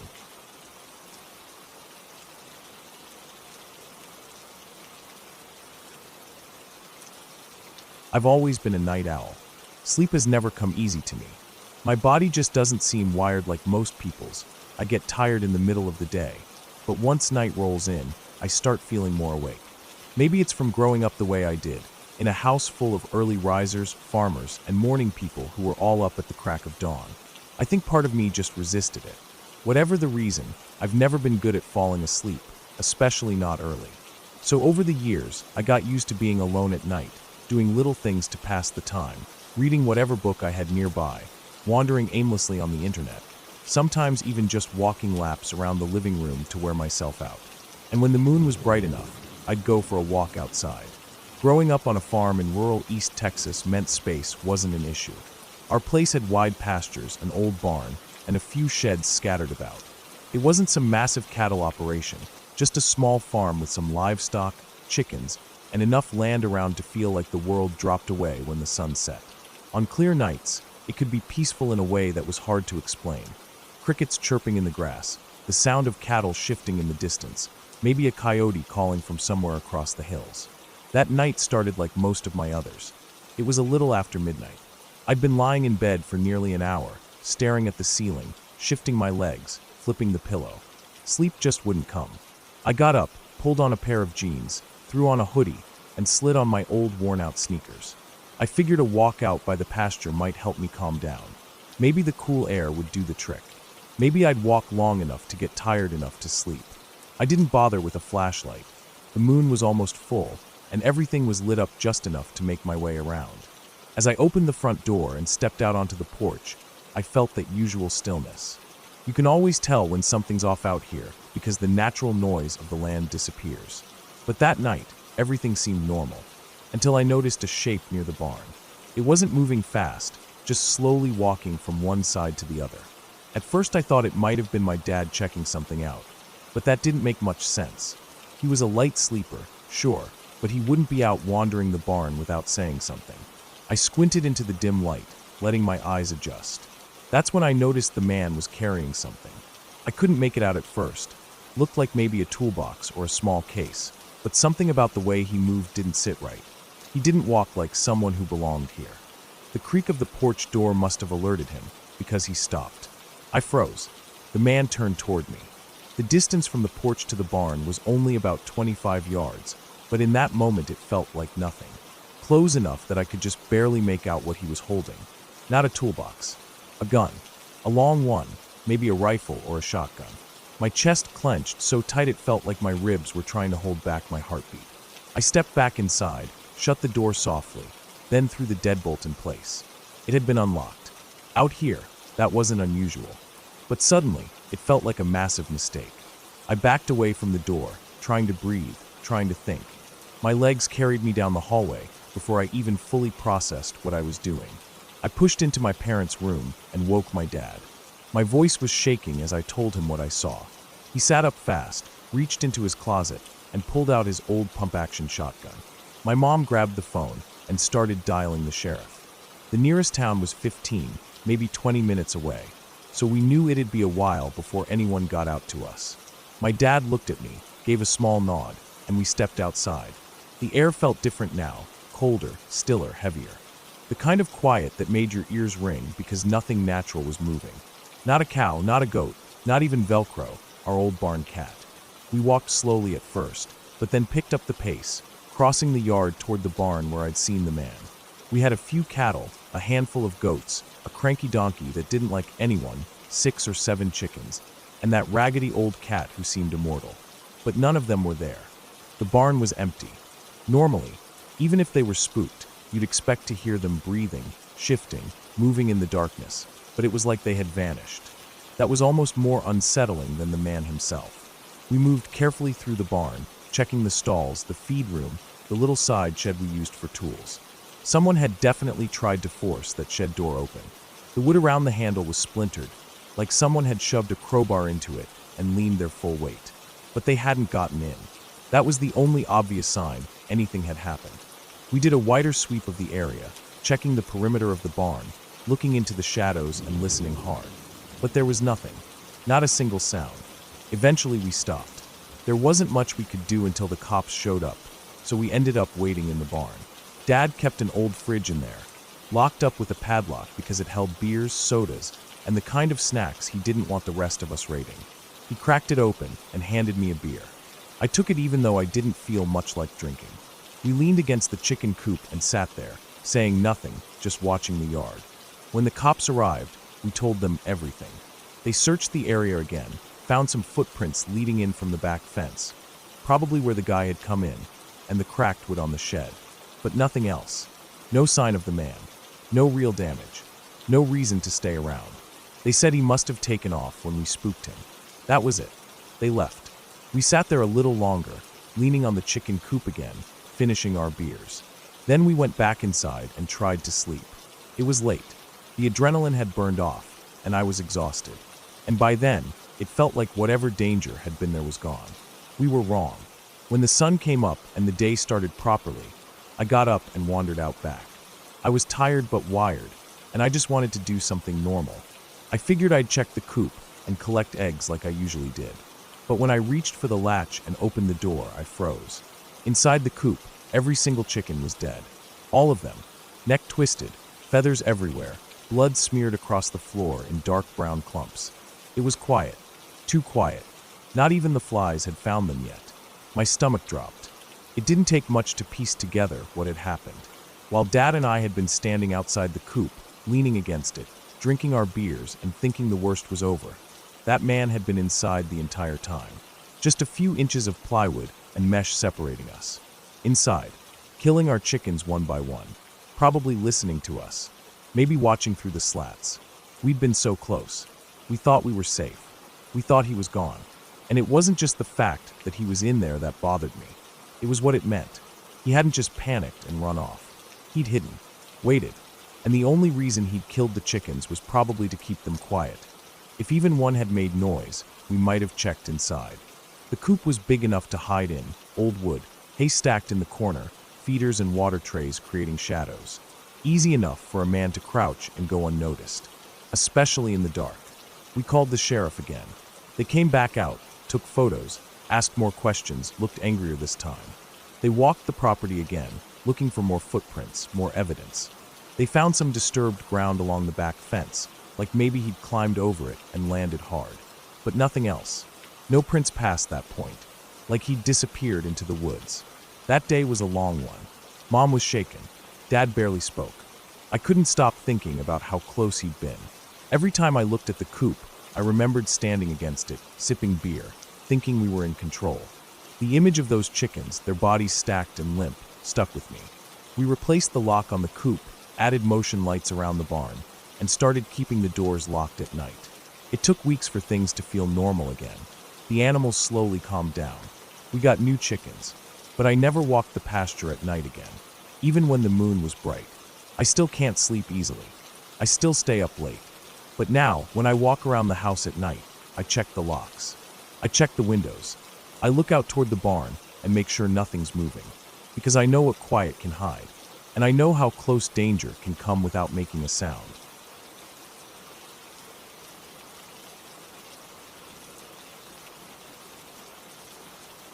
I was 12 years old the night it happened, but I can still feel the air from that night in my lungs like it was yesterday. We were out in the woods of southern Ohio, thick with trees that looked like dark walls when the sun dropped below the ridge. I remember the way the light faded quicker out there than it did at home, how the colors bled from the sky and everything just turned into shadows. My uncle was a quiet man. He didn't like wasting time, and he didn't like bringing people along who couldn't hold their own.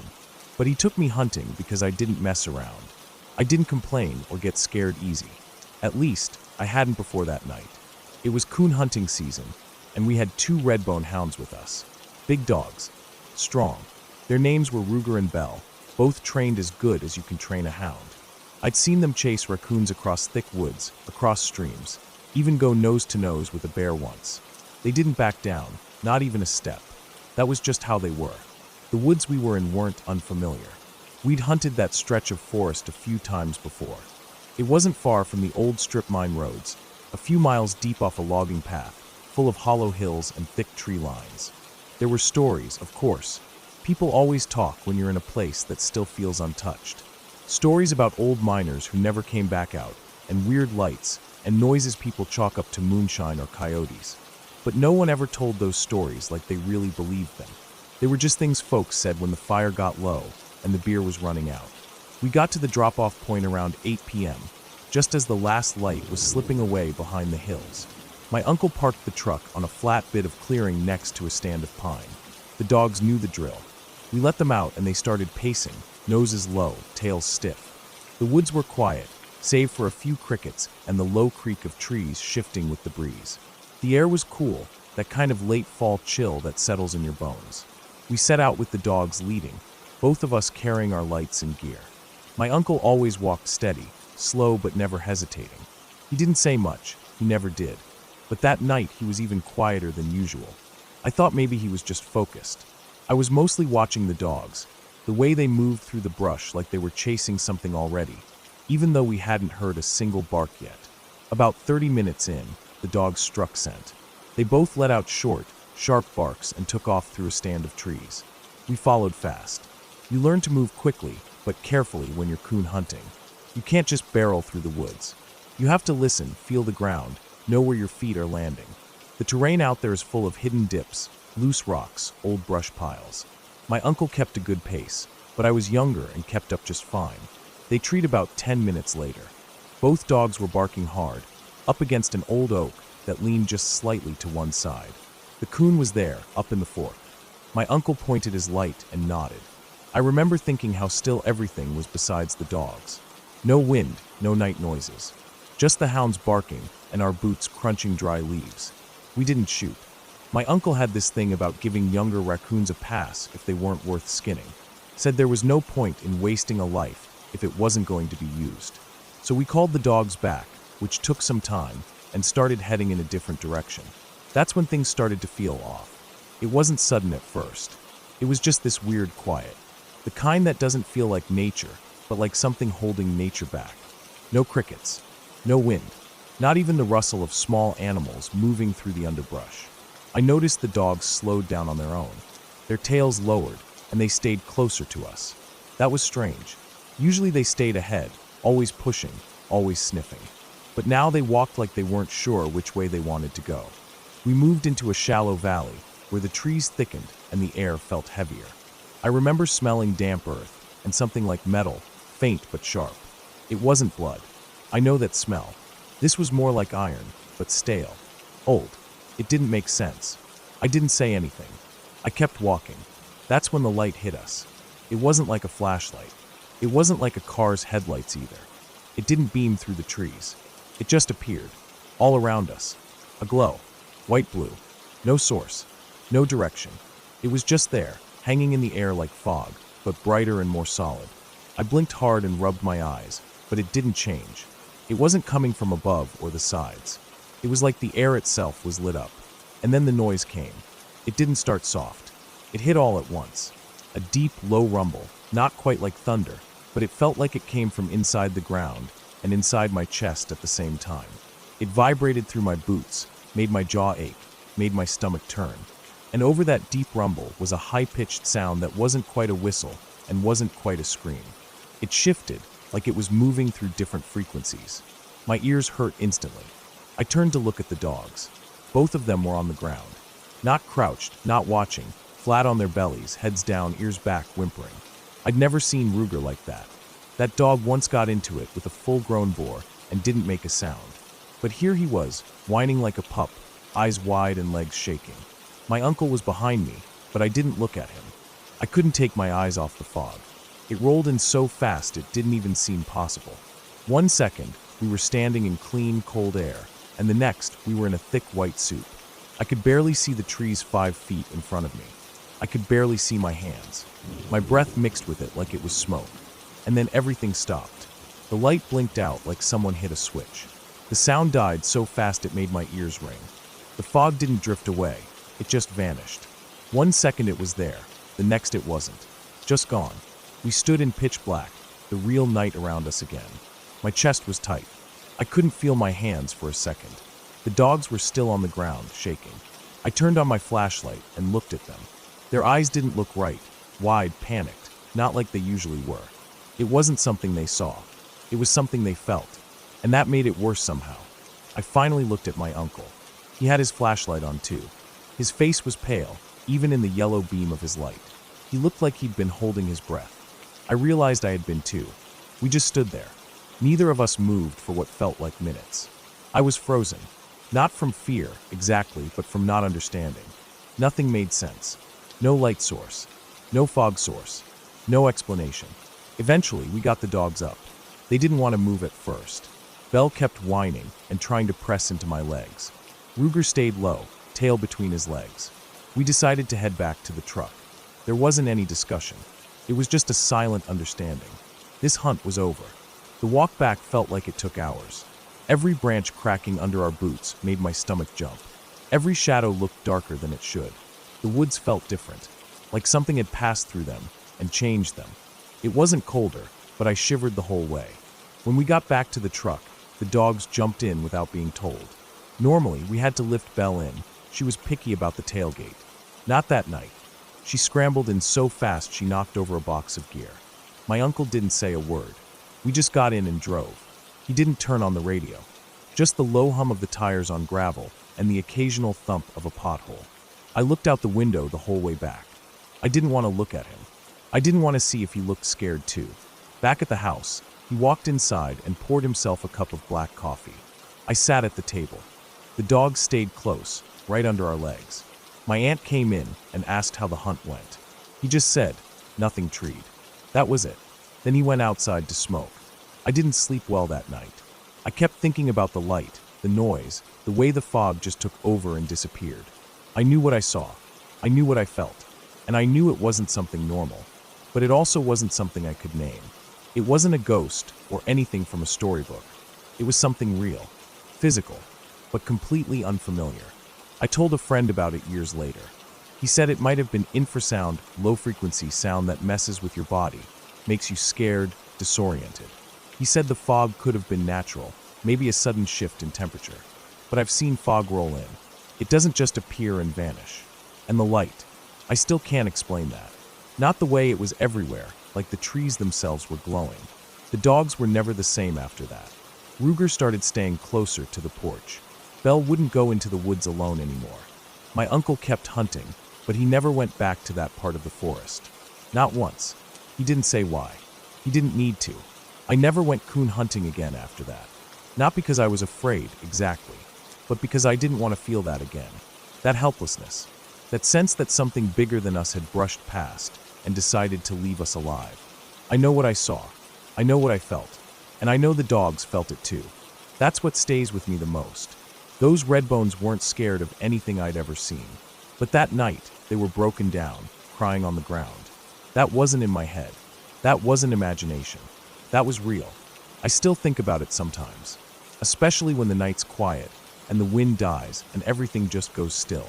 That memory creeps back in, not with fear anymore, but with a question I'll never get answered. What the hell did we walk into out there? Whatever it was, it didn't want to be seen. Or maybe it did, just for a moment. Maybe it wanted us to know that we weren't the only ones in those woods. And maybe, just maybe, it let us go.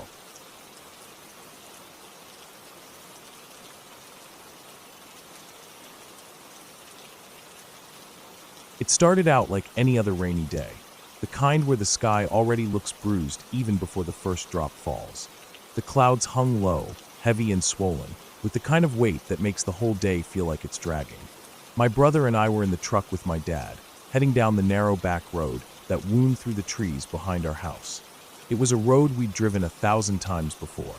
It was cracked in places, had deep ruts along the sides where runoff carved lines into the dirt, and it always smelled like damp pine and wet leaves. It wasn't even really a road, more like a long driveway that cut across a few acres of wooded land before finally linking up with the main road a couple miles away. I can't even remember why we were going out. It might have been to check the mail at the end of the road, or maybe to head into town for something. Milk, maybe, or gas. What I do remember, though, as clear as the sky was dark, was how bad the storm was. It started out rough and only got worse. At first it was just fat raindrops pounding on the windshield like thrown pebbles, but then the sky opened up and let it all go at once. The wipers were already on full speed, but they barely kept up. The rain hit so hard and fast that it was like driving through a gray curtain, and then the hail joined in. tiny white chunks bouncing off the hood and roof and smacking the side windows. It was loud. You had to squint just to make out the lines in the road.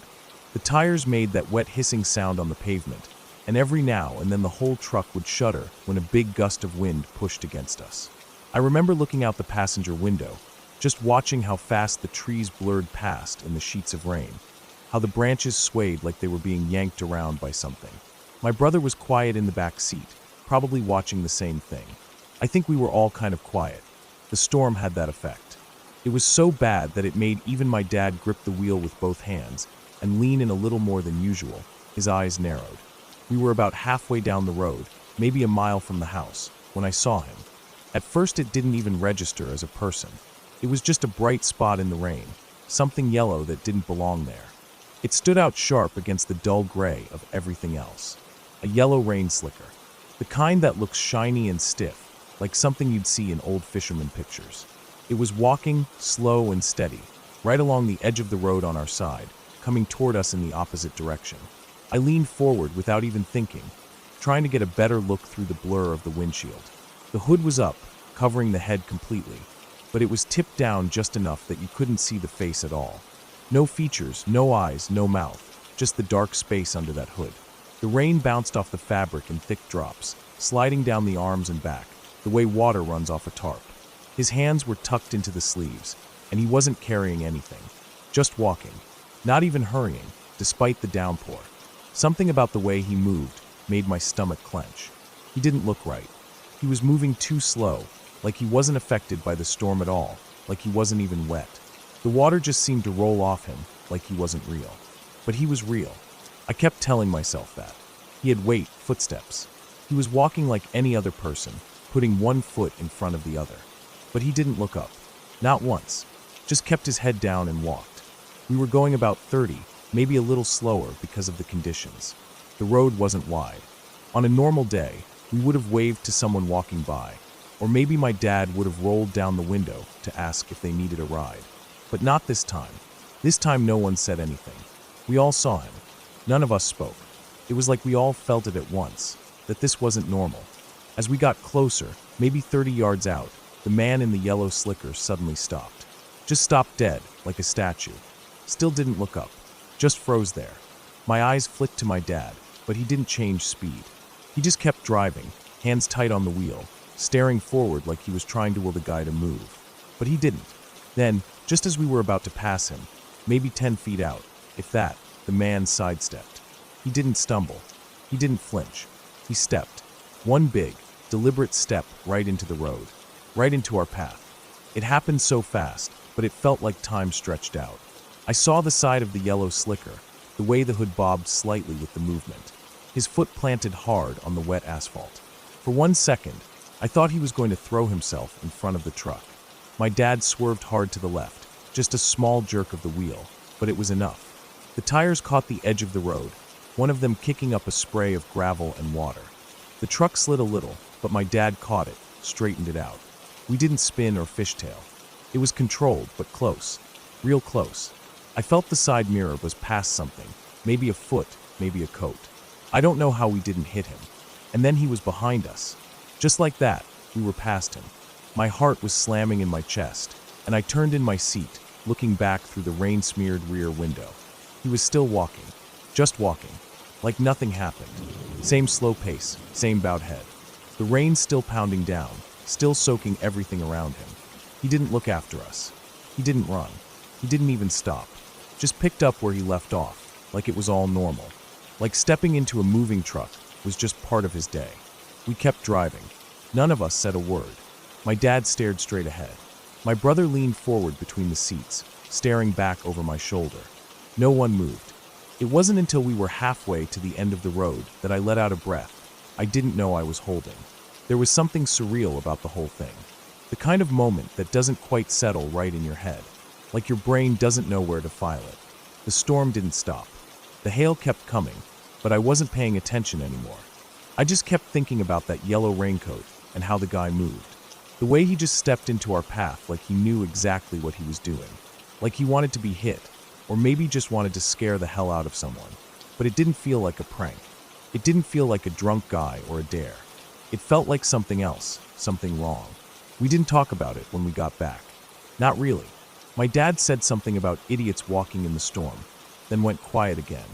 My brother shook his head and went to his room. I sat in the kitchen for a while, just watching the rain roll down the window. But I kept thinking about it. A couple days later, I went back down the road on my bike just to see. The sky was clear by then, everything bright and dry. The storm had blown through, and it looked like any other summer day. I rode slow, watching the trees, scanning the edges of the road for anything, footprints, trash, anything yellow. There was nothing. No sign that anyone had ever been there. No one else in town mentioned seeing a man in a raincoat, and I didn't see anyone walking out there again. It just ended. I've thought about that day a lot since then. I think about how close we were to hitting him. I think about what would have happened if we had. I think about how calm he looked, how purposeful. He didn't try to stop us or wave us down. He just waited and stepped. That image stays with me, more than anything.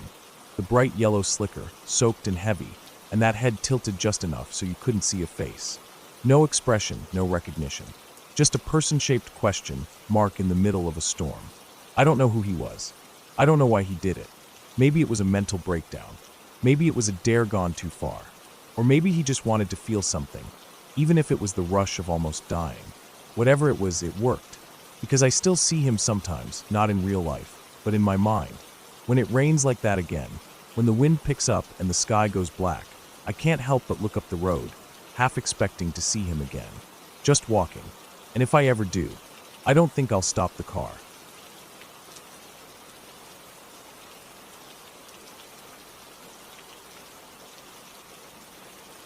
I hadn't seen my cousin Evan in years. Not since we were kids running around barefoot in our grandparents' yard, chasing chickens and getting yelled at for climbing the old pecan tree near the barn. Life happened, as it always does, and we drifted apart, different cities, different lives. But when he called me out of the blue that summer, asking if I wanted to join him on a weekend trip to the mountains, I said yes without thinking too hard about it. We planned a short hiking and camping trip in a less traveled area of the Appalachians, about a 4-hour drive from where I lived. Evan had done a lot of hiking over the years, more than me honestly, and promised that it wouldn't be anything too intense. Just a couple of days out in the woods, fresh air, no phones, maybe some fishing if we could find a stream. I packed light, mostly secondhand gear I borrowed from a buddy who used to do trail work, tossed it all in the back of my car, and met Evan at a gas station off the highway on a Friday morning. He had a big beard now, almost unrecognizable except for that familiar smirk he always had when we were kids. We talked for a while at the pumps, loading his pack into my trunk, swapping old memories, laughing like no time had passed. Then we drove. The route to the trailhead took us down a two-lane road that twisted through hills and dense forest. As we got further from town, the signs of civilization dropped off quickly. No more gas stations, no houses, just trees pressing in on both sides of the road. I remember thinking how quiet it was. Not peaceful quiet, but that heavy, almost unnatural silence you feel when there's nothing around but land and air. I didn't mention it to Evan. He seemed relaxed, staring out the window like he was already deep in the trip. We reached the trailhead just after noon. It was nothing more than a wide dirt patch off the road, no signs, no cars. I checked my phone one last time, no signal. Evan said that was normal out here. We pulled on our packs, locked the car, and stepped onto the narrow trail that disappeared into the trees. The first few hours were good. The trail was steep in places but manageable. Ferns covered the forest floor, and everything smelled like wet moss and pine. We passed a couple of streams, climbed over some fallen logs, and even saw a deer bounding off into the distance at one point. The sun filtered through the leaves above us, painting patches of light that moved as the wind blew through the branches. I remember thinking it was exactly what I needed. No noise, no emails, no stress, just the woods and the sound of boots on dirt. We hiked for about 5 miles before Evan suggested we stop for the night. There was a small clearing just off the trail, barely visible unless you knew where to look. It was flat, dry, and surrounded by thick trees. We set up camp there, pitched our small tents facing each other, and built a fire with what Evan gathered nearby. As the sun dipped behind the ridgeline, the temperature dropped fast, and I was glad I'd brought my thermal layer. We ate a simple dinner, beans, jerky, and trail mix, and sat by the fire until the stars came out. It got real dark real quick. Out there, miles from the nearest town, the sky looked different. Bigger, I guess. Like you were sitting at the bottom of a well looking up. The fire cracked and popped, and the forest creaked and rustled. And for a long time we just sat in silence, soaking it all in. I went to bed before Evan did. He said he wanted to stare at the stars a little longer. I crawled into my tent, zipped up the flap, and curled into my sleeping bag. I fell asleep to the sound of leaves rustling in the wind and the occasional snap of a branch out in the dark. I woke up in the middle of the night, heart pounding, eyes wide open. I didn't know why at first. No dreams, no sounds. I just suddenly snapped awake, like my body had felt something my brain hadn't caught up to yet. I lay there listening. Nothing. Then I heard it. A soft, steady crunching sound, like footsteps on dry leaves. Not fast, not panicked. Slow, deliberate, moving through the woods just outside the clearing. I didn't move. I held my breath. Crunch, crunch, pause. Crunch, crunch. It wasn't an animal. I've heard deer move through the woods before. They walked differently, lighter, more erratic. This was different. This was careful. I slowly unzipped my sleeping bag and reached for my flashlight, but I didn't turn it on. I didn't want to give away that I was awake. The steps circled the clearing once, then stopped for a long time. I didn't hear them again after that. I waited at least an hour, maybe more, before I fell asleep again. In the morning, Evan asked if I'd heard the raccoon. I said no. He said he thought something was moving around camp, but figured it was nothing.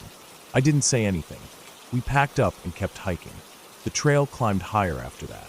We passed through dense thickets where the light barely touched the ground, then up onto a narrow ridge with a view of the valley below. There were no signs, no markers, just Evan's memory guiding us.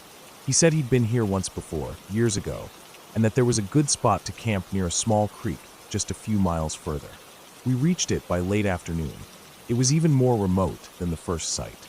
No clearing this time, just a flat spot near the creek where the trees opened up enough to pitch our tents. The air smelled clean, cold. The only sound was the water rushing over smooth rocks. We set up camp again, made another small fire, and sat quietly as the sun went down. I kept glancing into the trees, feeling uneasy. Not scared, exactly. Just off. Like the air was too still, or the woods too quiet. That night, I couldn't sleep. I lay there listening, waiting, heart pounding every time I heard a twig snap or leaves crunch. Around midnight, I heard it again, the same slow, steady footsteps. This time closer. They moved through the trees behind Evan's tent. I could hear them crunching through the underbrush, then stopping. Then a soft thump, like someone shifting their weight. Then nothing. I gripped my flashlight, but didn't turn it on. I waited, barely breathing. Eventually, the steps faded. I lay there, stiff as stone, until the sky turned gray with morning light. When we got up, Evan looked tired too. I could tell he hadn't slept well, but he didn't say anything about it. I asked if he heard anything, and he just shrugged, said maybe it was a fox. I knew it wasn't a fox. We decided to keep moving that day, get to a higher point on the ridge, and start circling back toward the trailhead. The hike was harder than the day before, steeper, rougher, less clear where the trail was.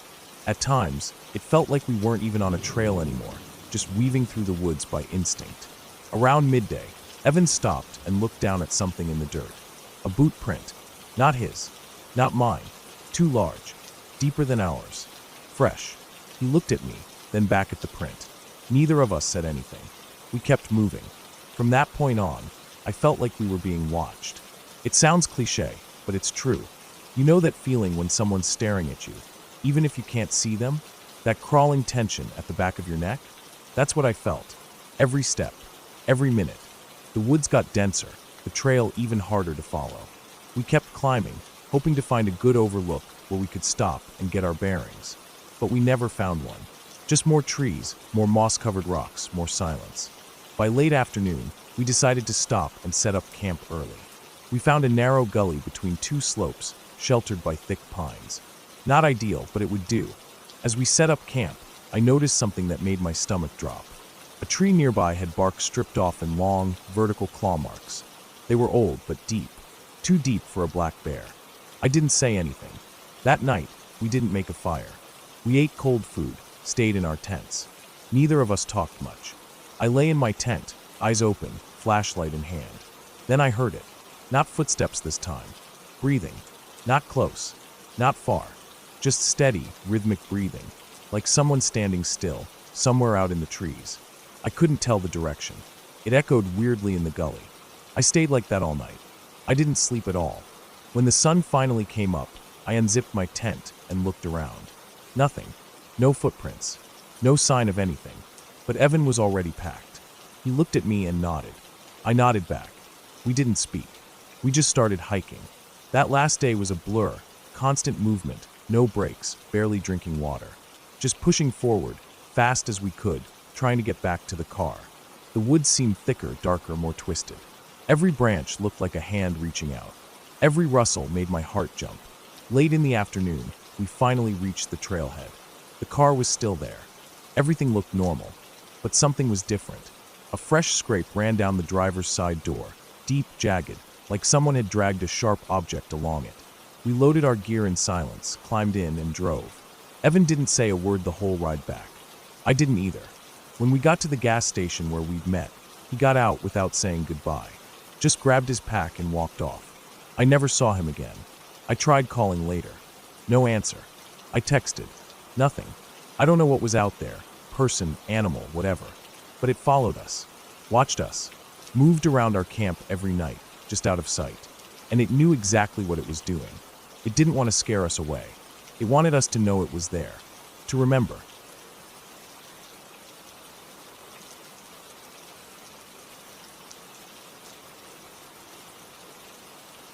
I took a week off work in late October. I needed to get away from everything. People, noise, the screens, the non-stop emails. I didn't tell anyone much about my plans, except that I'd be hiking for a few days. I picked a trail system in the northern part of the state, one I'd heard about from a ranger the year before, but never had the time to check out. It wasn't a national park, so it didn't attract too many tourists. That's what I wanted. Quiet. Time. Nature. I packed my gear carefully. 2.5 days worth of food, a water filtration kit, GPS, paper maps, compass, survival kit, emergency whistle, flare, and a small 2-person tent just in case I didn't make it to a shelter. I kept my phone with me too, though I knew there wouldn't be service for most of it. That was part of the appeal. The drive up took 5 hours. By the time I parked at the dirt pull-off by the trailhead, it was late afternoon, gray and cool. I remember stepping out of the car and taking a long breath. Pine. Damp leaves. The quiet kind of cold that tells you winter's not far off. I strapped my pack on and headed into the woods. The trail started easy. Just soft dirt, scattered rocks, and a slow incline. Trees on both sides, spaced wide enough to see between them, but close enough that it felt like a tunnel. I hiked for maybe 2 hours before I set up camp at a clearing just off the path. There was an old fire ring there, blackened stones with ash in the middle, probably from summer hikers. That first night was calm. I cooked rice and beans over my little stove and sat on a log with my headlamp off, watching the last light bleed from the sky. I slept well. The air was cold, but the sleeping bag kept me warm. In the middle of the night, I heard something walking near the tent, just soft footsteps through leaves, probably a raccoon or deer. I didn't move. I listened until it passed, and then fell back asleep. The next day, I hiked further. According to my map, there was a loop that would take me around a large ridge and past an old fire tower. The trail wasn't very well marked. Sometimes the path was barely visible under fallen leaves. I had to keep checking the GPS to make sure I hadn't wandered off. Around mid-afternoon, clouds rolled in. I could feel a storm coming. I sped up, trying to reach the tower before rain hit. The path got steeper and rockier. By the time I made it to the top, I was drenched in sweat, even though the temperature had dropped. The fire tower was still standing, though old and rusted. The bottom steps were broken, so I didn't bother climbing it. I took shelter under the base and pulled out a protein bar. I remember the quiet again. Just wind through the trees, the distant rumble of thunder. No birds, no insects. That kind of quiet is different. It feels like the forest is holding its breath. I checked my GPS again and noticed the signal was flickering. The weather, maybe. I marked my position anyway and decided to start the descent. I figured I'd make camp at a creek I'd seen on the map, about 2 miles down. As I headed down, the trail grew rougher. Sections were washed out from old storms. Some parts were nothing but loose stones and slick mud. I lost my footing once and slid a few feet before catching myself on a root. I kept going, slower now, more careful. It started to rain just before I reached the creek. Not heavy at first, just a cold drizzle that seeped into everything. I found a flat spot near the water, set up my tent, and got a fire going with dry twigs I kept wrapped in a plastic bag. I boiled water, made tea, and sat under my poncho, watching the rain fall into the creek. That night was different. I didn't sleep well. The wind picked up, rattling the tent. The rain got heavier. Branches snapped in the woods. At some point, I thought I heard something moving near the tent again. Slow, crunching steps. I held my breath. It didn't sound like a deer. Too heavy. It passed eventually, but I couldn't shake the feeling that something had been watching me. The next morning, I found tracks in the mud a few yards from the tent. Not boot prints. Not paws either. Hoofs. Big ones. Could have been a moose, but the prints were too round, too wide. I didn't think too hard about it. Just packed up and moved on. I decided to finish the loop early and head back to the car. The sky was still gray, and I didn't trust the weather. I checked the map, took a bearing with the compass, and started walking. The trail was supposed to fork after about a mile and reconnect near a logging road. I never found the fork. I walked for hours. The GPS wouldn't load. Just a frozen screen. I kept going in the direction I thought was right, using the compass and the sun when I could see it. But the forest didn't look familiar anymore. The trees were thicker. The underbrush was tangled and wild. I hadn't seen a trail marker in a long time. I told myself I wasn't lost, just temporarily off course. I'd find the road or the trail eventually. I rationed water, skipped lunch to conserve food, and kept moving. The light started fading around 5 p.m. I decided to make camp again, figuring I'd find the road in the morning. That night was bad. No rain, but the wind was stronger. It howled through the trees like distant voices. The tent shook. I kept hearing things, snapping twigs, rustling leaves, heavy steps that stopped and started again. I didn't sleep. I just laid there, staring at the ceiling of the tent, gripping the emergency whistle in one hand and my knife in the other. I thought about using the flare, but I didn't want to waste it unless I was in real trouble. By morning, I knew I was lost. The GPS was dead now. Wouldn't even turn on. My phone was too, battery drained even though I'd barely used it. I tried to retrace my steps, but the forest all looked the same. Brown trunks, wet leaves, mist hanging low. Every direction felt like the wrong one. I walked all day without finding a trail or road. Just endless trees. I called out once or twice, just to break the silence. My voice sounded small and stupid out there. Nothing answered.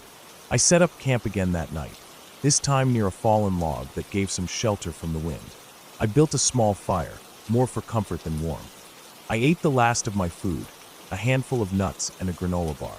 I sat with my back to the log and watched the fire burn down. Just before dark, I heard something again. Not footsteps this time. Breathing. It was faint at first, then closer. Deep, steady breaths, like something standing just behind the trees, just outside the reach of the firelight. I didn't move. I didn't even turn around. I sat frozen, listening. The breathing went on for maybe a minute. Then it stopped. Nothing. Just the crackle of dying embers and the wind. I didn't sleep at all that night. Every time I closed my eyes, I thought I heard it again. That slow, heavy breathing.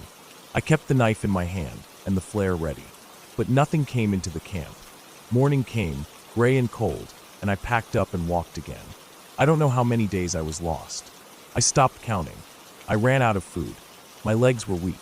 My lips were cracked.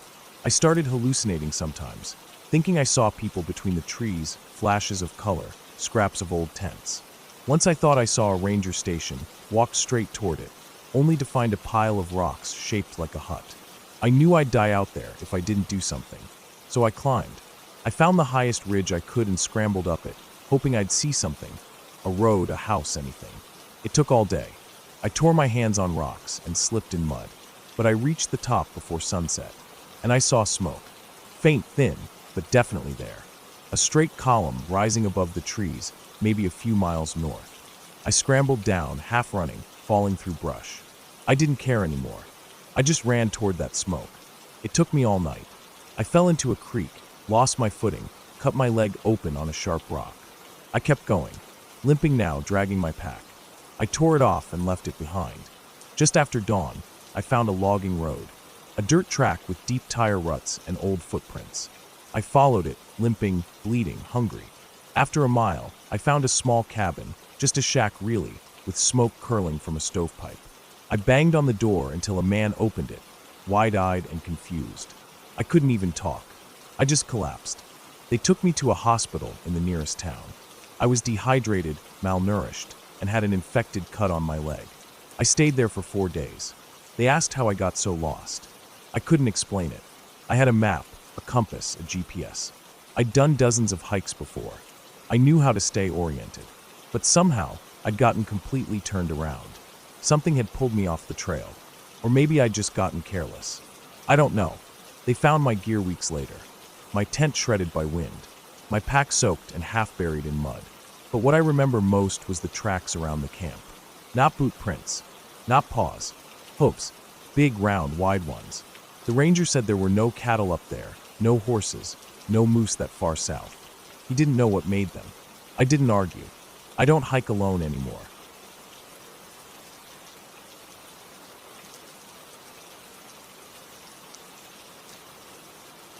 I never thought a simple detour on the drive back home would lead to one of the most terrifying experiences of my life. I had just spent a weekend visiting an old college buddy in upstate Pennsylvania, and instead of taking the main interstate back like I always did, I decided to take the scenic route through the Allegheny backroads. I wasn't in a rush. I liked long drives and I liked quiet, especially after 2 days of loud friends and late-night beers. It was early evening when I turned off the highway and started cutting through the wooded countryside. The sky was still light, but starting to fade into that pale blue that comes before dusk. My GPS had me on a narrow, 2-lane road with no dividing lines, cracked edges, and barely enough shoulder to pull over if I needed to. It twisted through thick forests and small hills, and I passed a few farms spaced out by miles. Cell signal was spotty, but I didn't think much of it. I had offline maps downloaded and a full tank of gas. Somewhere along that road, the GPS glitched. It froze and then rerouted me. I didn't notice right away, but after about 15 minutes, I realized I was no longer on the planned route. It had sent me onto a smaller side road called Copper Hollow Road. The name didn't ring any bells, but I figured it was just a shortcut. Sometimes Google Maps did that when it thought it found a faster route. The road got narrower. The pavement turned to gravel. Then the gravel gave way to dirt and rocks, the kind of road you usually need a truck or SUV for. I was in my old but reliable Camry, which had never had trouble before, so I kept going. I told myself I could always turn around if things got worse, but I kept putting off the decision, thinking the road would open back up soon. It never did. The trees got thicker. The light dimmed quickly. It was midsummer, but in that part of the woods, it looked like evening had arrived early. There were no power lines, no mailboxes, no signs of houses or life. Just trees and dirt and shadows. Eventually, I reached a point where the road dipped down into a small valley. The path there was covered in mud and had clearly been washed out by recent rain. I stopped the car and looked ahead. The wheels were already slipping a bit. I knew if I went further and got stuck, there'd be no one to help. There was no cell service. No one would hear me call. I decided to back up. When I shifted into reverse and looked behind me, I realized I couldn't easily turn around. The road was too narrow and lined with thick trees on either side. I'd have to reverse all the way back up the hill, which curved sharply to the left. I sighed and started inching back slowly, carefully trying not to veer off into the woods. That's when my rear wheel hit something and spun out. I cursed under my breath and got out. My right rear tire had sunk into a soft patch of ground where water had pooled. It wasn't a deep hole, but it was enough to trap the wheel. I tried putting branches and rocks under it to get traction. It didn't help. Every time I tried to reverse, the tire spun and kicked up more mud. The sun dipped lower, casting long shadows over the road. I tried walking up the hill a bit to see if I could get a better view, or maybe some signal. Nothing. The trees were too thick. The canopy blocked any light from the fading sky. I walked back to the car and sat for a minute thinking. I didn't want to leave the vehicle, but I also couldn't stay put all night in the middle of nowhere. I remembered passing a small dirt driveway about a mile back. I wasn't sure if it led to a house or was just a logging path, but I figured it was better than nothing. I locked the car and started walking. The woods were completely silent except for the crunch of my shoes on gravel. No birds, no insects. That kind of silence that isn't peaceful, it's heavy. I kept glancing into the trees, half expecting to see something move. I didn't, but I couldn't shake the feeling that something was watching. I told myself it was just nerves, just the isolation playing tricks on me. After about 20 minutes of walking, I saw the entrance to that dirt path. I took it. It curved through more trees and disappeared into the forest. I followed it, hoping it would lead to a house or cabin. The deeper I went, the more overgrown the path became. It didn't look like it had been used in months. Weeds grew tall in the middle, and branches reached low from either side. The sky above was now a dim grayish blue, barely visible through the trees. Then I saw a structure up ahead. It was an old house, not completely abandoned, but not well kept either. The porch sagged in the middle, and the paint was peeling. A rusted pickup truck sat off to the side, half covered in a blue tarp. There were no lights on, no movement, but smoke trickled faintly from a metal chimney pipe sticking out of the roof. That meant someone might be home. I walked slowly up the path toward the house. I hesitated at the bottom of the porch steps. Something about the place felt off. It wasn't just the condition. It was the stillness. The kind of stillness that felt forced, like it was holding its breath. But I needed help. I stepped up onto the porch, and it creaked loudly under my weight. I froze, half expecting someone to yell from inside. Nothing. I knocked on the door. No answer. I knocked again, louder this time. Still nothing. I waited another minute, then walked around the side of the house. There was a small shed in the back, door slightly ajar. I peeked inside. Empty. Just old tools, rusted cans, and a couple of stacked buckets. I walked back toward the front. Then I saw the footprints. They were in the dirt by the porch. Fresh. Still defined. They weren't boot prints or sneakers. Bare feet. Adult-sized. Several of them. Some pointing toward the woods, others back toward the house. They weren't evenly spaced either. Some were staggered or overlapping, like someone had been pacing or stumbling. I looked around again, more alert now. Still no sound. No birds. No wind. I decided not to wait around. I turned and started walking back toward the road. I figured if I could get far enough away from this place, I might find another road, or maybe catch a bar of signal. That's when I heard the sound behind me. A soft thud, then another, like someone stepping on dry ground barefoot. I froze. I didn't turn around right away. I just listened. Thud, thud. It was coming closer. I started walking faster. My heart thudded louder than the footsteps behind me. I didn't want to run, not yet, but I picked up the pace. The sound behind me grew quicker, matching my steps. I finally turned. Nothing. The path was empty behind me. No movement. No one. I stared for a long second, breathing hard, eyes scanning the trees. I started walking again, this time faster. Every few seconds I glanced back. Still nothing. But the feeling that something was near never left. I broke into a light jog, not caring how loud I was. I needed to get out of those woods. When I reached the main dirt road again, I felt a wave of relief. My car was still about a mile down the hill, but at least I was away from that house. I took a deep breath, wiped sweat from my forehead, and kept walking. That's when I noticed something strange about the road. There were new footprints. Barefoot. Same as before. Only now they were behind me, spaced perfectly in the middle of the road, leading back the way I had come. Like someone had been following at a distance the whole time. I didn't stop to think. I ran. Full sprint. I didn't look back again. I just ran until I saw the faint silver glint of my car through the trees. When I reached it, I fumbled with the keys, yanked the door open, and slammed it shut behind me. I locked the doors, sat there panting, staring out the windshield into the trees. The forest was dark now, almost black. I didn't see anyone, but I felt something. A presence, just out of view. I sat in the car for a long time, gripping the steering wheel. I wasn't sure what to do. I couldn't drive forward. The road was impassable.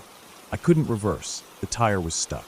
I considered sleeping there until morning, but I didn't feel safe staying still. Eventually, I got out again and circled to the back. I took more branches, more rocks, tried again to get the tire free. On the fourth try, the car lurched back an inch. Then another. I floored it in reverse and felt the back end rise out of the hole. The car spun sideways a bit, but I got it straight and kept going, reversing up the hill as fast as I could without skidding off the edge. I didn't stop until I was back on gravel. From there, I kept driving until I saw the glow of headlights, an old pickup coming toward me on the main road. I waved it down.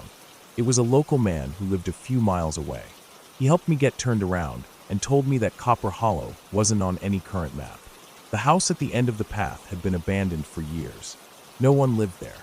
Not anymore. I didn't say anything. I didn't mention the footprints, or the sound of footsteps, or the feeling that something had followed me. I thanked him, turned back toward the highway, and didn't stop again until I was home. I never found out who or what had been in those woods with me. Maybe it was some old hermit, someone squatting in that house, or maybe something worse. I don't need to know. I've never taken a detour since. And every time I see a dirt road winding into the forest, I keep driving.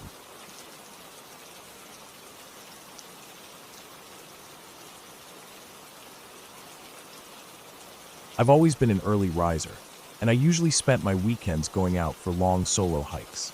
I never really liked gyms or crowded trails. I preferred the silence and the slow rhythm of my own steps crunching dirt and leaves underfoot. I wasn't an adrenaline junkie, and I never did anything risky. I just liked being away from people for a bit, walking through the woods with a small backpack, a thermos of coffee, and my thoughts. One Saturday morning in late October, I decided to explore a trail I'd heard about from a coworker. It wasn't official, not on any map, but he said he used to hike it years ago. Said it cut through a patch of thick woods near an old logging site that had been abandoned for decades. It wasn't too far, just a few miles out of town, and from the way he described it, it sounded quiet, barely touched, the kind of place that hadn't seen human footsteps in years. That was exactly what I was looking for. I woke up around 5 a.m., threw on my usual hiking clothes, wool base layer, light jacket, jeans, and boots. The air was cold enough to fog my breath when I stepped out to load my bag in the car. I had packed light: water, a sandwich, flashlight, small first aid kit, knife, thermos of coffee, and a printed satellite map with some scribbled notes on the area my coworker had mentioned. I also had my phone fully charged, but I already knew reception would be useless out there. The trailhead wasn't really a trailhead.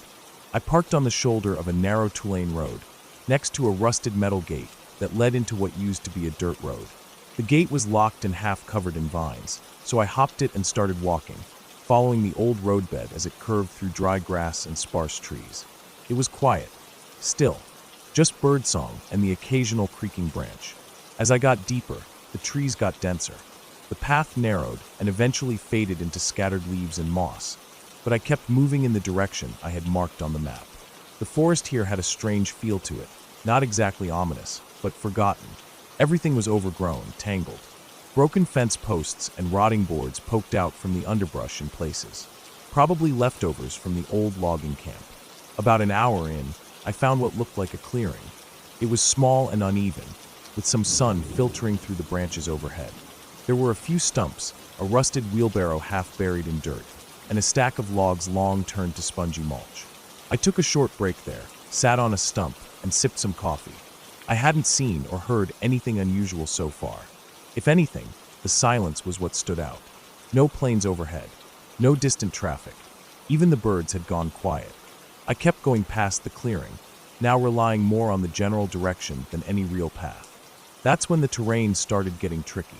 The land sloped downward, more steeply than I expected, and the soil was loose with leaves and slick patches of moss. I took my time, stepping carefully, grabbing onto branches and tree trunks to steady myself. At the bottom of the slope, the forest floor flattened out into a low basin, like a shallow bowl. That's where I noticed the smell.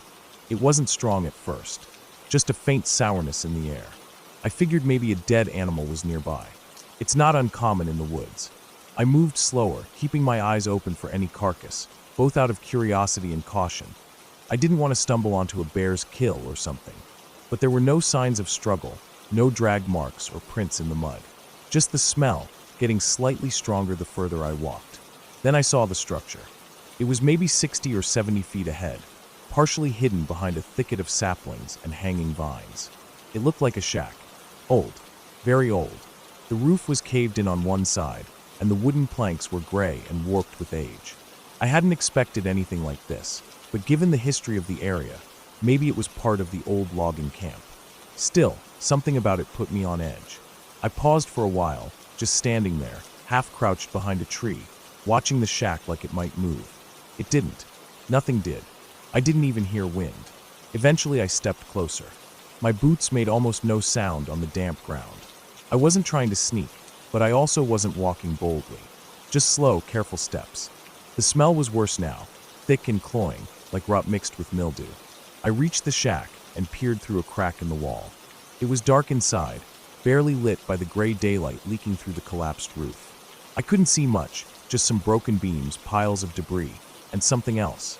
At first, I thought it was a bundle of old tarps or blankets. Then I realized it had a shape to it.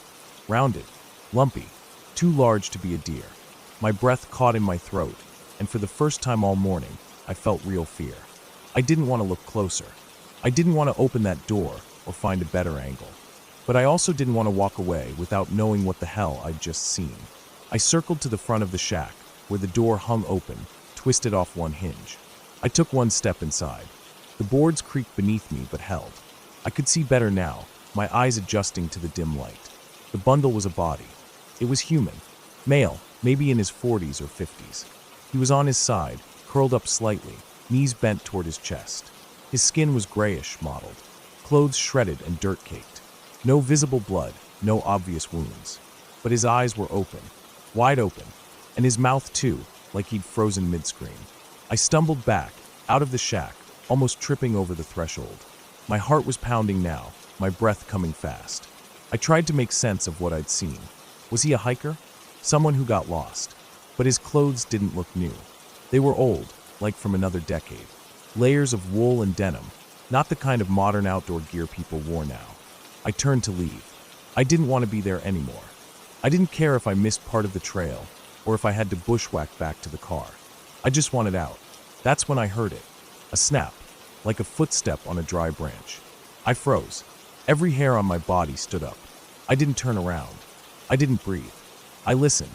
Another sound, a low rustling, maybe 30 feet behind me, somewhere in the trees. I slowly reached into my bag, pulling out my knife. It was small, just a folding blade, but it was better than nothing. I didn't want to panic. Animals live out here. Maybe it was a deer, or even a bear. I just had to stay calm. Then I heard breathing. Not mine. Heavy, steady. From behind a cluster of trees. It wasn't panting. It was slow, deliberate, like someone trying to stay quiet, but unable to hide completely. I turned and backed away slowly, eyes scanning the woods. I couldn't see anything, but I knew something was there. Watching me. Following me. I didn't run. Not yet. I walked as fast as I could without making too much noise, back toward the slope I'd come down earlier. Every few seconds, I looked back. Nothing. No movement. But the feeling didn't go away. I reached the slope and started climbing. It was harder going up, my boots slipping on the loose dirt and wet leaves. My legs burned. My lungs ached. I gripped tree roots and low branches, pulling myself higher. Then I slipped. One boot lost traction, and I fell hard on my side, sliding a few feet before stopping against a log. Pain shot through my hip, but I pushed up fast, breathing hard, knife still clenched in my fist. When I looked back down the slope, I saw something move. A figure, standing still at the bottom, near the base of the trees. It wasn't clear, just a dark shape. No details, no face, but it was upright, human-shaped, and it was staring up at me. I didn't wait. I scrambled the rest of the way up, half running, half climbing, branches slapping my face. When I reached the top, I didn't stop. I just kept going, pushing through the brush, trying to retrace my steps toward the clearing. I moved fast, not caring how much noise I made now. Every few steps I looked back. Nothing. No one. But I didn't believe it was gone. I couldn't. That feeling of being hunted never left. Eventually I reached the clearing again. The sun had shifted, more shadows now. I was breathing hard, soaked in sweat despite the cold. I took a quick drink of water, then kept moving. The old road was ahead. If I could just reach it, I'd be close to the gate. As I got closer, I noticed something strange. The ground was marked. Tracks. Not boot prints. Drag marks. Like something heavy had been pulled through the leaves. Fresh. They led off the road and into the trees. I didn't follow them. I kept walking, faster now, legs stiff and sore lungs burning. When I reached the gate, I climbed it without stopping and practically ran to my car. Threw open the door, tossed my bag inside, and slammed it shut. I locked the doors. Then I sat there for a long time, hands gripping the wheel, staring at the woods. I didn't see anything follow me. I didn't hear anything more, but I knew someone was out there. Later, I tried to report what I'd found. I called the local sheriff's department and told them I found a body in an old shack. I didn't mention the figure. I didn't mention the tracks. They sent someone to check it out, but a few days later I got a call saying they couldn't locate any structure fitting my description. No shack, no body, just dense woods. They said maybe I got turned around. Maybe I'd wandered onto private land. Maybe it was an old animal carcass I mistook for something else. I didn't argue. I thanked them and hung up, but I know what I saw, and I haven't gone hiking alone since.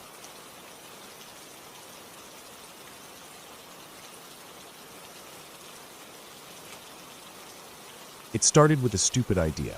I was restless, tired of my routine, tired of the noise of the city, tired of people, and their constant need to talk and make everything louder than it needs to be. I had been thinking about getting away, alone, just to clear my head. Not for long, just a few days. I looked at some spots within a few hours' drive from home and finally landed on an area I had read about once. Old mining land in northern Pennsylvania that had been long abandoned. The state had bought it up and declared it public game land. There were no trails, no campgrounds, nothing. Just deep woods, old hills, and silence. No one went there, and that was exactly why I chose it. I packed light. Just a tent, sleeping bag, a portable stove, a good knife, some dried food, a water filter, my compass, and a printed map. No GPS, no cell service in that region anyway. I told one person where I was going, my older brother. I said I'd be gone 4 days max. He didn't ask questions, just said to check in when I got back. The drive took me 6 hours. The last 30 miles were slow, winding roads, most of them poorly maintained. When I finally reached the spot where the dirt road ended, I parked my truck under the shadow of tall pine trees, locked it, slung my pack over my shoulder, and started walking. The air smelled like damp earth and pine needles. I didn't see another person, not a single soul. There weren't even any tire tracks where I parked, no litter, no signs of recent human activity. It was what I wanted. I walked in for nearly an hour before I found a decent spot to set up camp. A flat area near a narrow stream, surrounded by hardwood trees and ferns. I could hear birds and the occasional snap of a branch in the underbrush. Nothing felt threatening, just nature doing its thing. I set up the tent, got my sleeping bag arranged, and then sat on a nearby rock to eat a quick dinner. It was quiet, that kind of deep silence where you can hear your own breathing clearly. That first night was uneventful. The temperature dropped fast after sunset, but I was ready for that. I fell asleep with no problem, lulled by the sound of wind brushing through the leaves. The next day, I decided to explore. I didn't bring everything with me, just my knife, compass, water filter, and a day's worth of snacks. I followed the stream for a while, then veered off into denser forest. The terrain got rougher, with big rocks and thick underbrush. Occasionally, I'd find rusted metal pieces, old barrels, parts of mining carts, things like that, half buried in moss and soil. It felt like I was walking through a place that hadn't been touched in decades, maybe longer. By mid-afternoon, I reached a spot where the trees thinned out and I saw the mouth of an old mine. It was just a low, black opening in the hillside, partially caved in, with rotting wood beams leaning against the sides. I didn't go inside. Even though I was curious, I wasn't stupid. Those places collapse without warning. I stood there for a few minutes, just listening to the breeze and the creaking of trees. Then I turned around and started heading back. That's when I noticed it. A second set of footprints near mine. At first, I thought maybe I had just circled around and stepped on my own trail, but when I looked closer, I realized they were a different shape. Lighter boot prints and fresher. Mine were deep and wider from the pack weight. These looked like someone else had been walking, following the same direction I came from. And they were close, like within the last hour close. I stopped moving and scanned the woods. Nothing. No sound but leaves. I stood there for at least 5 minutes, just waiting, listening, watching for movement. Nothing. I tried to shake the nerves off, but something felt wrong. Not dangerous exactly, just off. I started back toward camp, this time more alert. I checked over my shoulder constantly, watching the trees for any movement. The woods were quiet, too quiet for how deep in I was. Usually you hear birds, insects, branches creaking, but it was dead silent. When I reached my tent, everything looked untouched. My food was still hanging where I left it, no signs of animals or people. I told myself maybe I imagined the prints. Maybe they were mine after all. The light was fading, and my eyes could have been playing tricks. I didn't believe that, but it helped me sleep. The next day, I stayed near camp. I didn't want to go wandering too far again. I spent time collecting more firewood, filtering water, writing notes in a small journal I'd brought. Around noon, I heard something in the woods, a rhythmic tapping sound, like someone knocking on a tree with a stick. 3 knocks, then silence, then another 3 farther off. It didn't sound like woodpeckers. It was too slow, too deliberate. I waited, heart thumping. The sound came again. A different pattern this time. 2 knocks, a pause, then 4 more. I didn't like it. I stood up, knife in hand, and turned slowly, scanning every inch of the tree line. Still nothing. After maybe half an hour, it stopped. The forest felt normal again, birds chirping, squirrels rustling. I tried to convince myself that maybe it was just branches knocking in the wind or some animal behavior I didn't understand. But that didn't sit right with me. It felt like a pattern, like something intentional. That night, I kept the fire going longer. I didn't sleep right away. I sat near the fire, listening, waiting for anything unusual. I kept the knife nearby, even though I knew it wouldn't do much if something really went bad. Hours passed. Nothing happened. Eventually, I went to bed. I woke up around 3 in the morning, covered in sweat. Something had startled me awake, but I didn't know what. I sat up and listened. There was no wind, no night sounds, just stillness. Then I smelled it. A faint, sour odor, like sweat and metal. It was coming from outside the tent. I held my breath, every muscle tensed. I didn't hear anything, no footsteps, no breathing, but I knew something was out there. I stayed like that for what felt like an hour, frozen in place, barely blinking. Eventually, the smell faded. I unzipped the tent as slowly and quietly as I could and peeked out. The fire had gone out, and the woods were pitch black. I saw nothing. No shapes. No movement. But I didn't sleep again that night. In the morning, I checked around the tent. No footprints. No disturbed dirt. But the hanging food bag was gone. The rope had been cut clean through. Not chewed cut. I found the bag about 30 yards away, ripped open and empty. Food wrappers scattered. Something or someone had taken it. That was enough. I decided to pack up and leave. I didn't know if it was a person, or maybe even a very clever animal, but something was messing with me out there, and I didn't want to find out what it was. I took down the tent, stuffed everything into my pack, and started back toward the truck. About halfway through the hike, I heard footsteps behind me. Not animals. These were steady, 2-legged steps. I stopped. The steps stopped. I waited. Nothing. I started walking again, faster this time. I kept my head down, watching the trail, but I kept checking over my shoulder. Every time I stopped, the sound stopped. At one point, I stepped off the trail and hid behind a thick tree. I waited. For almost 10 minutes I stood there, not moving. Then I saw movement, just a shape far back, crossing between 2 trees. A person, I think. Tall, lean, wearing dark clothes. They didn't look in my direction, just kept moving along the trail I had just left. I stayed hidden until they were gone, then took a wide loop around and bushwhacked my way through the forest, avoiding the path entirely. It took me an extra 2 hours, but I finally reached the truck. I got in, locked the doors, and sat there for a moment, catching my breath. Then I started it and drove. I didn't stop until I hit the nearest gas station 2 towns over. I never saw that person again. I don't know if they were following me on purpose, or just some backwoods loner who didn't want me there. Maybe it was a hunter, a squatter, or someone living off-grid. I'll never know. But the way they moved, the way they stayed just out of sight, how they cut the rope instead of just taking the bag down like a bear would, it all told me one thing. They were watching me the whole time. When I got home, I dumped all my gear in the garage and sat on the floor for almost an hour. I kept thinking how easily that could have ended worse. One wrong turn, one moment of letting my guard down. No one would have found me out there. I still go hiking, still spend time in the woods, but never alone, and never without telling more people where I'm going. That place, those woods, felt like they were hiding something, or someone, and whoever it was, they didn't want me there. I listened, and I never went back.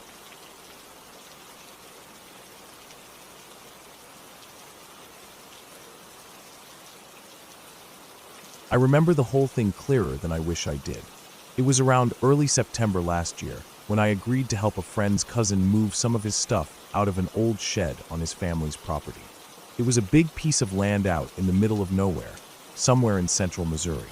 Not farmland exactly, but lots of overgrown fields, a few tree lines, and patches of thick woods where the land hadn't been cleared in decades. His uncle had owned the land, but had passed away the year before, and no one had really touched the place since. They were getting ready to sell it, and the family wanted everything of value cleared out before listing it. I didn't really know the guy I was helping. His name was Corey, but I needed some extra cash, and my friend said he'd pay me $100 to go out there for the day and help clear and load up whatever junk he wanted to keep. It sounded easy enough. Just a day out in the country, lifting old tools and boxes, maybe an ATV if we were lucky. That's what I thought it would be, but it turned into something else entirely. We drove out in Corey's truck early in the morning. The sun was barely up, and there was still fog sitting low over the grass and in the dips between hills. The road to the place was just gravel, and after about a half hour off the highway, we reached a rusted old gate with a padlock. Corey got out, unlocked it with a key he'd been given, and we drove in slowly down a rutted dirt path that looked like it hadn't been used since the 90s. We had to stop twice to move fallen branches, and one part was completely swallowed by vines. The house itself was just a single-story structure, weather-beaten and sagging on one side. The paint had peeled off in huge chunks, and the roof was patched with what looked like sheets of metal and old tarps. But we weren't going into the house. Corey said we'd stick to the shed and the garage for now because the house had water damage and was probably full of mold. Behind the house, about 100 feet away, was a large wooden shed, almost like a barn, but not quite that big. It was painted dark red once, but now it was mostly gray with age. The doors were wide open, and inside was a mess. Rusted tools, empty shelves, busted furniture, piles of rotten cardboard, and buckets of God knows what. The air inside was thick, dusty, and smelled like old dirt and motor oil. You could hear insects buzzing from the corners and see spiderwebs clinging to everything. We got to work right away. I started sorting things into piles, metal that might be worth something, wood or garbage to burn or throw out, and anything that looked like it might have sentimental value. Corey seemed kind of on edge the whole time. Not jumpy exactly, just quiet. He didn't talk much, didn't look around a lot, just kept lifting things and muttering to himself. Around noon, we stopped for lunch. I sat on an old lawn chair just outside the shed while Corey ate a sandwich and stared out toward the tree line. It was quiet, dead quiet. No cars, no birds, no wind. I remember noticing how weird that was at the time. Even in the middle of nowhere, you usually hear something, crickets, maybe a hawk in the distance, or the wind through the trees. But it was like someone hit mute on the whole world. After lunch, I went around to the far side of the shed where there was a small door, half covered by vines. I hadn't noticed it before. It looked like it hadn't been opened in years. The handle was rusted, and the hinges were stiff, but I managed to get it open with a loud screech. Inside was a narrow set of wooden stairs going down, maybe 4 or 5 steps. I called for Corey, but he didn't hear me, so I just decided to poke around a bit. The air coming out of that space was colder than it should have been. It was damp, smelled like wet concrete and mildew. I took out my phone and turned on the flashlight. The stairs led down to a little cellar, maybe 10 feet by 15. The walls were stone, and the floor was dirt, with some old boards laid across it in a kind of makeshift platform. There were shelves down there, full of old glass jars, some filled with what looked like dried herbs or something worse. There were also tools, big rusty saws, hand drills, clamps. One wall had chains hanging from nails. Not hardware store chains either, heavy ones, like you'd use to lock up machinery or animals. I didn't stay down there long. Something about that space didn't feel right. It was too cold, too still. The kind of stillness that makes your skin crawl. I backed out slowly, shut the door, and moved a few boards and an old cabinet in front of it. I didn't say anything to Corey. I figured it was probably nothing, just an old root cellar, but still, I didn't like it. We kept working through the afternoon. At one point, Corey found an old safe buried under a tarp in the corner of the shed. It wasn't big, maybe the size of a microwave, but it was heavy. We tried to get it open, but it was locked tight. He decided he'd take it home and try to crack it later. Said maybe it was full of old coins or silver or something. We moved it to the truck bed, strapped it down, and went back for one last sweep. That's when the air changed. I can't explain it well. 1 minute, everything was still, just like it had been all day. And the next, it felt like the air got thicker, like walking into a steam room, but without the heat. My skin felt damp. My ears started ringing, not loud, but enough that I noticed. And the light shifted. It was still sunny outside, but everything seemed dimmer, like the sun had gone behind a cloud that didn't exist. I looked at Corey. He had stopped moving and was staring at the tree line again. I followed his gaze. Something was moving in the trees.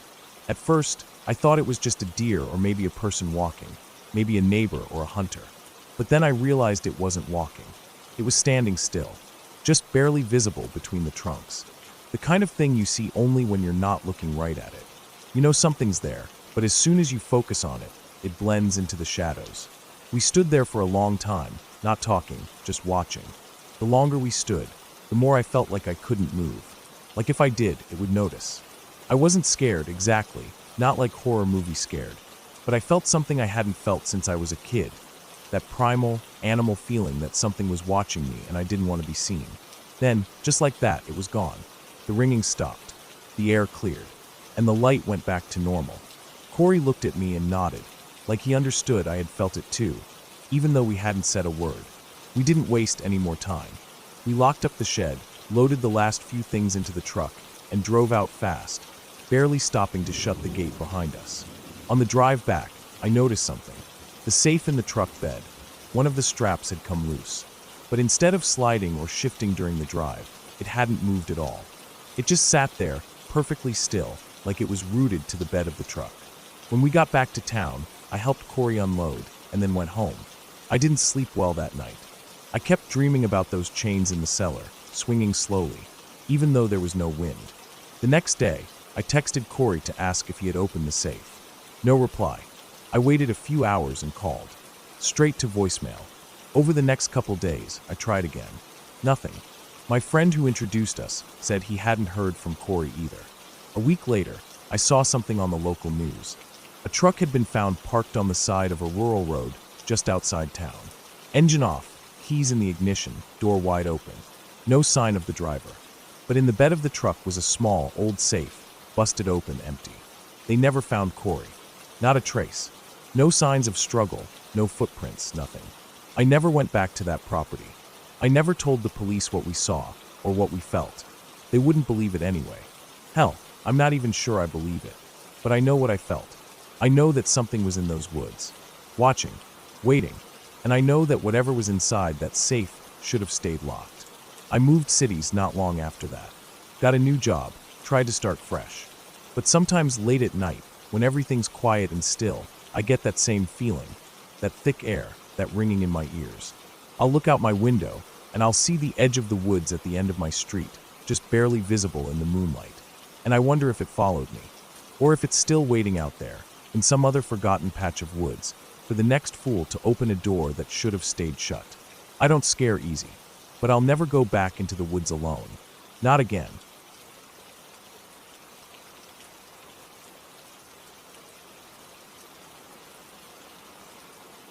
I still don't know what it was.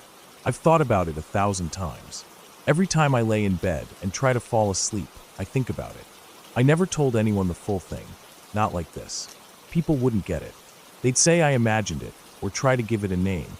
Something that fits in a neat little box, so it doesn't bother them. But what happened to me didn't have a name. It didn't make sense. It was just something that happened, and I lived through it. I don't care if it sounds weird, or if it doesn't fit anyone's ideas of what can or can't happen. It happened. It was early November, cold but not freezing, and the woods near my cousin's place were empty that time of year. He lived out in the middle of nowhere. One of those places with no streetlights, barely any cell signal, and miles of trees in every direction. I had gone to stay with him for a few days after quitting my job. I was burned out, angry, and needed time away from everything. He said I could use the cabin, even if he wasn't home much, since he was always on the road for work. I liked the silence at first. I liked the kind of quiet where you could hear your own breath and nothing else. No car horns, no people yelling, no footsteps above your ceiling like in an apartment building. Just the wind, maybe a bird here and there. It felt clean. I thought I'd spend a few days reading, walking in the woods, getting some perspective.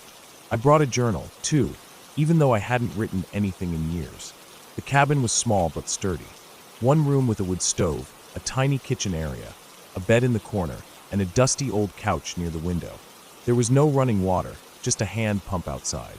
No TV, no Wi-Fi, just a little bit of cell signal I could get if I stood out near the back step and held my phone up.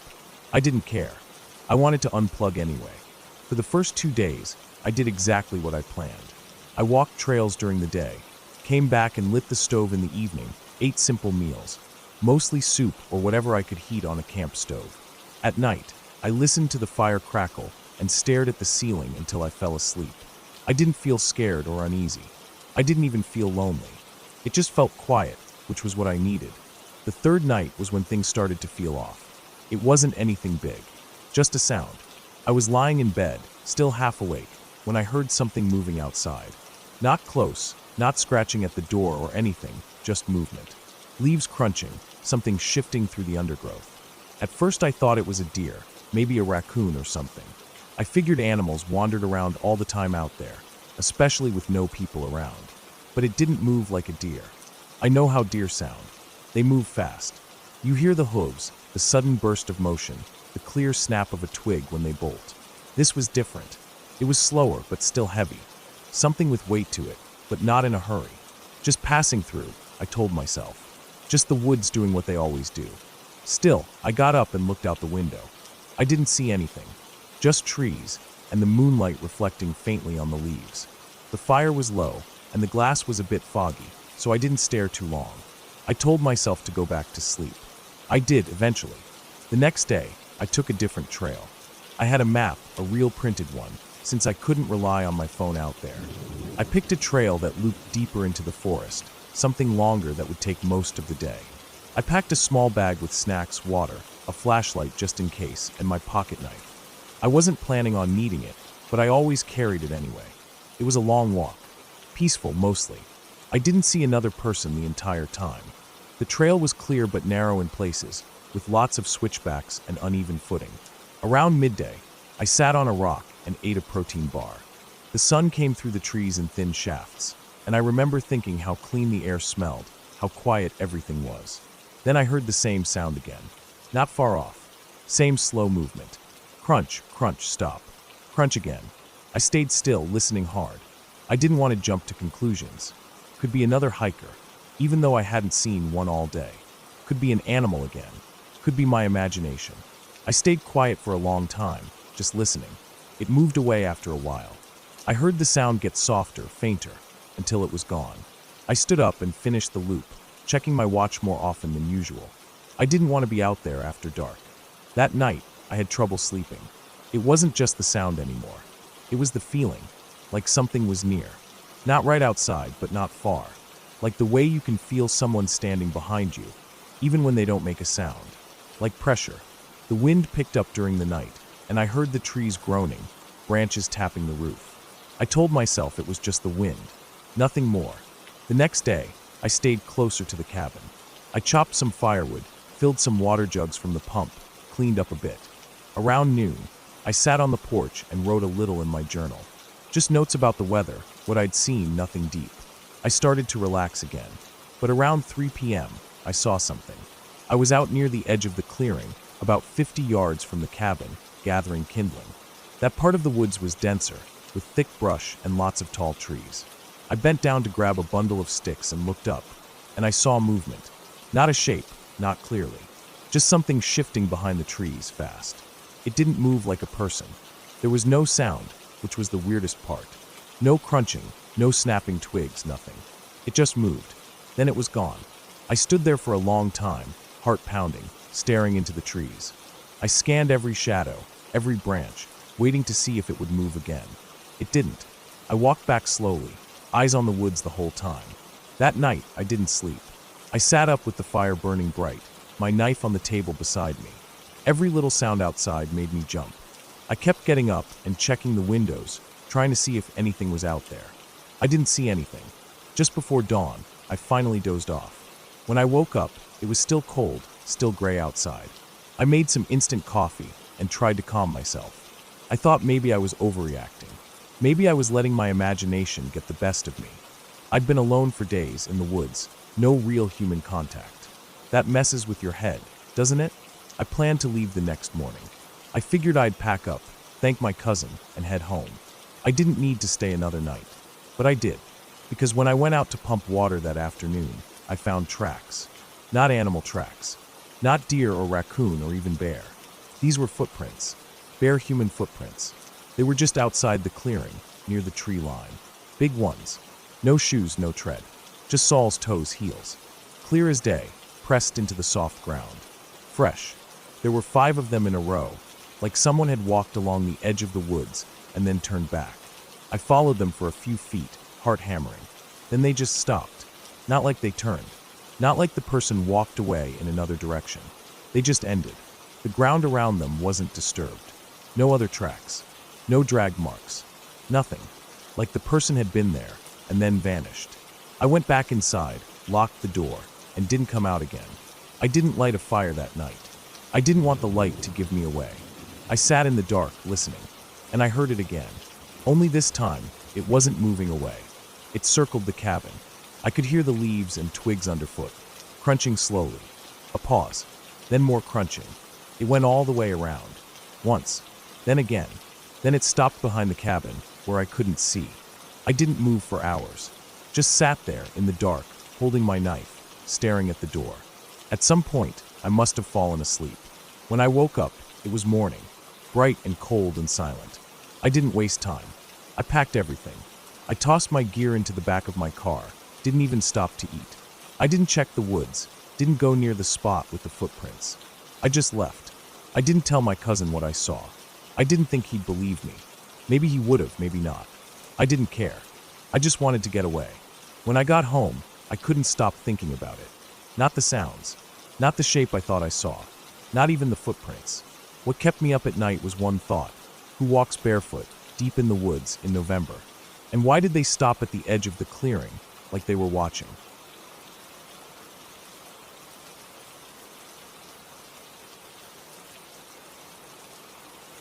It started with a favor I didn't really want to do. My cousin had bought this old property upstate, a couple hours from where I live. It was cheap land, way out in the hills, and he wanted to turn it into a cabin retreat. I hadn't seen him in a while, and out of the blue, he called and asked if I could help him move some things into a storage shed on the property. He had a bad back and didn't want to hire strangers. I figured it would be a quick drive, maybe a night or two helping him move stuff, and I'd head back home. I packed light, just a duffel bag, some snacks, my boots, and a few tools in case he needed them. I left early in the morning, filled up the tank, and hit the road. The drive started normal, but once I got into the rural areas, things thinned out fast. Fewer signs, fewer cars, fewer houses. The last hour was all dirt roads and forest-lined gravel paths. By the time I pulled up to the property, the sky was clouding over. The land was nothing but a clearing cut into thick woods, with a lopsided barn, a half-collapsed house, and a new metal storage shed that looked completely out of place. It stood there like it was dropped from a helicopter, shiny, new, and wrong in that setting. My cousin wasn't there. I waited for about 20 minutes, walked around the place, and called him a couple times. No signal. Typical. I figured maybe he went into town for something and would be back soon. There was no gate, no fences, nothing but thick brush and trees in all directions. I sat on the hood of my truck and ate some chips, staring at the shed. After another 30 minutes or so, I got tired of waiting and decided I'd look around a bit, just to kill time. The barn was leaning to one side, with holes in the roof and a floor full of old junk, rusted tools, broken ladders, a few animal bones, and spider webs thick enough to catch a bird. I didn't stay in there long. The house was worse. Half the roof was gone, and the floorboards were rotted and sagging. There were old chairs, broken glass, and the smell of mildew soaked into everything. One of the rooms had a huge hole in the floor that went all the way down into a dark crawl space. I didn't even get near that. It felt wrong. I couldn't say why, it just did. Eventually, I walked back to the shed. The door was unlocked. I pushed it open and stepped inside. The lights weren't wired up, but sunlight came in through 2 small windows. Inside were a few plastic bins, a rolled-up tarp, some bottled water, and a folded-up cot. It looked like someone had been using it as a place to sleep. There were wrappers, an old coffee mug, and even a portable gas stove in the corner. It felt strange that he hadn't mentioned that. I sat down on the cot and thought about heading back to town. But the weather had turned worse, Thick gray clouds now covered the sky, and a cold wind was picking up. I didn't want to drive those roads at night in the rain. I figured I'd stay the night in the shed. I had a flashlight, and there was enough bottled water and snacks to make it through one night. By the time night came, it was pouring rain. The wind howled through the trees, and I could hear branches cracking somewhere in the woods. I shut the shed door and locked it from the inside with a metal latch. I rolled out the sleeping bag I'd brought and lay down on the cot. It took a while, but I eventually fell asleep. I don't know what time it was when I woke up, but it was still pitch black.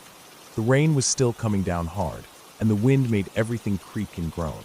What woke me up wasn't the storm, though. It was something else. I felt it before I heard it. A pressure. Like when someone walks into a room and you don't hear them, but you know they're there. I lay still for a minute, not even moving my head, just listening. Then I heard it. Something outside. Very faint. A crunching sound. Like footsteps in wet grass. Slow. Deliberate. I held my breath. There was nothing for a moment. Then I heard it again. Closer this time. Still slow. Still heavy. Crunch. Pause. Crunch. Pause. I sat up, grabbed my flashlight, and pointed it at the door. I didn't turn it on yet. I just waited. The metal walls of the shed made it hard to tell where the sound was coming from. It could have been to the side, or behind, or right in front. I couldn't tell. I stayed like that for maybe 10 minutes, breathing slow, flashlight ready in my hand, heart pounding. Then, something tapped the shed wall. Not loud, not fast, just one soft tap, like someone gently knocking with one finger. I froze. A second later, another tap. Then silence again. I finally turned on the flashlight, its beam cutting through the dark like a blade. I didn't want to open the door. Every instinct in me screamed to stay inside, but I had to see. I stood up, unlocked the latch as quietly as I could, and opened the door just an inch. Rain sprayed in sideways, and cold wind hit my face. I shined the light out. There was nothing there. I opened the door a bit more, stepped out barefoot into the mud, and swept the beam across the clearing. Still nothing. I walked slowly around the shed, listening.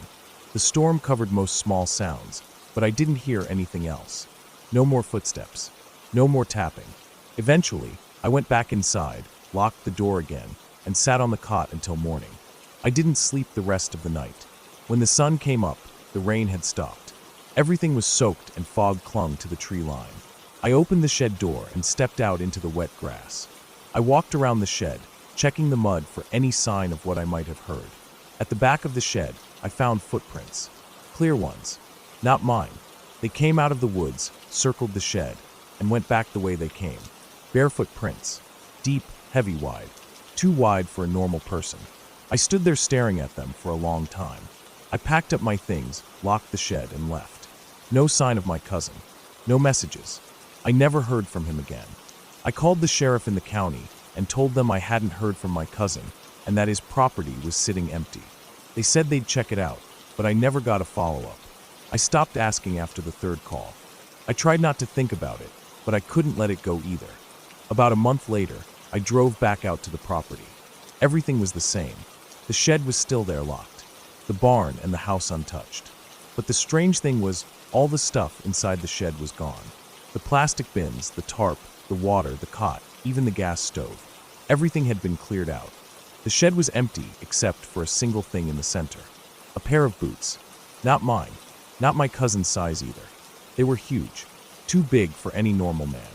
They were caked in mud, with the laces torn off, and one of them had what looked like a crack running down the side, as if something had stepped on it too hard. I left them there and drove back home. I haven't been back since. I don't talk to anyone about it, not even my family. Sometimes I wonder if I should have gone looking for my cousin, checked hospitals or reports something. But I didn't.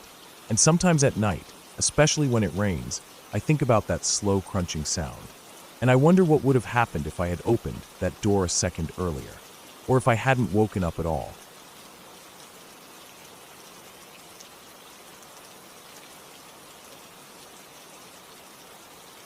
I don't usually take time off work. I keep my head down, stay busy, and try to avoid the kind of situations that make life complicated. But about a year ago, after months of non-stop pressure at my job, my supervisor basically forced me to take a week off. I didn't have a plan. I didn't want to sit at home with nothing to do, so I borrowed my cousin's old cabin. It was deep in the woods, about a 5-hour drive from the city. No cell signal, no Wi-Fi, just trees and silence. He told me it was a good place to reset. I left on a Sunday morning and drove until the roads went from pavement to gravel to dirt. The last hour of the drive, I didn't see another car. No people, just endless pine trees. I stopped once to let a deer cross, and then I didn't see another living thing for miles. When I pulled up to the cabin, it was exactly how he described it. Old but sturdy single floor, with a small porch and a locked shed out back. There was a wood-burning stove inside, a couch, a bed with a thin mattress, and a kitchen that looked like it hadn't been used in years. But it was clean. The air smelled sharp and fresh, and I thought it might actually be good for me. The first 2 days were quiet. I read books I hadn't touched in years. I took short walks down the trails behind the cabin. I listened to the wind in the trees and tried to forget about deadlines and meetings. I cooked over the stove, went to sleep early, and tried not to think too much. It was boring in a good way. I didn't see or hear a single person or car the entire time. On the third night, something felt off. I went to bed around 9:30. It was dead silent outside. I lay on the thin mattress, half asleep, when I heard a noise that didn't fit the usual sounds. It wasn't an animal or wind. It was a dull, scraping sound, like something dragging over wood. It came from behind the cabin. I sat up and listened, heart already beating faster. The noise lasted maybe 10 seconds. Then it stopped. I stayed frozen in bed for a few minutes, listening hard, but it didn't come back. I told myself it was probably a branch falling or a raccoon messing with the shed. I didn't sleep well that night. Every time I started to drift off, I thought I heard it again. Just barely. Something brushing against the wall. Scraping. The next morning, I walked around the cabin to check. The shed behind the cabin was locked, just like before. I couldn't see anything out of place. No marks on the walls. No animal tracks. I shook it off and told myself it was nothing. Maybe I'd been dreaming. Maybe the wind made it sound like something it wasn't. That night, it came again. I was sitting on the porch after dinner. The sun had just dropped below the trees, and the woods were starting to dim. The scraping sound came from the side of the cabin this time. Not loud, but steady. A dragging noise, like someone pulling a rake across the wall. I stood up fast, heart pounding. I looked, but saw nothing. The woods were still. No animals, no people. I grabbed the flashlight and walked slowly around the cabin. I expected to see claw marks or scratches on the wood, but again, there was nothing. I checked the shed again. Locked. The key my cousin gave me didn't open it, and he'd told me not to mess with it. Just old tools and junk, he'd said. I was starting to wonder if someone was messing with me. Maybe some local kids knew the cabin was empty and decided to screw with the city guy. But it didn't feel like a prank. It felt focused. That night I barely slept. Every little sound put me on edge. At one point, I got up and stood at the window for almost an hour, flashlight in hand, staring into the trees.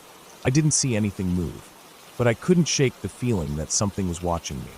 On the 5th day, I decided to leave early. I didn't tell my cousin. I didn't want to sound paranoid. I packed everything and started loading up the car. That's when I noticed something that made my stomach drop. In the dirt behind the cabin, there were tracks. Not boot prints, not paws. It looked like something had been dragged. A long, shallow groove, about as wide as my arm, ran from the woods to the back of the cabin and disappeared under the porch. I crouched down and looked underneath. It was dark, full of leaves and old wood. I couldn't see much, but the groove clearly ended right under the center of the porch. I didn't know what to make of it. I backed away and went around to the front. The air felt wrong. Heavy, like the trees were holding their breath. I loaded the last of my stuff into the car and started it up. That's when I saw something in the mirror. Just for a second, barely more than a flash, I saw a shape move at the edge of the trees behind the cabin. It wasn't a person. Too low, too fast. But it wasn't an animal either. Not the way it moved. It was like it slid across the ground, almost flat, and then was gone. I put the car in gear and didn't stop driving for 3 hours. I didn't even slow down until I saw pavement again. I didn't stop to eat, didn't stop for gas until the tank was almost empty.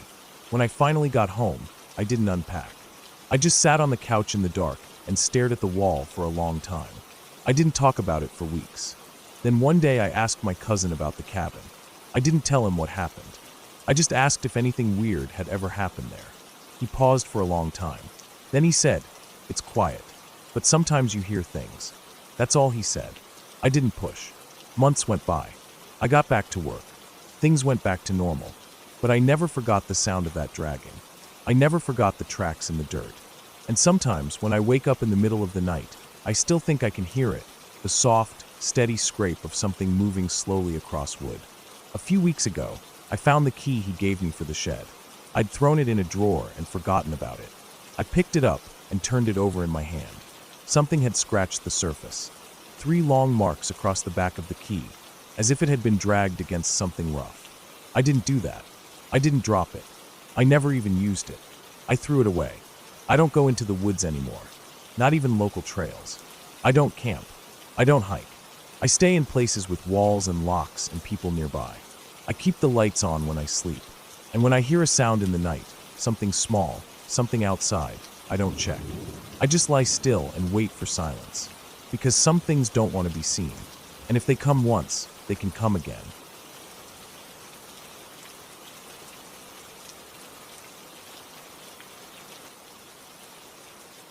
I've worked as a security guard in downtown Vancouver for years now, and by this point, not much surprises me anymore. I've dealt with all kinds of calls, floods, alarms, fights, power outages, medical emergencies, people locked out of their units, elevator entrapments, you name it. But there are some shifts that stick with you long after they're over. Some moments that keep replaying in your head, especially when it's quiet at night and you have nothing but time and silence around you. This happened during an afternoon shift at the HSBC building downtown, and I don't think I'll ever forget it. It was one of those typical weekday afternoons. The lobby was quiet, the foot traffic slowing down now that lunch hour had passed. I had just finished a routine patrol and was back at the desk checking reports when the phone rang. The caller ID showed it was coming from one of the floors high up in the building. I answered it out of habit, expecting something minor, maybe a locked office or someone needing help with the door. But the voice on the other end was panicked and tense. A woman said one of their lawyers had collapsed in their office. She thought he was having a heart attack. Her voice was shaking, and she kept saying his name, Tom. I grabbed the AED kit from the wall behind the desk, keyed into the radio to notify dispatch, and called for paramedics. Then I headed to the elevators. The ride up felt slower than usual. I remember holding the AED tight against my chest, listening to the hum of the elevator motor, watching the floor numbers light up one after the other. I kept checking the battery status on the AED. It was good. Everything was ready. When the doors opened, I moved fast. The office was maybe 10 doors down the hall. The receptionist was standing by the door, waving frantically. As soon as I got inside, I saw Tom on the floor of his office, lying on his back, shirt loosened, his chest rising and falling in short, uneven gasps. His tie had already been taken off. Someone had undone the top buttons on his shirt. He looked terrible, ashen, sweaty, pale in a way that didn't seem normal. He kept one hand clutching his chest and the other grabbing weakly at the floor. I told his coworkers to give him space and stay back. I knelt beside him and checked his vitals as best I could. His skin was cool and clammy. He was conscious, but only just. His eyes kept blinking slowly, like he was struggling to stay awake. I kept talking to him, not to comfort him, just so he stayed alert and responsive. You're trained to do that in situations like this. Keep the person conscious and aware if you can. He looked like he wanted to speak, but couldn't get the words out. I opened the AED, peeled the pads from the packaging, and stuck them to his chest just in case. The device didn't advise a shock, so I left it on monitoring mode. I remember thinking that the paramedics needed to get there now. Any second longer, and we'd be looking at a very different situation. Finally, I heard the elevator chime again, and a couple of paramedics came rushing down the hall with their equipment. They had the full kit, better gear, a professional defibrillator, oxygen masks, the works. I backed off and let them take over while I pulled out my notebook and started recording details. Time of arrival, who was present, what actions I'd taken. I kept glancing at Tom as they worked on him. He was more alert now, talking to the paramedics, although he sounded desperate. He was saying he didn't want to die, that he hadn't written a will, that he needed to call his ex-wife. It was heartbreaking in a way, watching someone realize how quickly things can fall apart. He was pleading with them, grasping at their arms as they tried to work around him. They kept trying to reassure him, telling him he was going to be okay, that help was here. But then something happened that I'll never forget. Tom suddenly stopped talking and looked past them. Not at them, but above them, towards the ceiling, or maybe something beyond it. His face changed. He was already pale, but whatever color was left drained completely. His eyes widened, mouth opened slightly. He looked absolutely terrified. His body recoiled like he was trying to get away, sliding back across the floor weakly, still sitting upright. He didn't say anything for a second, just that wide-eyed, empty stare. Then he started shaking his head slowly. And then he screamed. I don't fucking believe it. No, no, no. His voice was hoarse, but it echoed. Everyone in the room stopped for half a second. The two paramedics tried to calm him down, but it was like he couldn't even hear them. Then he made this guttural, drawn-out exhale, a sort of sigh, but it was heavier, almost like his whole body gave out with it. The monitor beeped, then flatlined. They jumped into action, doing everything they could. CPR, defibrillation, drugs. Nothing worked. Tom was gone. The coroner confirmed it later that night. Cause of death was cardiac arrest. Sudden and severe. The thing that stayed with me, though, what was he looking at? He wasn't looking at the medics, or the equipment, or any of us. He was looking through us. His reaction wasn't confusion or panic. It was recognition. He saw something, or someone, and the look on his face said he knew exactly what it was. And he was terrified of it. No one else saw anything. Nothing out of place. No flickering lights, no sounds, no shadows. Just a man dying while looking at something only he could see. We all tried to explain it away. Hallucinations are common in people going through cardiac arrest. Lack of oxygen to the brain, the body's systems shutting down. But this didn't feel like a random firing of neurons. This felt intentional, directed, focused. And even after he died, the feeling in that office hung around like fog. I stayed there until the medics cleared out, waiting for the cleanup crew, and I swear I kept feeling like someone was watching me from the hallway behind me. But every time I turned around, it was empty. You try to move on from things like that. You don't want to dwell, but it creeps up on you in quiet moments. And just when you think you've let it go, something else happens. It was maybe a week later when I had another incident. This one wasn't dramatic in the same way. No one died, but in some ways it disturbed me more. I had just switched over to a residential building a few blocks away, newly opened, high-end units, mostly professionals living alone or as couples. Everything was clean, modern, automated. Not a bad post to work. It was late in the evening, maybe 9:30 or so, when a woman came down to the front desk. She looked frazzled, a bit embarrassed even, but determined to talk to someone. I could tell something had really shaken her. She had moved into her new place the previous Friday, and said since the first night, she kept hearing someone at her door. The first time, the banging had been soft but persistent, as if someone was testing the strength of the door frame. She'd called out, and it stopped. But then the doorknob started rattling. She assumed maybe a neighbor was confused or drunk, or maybe a mistake in unit numbers. But when she called the night guard, no one was found. It happened again the next night. Same kind of pattern. A gentle knock or bang, then the doorknob twisting, sometimes for almost a full minute. Again, security responded, but no one was in the hallway. That evening, I offered to walk up with her to her floor, check out the area, and do a sweep. She looked relieved. We took the elevator up and stepped into the hallway. It was quiet, sterile almost, like every other high-rise hallway in the city. We walked to her door. Everything looked normal. No signs of tampering, no marks on the frame, no damage to the lock. She let me into the suite, and we walked around together. Nothing seemed out of place. The place still smelled like cardboard and fresh paint. I offered to hang around a few minutes just in case, and she seemed thankful. I eventually said I'd head back to the lobby and monitor the CCTV footage for a while just in case. As I stepped out of her suite, the door still open behind me, I nearly collided with someone in the hallway. An old woman, gray hair pulled back tight, pale skin thin. She was standing maybe 6 inches from the door, looking right at me. I was so startled I actually jumped back.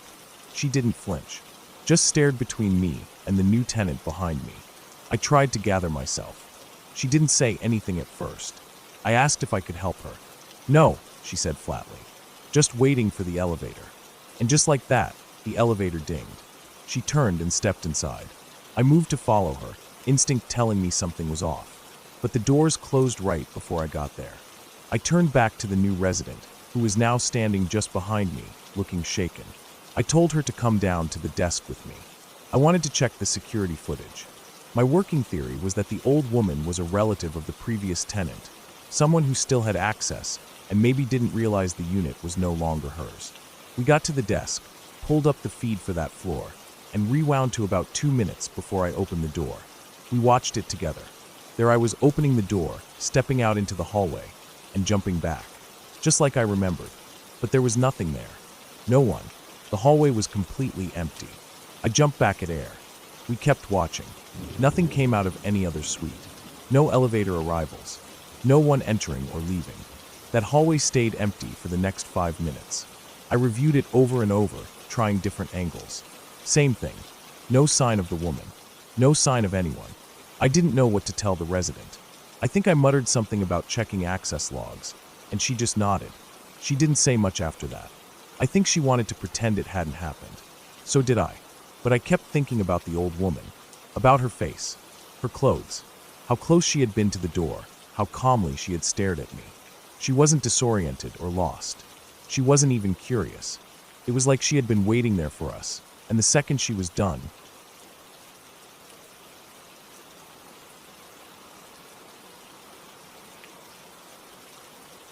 I was 16 when this happened.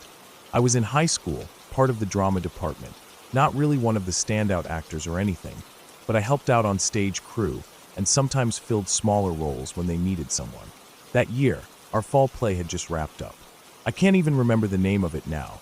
Some period piece with old-timey costumes and a grim scene where a character was hanged.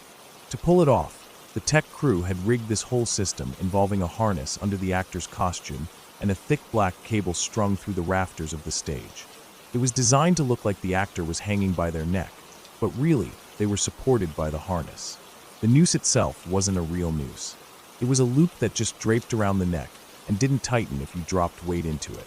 Well, not supposed to tighten. After the play closed, Halloween was just around the corner, and the department always did a haunted house in the auditorium as a little fundraiser. We'd throw together spooky props, cobwebs, fake blood. Someone would hide behind the curtain and rattle chains or jump out in costume. It was cheesy, honestly, but it brought in a few bucks and gave everyone something to do. That year, someone got the bright idea to incorporate the hanging setup from the play into the haunted house. There was a suggestion to reuse the cable rig and fake noose, but instead of doing a dramatic scene, we'd just have a dead trick-or-treater hanging from the stage ceiling, like they'd been caught sneaking candy or something. That was the gag. Dumb, dark humor. The costume was a full-body dinosaur suit, bright green with an oversized head and floppy arms, and it came with a matching mask. We added a plastic jack-o'-lantern bucket filled with fake candy wrappers, and whoever played the part would just hang there, totally limp, mask on, like a body on display. Kind of shocking, kind of silly. Typical high school edgelord humor. I volunteered to do it. Maybe I was bored. Maybe I just liked the idea of being part of the scare. Plus, it gave me a good excuse to get out of setting up some of the more boring props. I figured I'd get a few laughs, spook a few kids, and have a story to tell afterward. The rig was still in place from the play. It started with this thick harness you had to wear under your clothes, with a strap that came up your back and clipped into a carabiner attached to the cable overhead.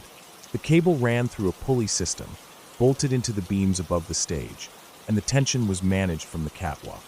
Once clipped in, you'd just sort of lean forward off a small ladder, and the harness would take your weight. The noose, meanwhile, was just for show. It went around your neck loosely and gave the illusion of hanging, but all the actual weight was held by the harness. That was the idea, anyway. I remember the first time I got into costume. The dinosaur suit was bulky and warm, smelled like old fabric and gym socks, probably hadn't been cleaned in a few years. I slipped on the harness underneath, cinched it tight across my waist and shoulders, and climbed the ladder. The crew helped me clip into the carabiner. Then I put the noose around my neck and slipped on the dinosaur mask. Then I stepped off the ladder. It wasn't exactly comfortable. The harness pulled hard at my legs and shoulders, bunching everything up, and the dinosaur costume didn't help. After a few minutes, I had to come down to adjust things. The straps were riding up bad, nothing dangerous, just uncomfortable. I was shifting around so much to stay comfortable that it probably ruined the illusion a bit. But most people weren't looking too close. They saw a limp figure hanging, candy bucket dangling, mask covering the face, and just assumed it was a stuffed dummy. That's how it went for the first part of the night. I'd hang there for 10 or 15 minutes, then take a break while someone else scared kids in another part of the haunted house. We had flashing lights, jump scares, some stupid recorded screaming sound that looped over the speakers. It wasn't exactly terrifying, but it was dark enough and noisy enough that most people just moved quickly through the exhibit. Eventually, I took a break again because the harness was pinching, and I figured I'd adjust it before doing another round. I left the costume and mask backstage and unhooked myself. There were a few other students goofing off behind the curtain, some tech kids, a couple of freshmen pretending to sword fight with broomsticks. Everyone was bored. What I didn't know at the time was that during my break, a couple of the guys had gotten curious about the noose setup. It had been hanging there the whole time, not doing anything, and they started messing with it, swinging from it, yanking on it, pretending to hang each other like they were in a pirate movie. Nothing malicious, just stupid teenage roughhousing. But they didn't know that the noose, while fake in one sense, could still tighten if enough force was put into it. The loop wasn't sewn fixed. It was tied in a way that could be pulled tighter under strain. It just wasn't meant to be weight-bearing.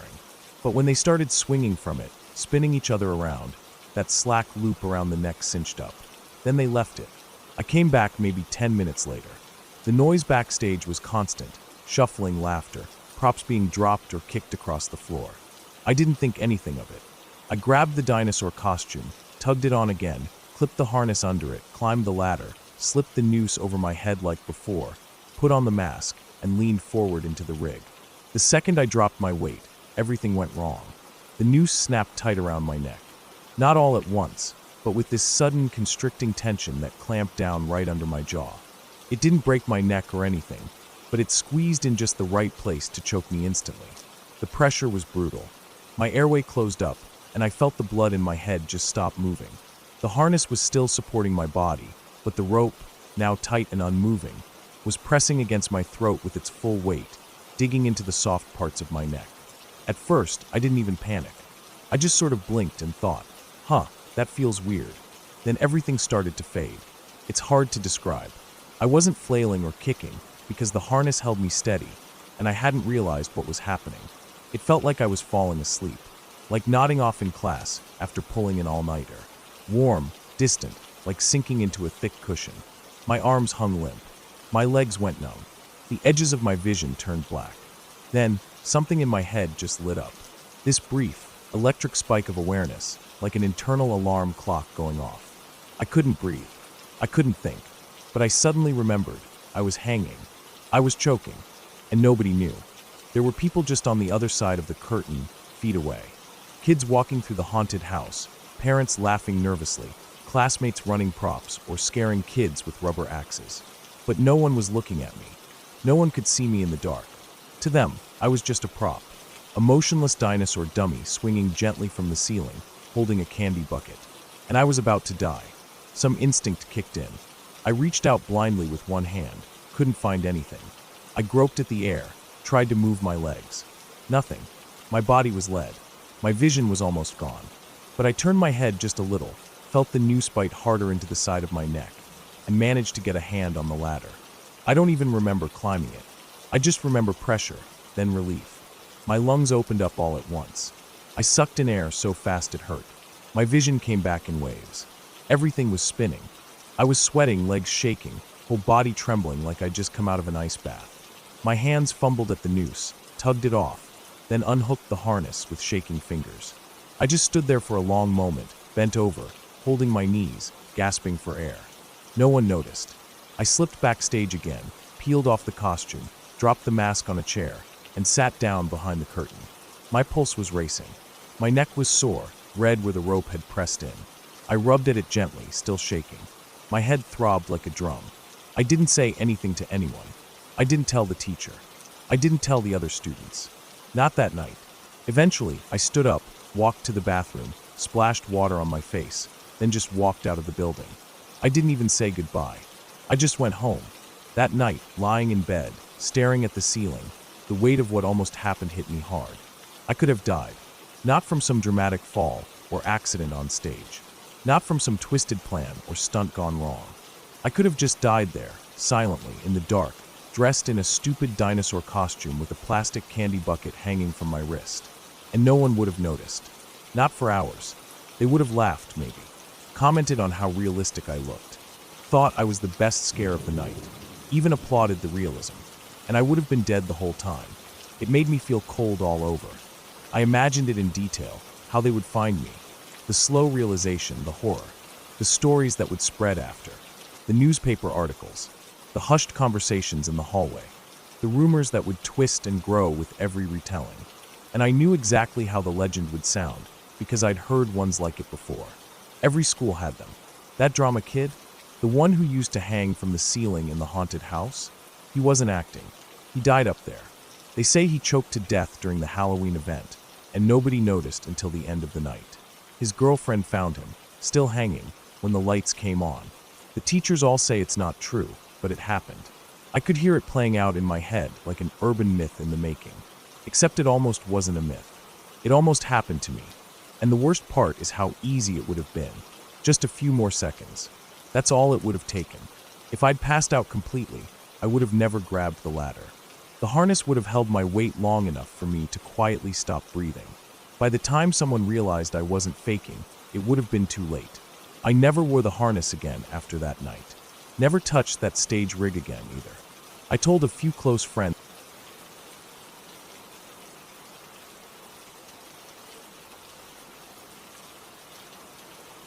For the past few months, I've been trying something most people probably wouldn't even think about, or if they did, they'd laugh it off as some kind of half-baked internet experiment. But I've taken it seriously. I've been training myself to stay aware while falling asleep. I'm not talking about your average lucid dreaming stuff, floating around in imaginary cities or flying over oceans. I'm talking about something a bit stranger. I stay conscious through the part where my body shuts down. I don't fully fall asleep. I just hang there, right in the middle. The idea came from this article I read online, buried in some obscure corner of a forum where people talk about altered states and brain tricks. Some guy mentioned the hypnagogic state, that weird mental place you pass through when you're drifting off. I'd felt it before, like hearing random voices or seeing flashes of light behind closed eyelids. But this guy had made it sound like you could stay there if you trained yourself, and he said something about gaining more control over dreams. It sounded like a challenge. I wasn't looking for anything paranormal. I just thought it'd be cool to understand my mind better, maybe even get some control over my sleep habits. At first, it was nothing. I'd lie in bed, close my eyes, and just focus on not letting my thoughts drift too far. I tried to stay mentally awake, even as my body relaxed. Most nights I just ended up fully awake or fully asleep. Nothing in between, but I kept at it. I developed a system, lying completely still, no lights, phone far away, room just a little cool, fan on low for white noise. I'd breathe slowly, count my breaths, and ignore the urge to move or itch or shift. It took weeks, but eventually I started getting glimpses of what that guy was talking about. I'd be lying there, still as stone, and I'd notice that my arms or legs felt like they weren't there anymore. Just gone. Then I'd get this rushing sound in my ears, like wind or static. And then voices. Not loud, but clear enough to make out words. Sometimes they were talking about things I'd thought about during the day. Other times, totally random, like snippets of someone else's conversation. I couldn't control them, but I could hear them. I knew they weren't real. I was aware I was lying in bed, alone, but it didn't feel like I was alone anymore. The first time I heard them, I jolted myself fully awake. I'd finally hit that weird halfway point, and I ruined it with surprise. But that was the last time I let that happen. After that, I got better at riding the line between waking and sleeping. I could last maybe 2 or 3 minutes at first, then 5, then 10. My body would go numb, and my breathing would slow down on its own, but my mind was sharp. The voices would come, sometimes even a face or two hovering in my peripheral vision. I couldn't really look directly at them, just catch the edges, like when you think someone's standing behind you. And here's where it started getting weird. Not in a supernatural way, just uncomfortable. The voices started acting more in sync. Like before they were random, but now they almost seemed like they were aware of me. Not talking to me, but around me. Sometimes I'd hear them mention my name. Not loudly, just buried in the noise. And sometimes they'd be quiet for a second, and I'd feel this overwhelming sense that something was looking at me. It wasn't terrifying, but it wasn't normal either. There's a thing that happens called sleep paralysis. I'd heard of it before. Most people talk about shadow people or demons sitting on their chest. I never had any of that, but I definitely got the paralysis. Once my body shut down, I couldn't move a muscle. I'd try to lift a finger or twitch my leg, and nothing would happen. Breathing was still fine, but everything else was locked. It should have scared me, but I was ready for it. I knew it was part of the process. The hardest part was balance. If I focused too hard, I'd wake myself up. If I let go too much, I'd fall into unconscious sleep and forget everything. But when I hit the sweet spot, I had this window, maybe 5 to 15 minutes, where I was in full awareness. Not awake, not dreaming, just suspended. On a few lucky nights, I'd transition into lucid dreams from there. Those were amazing. I could walk around, talk, fly, control the world. But I wasn't chasing dreams. I was more interested in that in-between place. That's where it felt like something real was happening.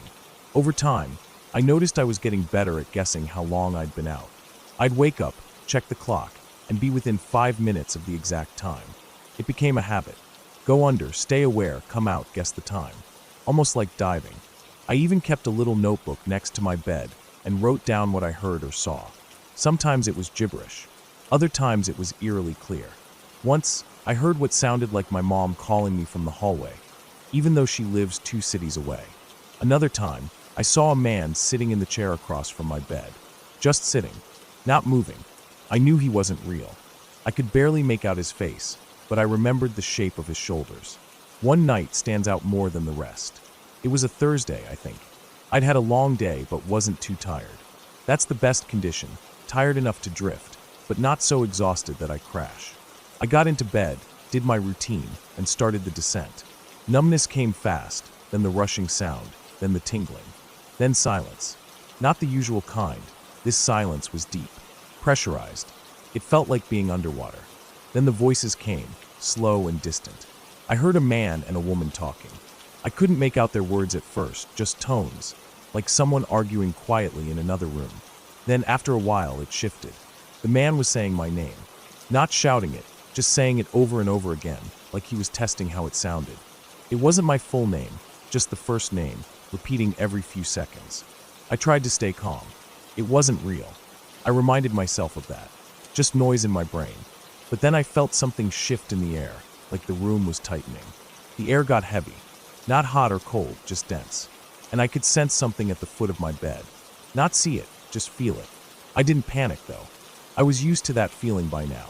But this time, the sensation stayed longer than usual. I blinked, or at least tried to. In that state, it's hard to know what you're physically doing.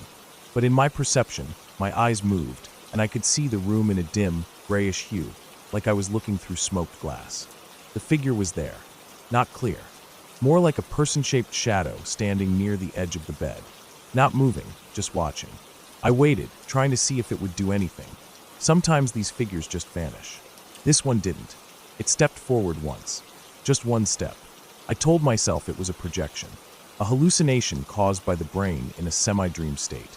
But I couldn't shake the feeling that it wasn't coming from me. Like I wasn't imagining it, like it was just there. Not something I made, but something I noticed. That was the part that made my skin crawl. Even without moving, I could feel the hairs on my arms raise. Then came the pressure, like a weight on my chest. Not pain, just heaviness. I knew this one. Classic sleep paralysis symptom. But this time it was centered, like someone had placed a hand right in the middle of my chest and was pressing down, not to crush me, just to keep me still. I focused on my breathing, counting seconds. In through the nose, out through the mouth. Slow, controlled. The figure didn't move again, but the room felt like it was tilting slightly, like gravity was shifting. I held on as long as I could, probably 10 minutes.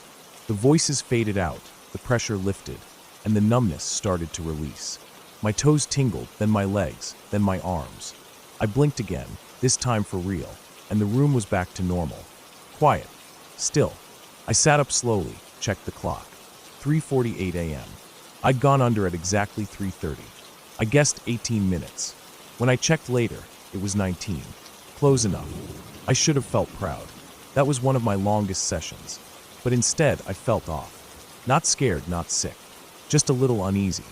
Like I'd seen something I wasn't supposed to. The way you feel after walking in on something private, even if it's not dangerous. I wrote everything down, closed the notebook, and tried to go back to sleep. I didn't get back into that state again that night. The next day was normal. I went to work, went through the motions, but kept thinking about the figure. Not the voice, just the figure. Something about the way it stood. It didn't feel like a hallucination. It felt placed, like it had its own purpose. But again, I told myself it was just a trick of the mind. A side effect. Nothing more. But here's the thing. That night wasn't the last time I saw it. Over the next few weeks, that figure returned. Not every night, just randomly, and never moving much. Always standing. Sometimes near the bed, sometimes by the door, sometimes in the corner. I never saw it fully. Always peripheral. Always in that weird glassy vision that comes during the halfway state. I couldn't talk to it. I couldn't move. I could only observe. I stopped trying to push deeper. I stopped chasing lucid dreams. I didn't give up the practice completely, but I started keeping it shorter. Less frequent. Just enough to stay in tune, but not enough to fall too far. I realized something. Maybe we're not supposed to hang out in that space too long. Maybe the brain designed it as a hallway, not a room. You're supposed to walk through, not stay. I've told a few people about what I've been doing. Some call it creepy. Some think I'm making it up. Others just nod politely and change the subject. I don't blame them. It's not normal. But I know what I've seen, and I know how it felt. I still do it sometimes. Once a week maybe, just to keep the skill alive.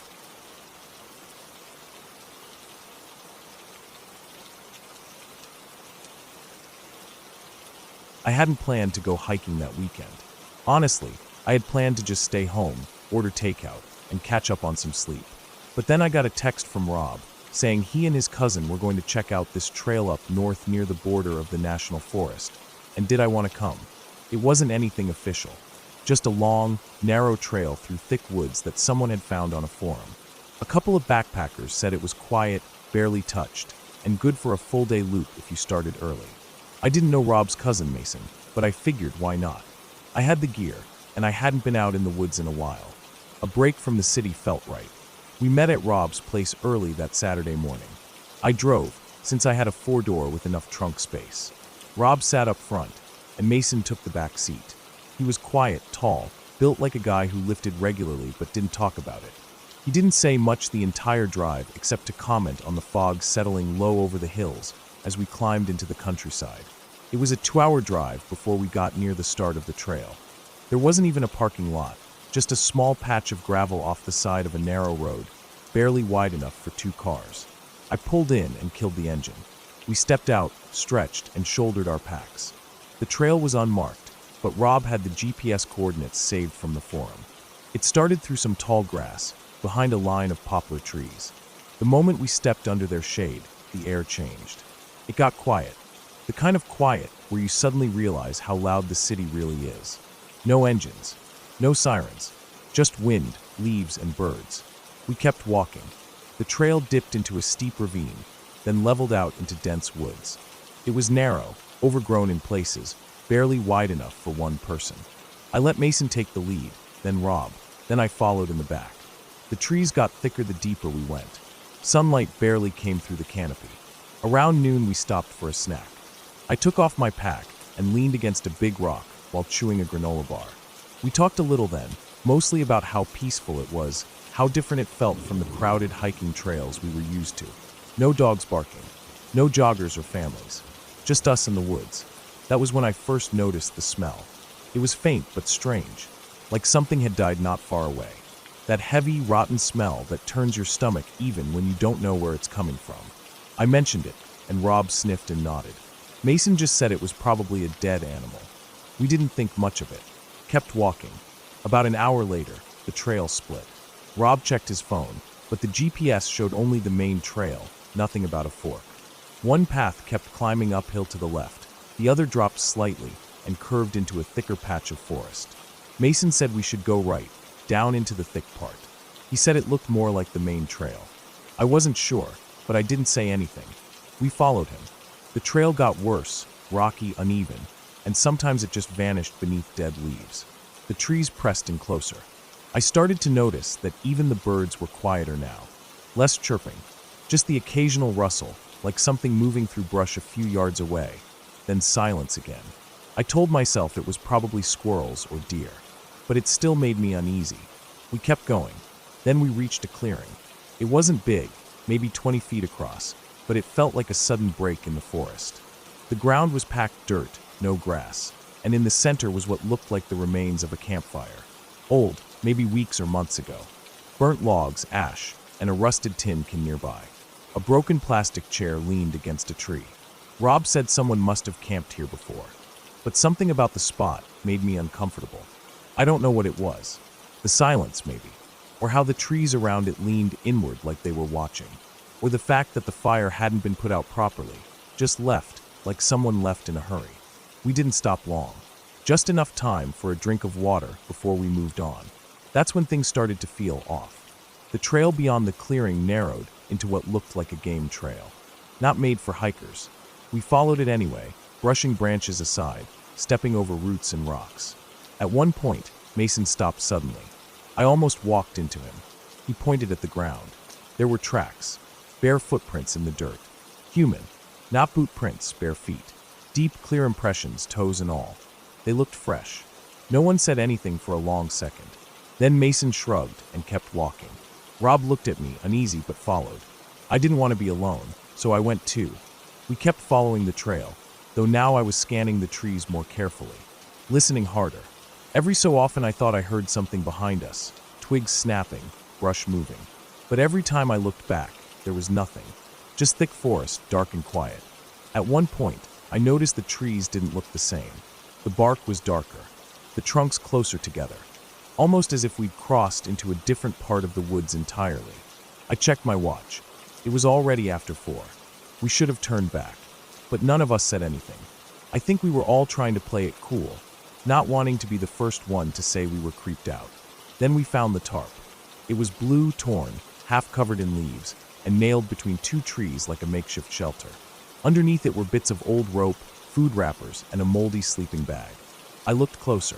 There were scratch marks on the trees. Not knife carvings, scratches. Like fingernails or something dull and sharp dragged downward again and again. The bark was stripped raw in places. I felt something tighten in my gut. Mason stood there, staring. Then, without saying a word, he stepped forward and pulled the tarp down. The whole thing crumpled into a heap. He tossed it aside like it annoyed him. We kept walking. That was the first time I noticed the smell again. Stronger now. Not just rot, but something else. Like rust. Like blood. I looked down and saw a smear on the trail ahead. Dark red, drying. Another few feet, and another smear. Then a piece of torn cloth snagged on a bush. That's when Rob finally said he thought we should turn around. Mason didn't respond. He just kept walking. I hesitated, then followed Rob as he tried to convince Mason to stop. But Mason wouldn't. His pace got faster. He moved like he was chasing something. That's when we heard the sound. It was faint at first, a kind of metallic clang. Then again, closer, like someone hitting a metal pole with a rock. Not rhythmic, random, angry. We stopped. The sound stopped too. No wind, no birds, just that stillness pressing down on us like a weight. Mason looked around, breathing hard. Then he started walking again, faster now, almost jogging. Rob and I exchanged a look and went after him. It was getting darker under the trees. The sun had started to drop. The trail was barely visible now, just a suggestion of a path between trees. Mason kept moving fast, too fast. Then he disappeared over a ridge. Rob cursed under his breath and followed. I hesitated, then climbed up after them. At the top, the woods opened slightly, and I saw Mason standing there, staring at something ahead. I stepped up next to him and saw it too. It was a shack, old, leaning, barely standing, made of wood and corrugated metal, half covered in moss and vines. The windows were broken. The door hung crooked on one hinge. A rusted oil drum sat outside, and next to it, a pile of bones. Animal bones, maybe. Too many to count.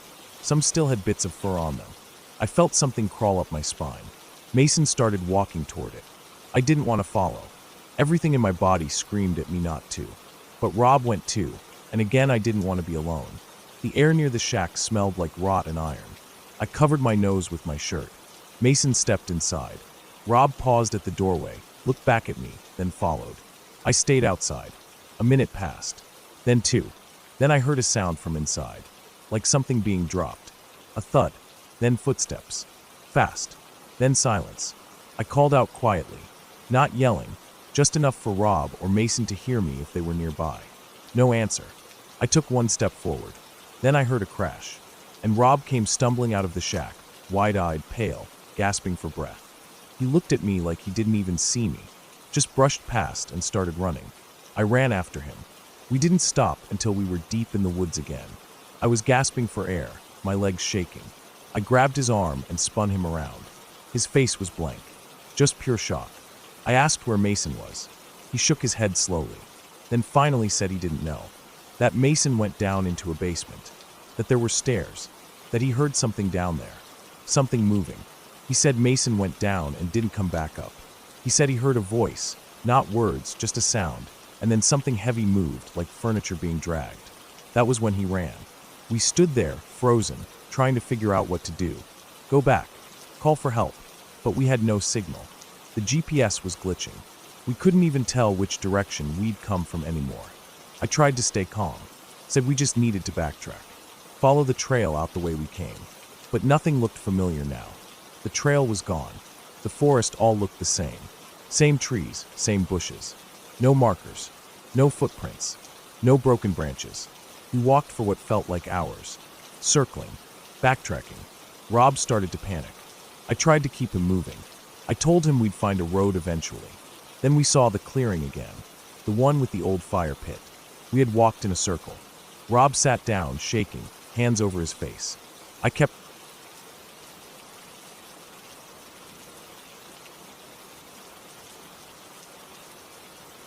It started as just another job. I was a freelance land surveyor, nothing glamorous about it, but it paid well enough if you didn't mind being alone in places that didn't show up right on GPS. Some weeks, it was city zoning checks or construction layout. Other weeks, I was in the middle of nowhere, charting forgotten property lines, abandoned lots, and old backwoods acreage for developers or private landowners who had no idea what they even owned anymore. This one was supposed to be simple. A real estate company in central West Virginia wanted a survey done on a 300-acre stretch of forest land they'd recently acquired. It was mostly wooded hills with no structures or power lines, just rough terrain. The client warned me there was no cell reception in the area, so I'd need to rely on my radio, topographic maps, and the satellite tracker they loaned me to log the property's edges. They were thinking of leasing the land out for hunting or possibly selling it off in parcels. I left before dawn and made the 3-hour drive out to the property. The access road was barely a road, just a narrow, uneven path through the trees, thick with ruts from decades of runoff and disuse. My old Tacoma struggled with the grade, bouncing hard over buried rocks and exposed roots. It took nearly 45 minutes to go the final 2 miles. I parked at the edge of a small clearing, surrounded by thick woods on all sides. I checked the equipment, loaded my backpack with essentials, water, 2 sandwiches, extra batteries, GPS tracker, compass, flagging tape, and locked the truck. I left a note on the dash with my name, the day's date, and the estimated time I planned to be back, just in case something happened. It's a habit I picked up after years in the field. You learn not to rely on luck when you're alone out there. The air was thick and humid, even for early morning. The trees were dense, tall, and tight together in that Appalachian way, close enough to make you feel closed in after just a few steps off any path. But there were no paths here, just underbrush, brambles, and a solid wall of green in every direction. I picked a starting point from the map and headed out. For the first couple of hours, it was pretty uneventful. Just the usual stuff, thick vegetation, uneven slopes, spiderwebs in the face. I moved slowly, marking trees with tape every 100 feet or so, using the GPS unit to log the perimeter. The land sloped steeply in some places, flattening out in others where old logging had left scars decades ago. There were signs of animals, deer, maybe a black bear or 2 judging by the claw marks I spotted on a tree, but nothing recent. No footprints, no signs of people. Just me and the woods. By early afternoon, I'd covered more than a third of the perimeter and stopped to eat one of my sandwiches. I found a fallen log and sat down, listening to the buzzing of insects and the distant knock of a woodpecker echoing through the trees. I checked the GPS tracker, and it showed everything working fine. I figured I'd make it back to the truck by dusk if I didn't waste too much time. But sometime around 2 p.m., things started to shift. It was small at first. I realized I hadn't heard any birds for a while. The buzzing of insects seemed to fade out too. The air got still, too still. Even the breeze that had been brushing the tops of the trees died off like someone had turned off a fan. I tried to shake the feeling off, told myself I was just being paranoid, that this kind of quiet happened sometimes deep in the woods. But it still sat heavy on my chest. Then I heard something. A thud. It came from maybe 40 yards to my left. Not like a branch falling, heavier. Like something solid hitting the ground. I stood up, listening hard. Then I heard it again. Another dull, heavy thump. It didn't sound like footsteps. It was too slow, too uneven. But it was definitely something moving. I froze and looked around, scanning the trees. Everything was still. I could feel my pulse picking up, my skin getting clammy. I didn't want to call out. There was no one out here. There wasn't supposed to be. I waited a full minute. Nothing. I turned and kept walking. But I couldn't shake it. I kept glancing over my shoulder. I thought maybe it was a deer or a bear. But it didn't sound like that. And I didn't see any movement. Whatever it wasn't following me, not at first. I tried to move faster, though that made it harder to log the property lines properly. By 3:30, I'd reached a section of forest where the trees grew even closer together. It was darker here, the canopy blocking out most of the sun. The undergrowth was thick and hard to move through. I started feeling disoriented, even though I was tracking everything properly. It was like I was walking in circles. I'd flag a tree, walk a few minutes, check the tracker, and feel like I was still in the same spot. The GPS said otherwise, but the terrain kept repeating. Same moss-covered logs, same U-shaped bend in a tree, same rotten stump with mushrooms growing out the side. That's when I heard the noise again. Closer this time. A low grunt. Deep. Almost like an exhale, but too loud, too rough. Not human, but not quite animal either. I turned around and scanned the trees, heart hammering in my chest. My hands were shaking. Still nothing. I stood still for almost 5 minutes. The forest was dead quiet again. Even the wind hadn't come back. I decided to head toward higher ground, thinking I might get better bearings from the ridge shown on the topo map. It took another half hour of bushwhacking to get up there, and by the time I reached the crest, I was soaked in sweat and covered in scratches from the thorns. The view helped. I could see over the tree line, across the distant hills. But something else caught my eye, a narrow trail, almost invisible, running parallel to the ridge. It wasn't a game trail. It was too defined, too straight. Maybe an old logging path.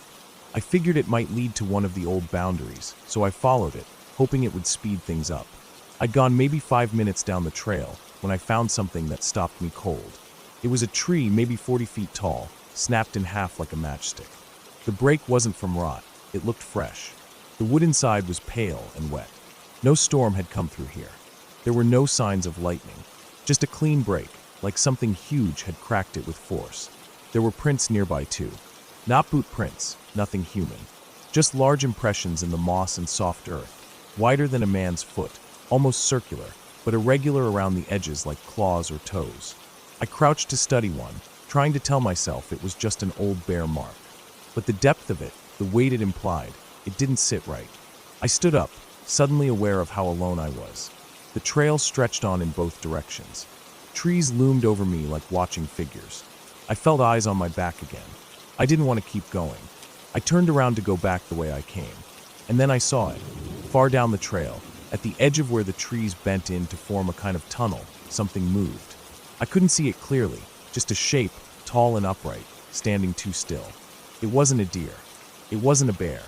It wasn't a man. It was just there. Tall. Motionless. My chest tightened. My throat dried out. I blinked, trying to make sense of what I was seeing.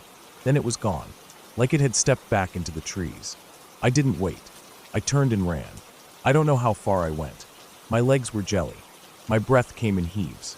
Branches clawed at my arms and face. My backpack bounced wildly. I didn't care about the GPS or the flagging tape. I just wanted out. But I was lost. Somewhere between panic and exhaustion, I realized I had no idea where I was. I couldn't even hear the direction I came from. My compass needle kept swinging strangely, like it couldn't settle. I looked up at the sun, but the thick canopy made it impossible to tell the direction. I stopped. I forced myself to breathe. I took a sip of water and looked around. I tried to think clearly. I found a dry creek bed nearby and followed it downhill. hoping it would lead to a road or the boundary of the property. The daylight was starting to fade now. Everything was tinted gold and deep green. The forest felt even more claustrophobic in that light. Then I heard it again, this time closer. That same thump, heavy, deliberate, followed by a dragging sound, like something big moving slowly over the ground. I crouched behind a fallen log and stayed still. It passed by 30 feet from me. I didn't get a good look. Just a shape, tall, wide, black against the trees. It moved slow, too slow. Its back was hunched. Its arms, or whatever they were, hung low. I saw one of them brush against a tree trunk, and the bark split open like it had been scraped by something hard. It didn't stop. It kept going, and then the forest was quiet again. I waited another 10 minutes before I moved. I stayed crouched, took the opposite direction from where it went, and kept going downhill. I didn't run anymore. I just walked quiet as I could, stepping over dry branches, listening hard with every step. Eventually, I saw something ahead. A shape. My truck. I don't remember crossing the final stretch. I just remember fumbling with the keys, starting the engine, slamming the lock button, and not breathing until I was 5 miles down the access road. I didn't tell anyone what happened. When the client asked for the data, I said I'd had equipment issues and only managed to log half the perimeter. I returned the GPS unit and made up an excuse about a corrupted file. I didn't go back. They hired someone else to finish it. A few weeks later, I looked up the area again out of curiosity. That stretch of forest? It used to be owned by a paper company that logged it in the 60s. After they pulled out, the land sat abandoned. No roads, no cabins, no homes within 20 miles. Just trees and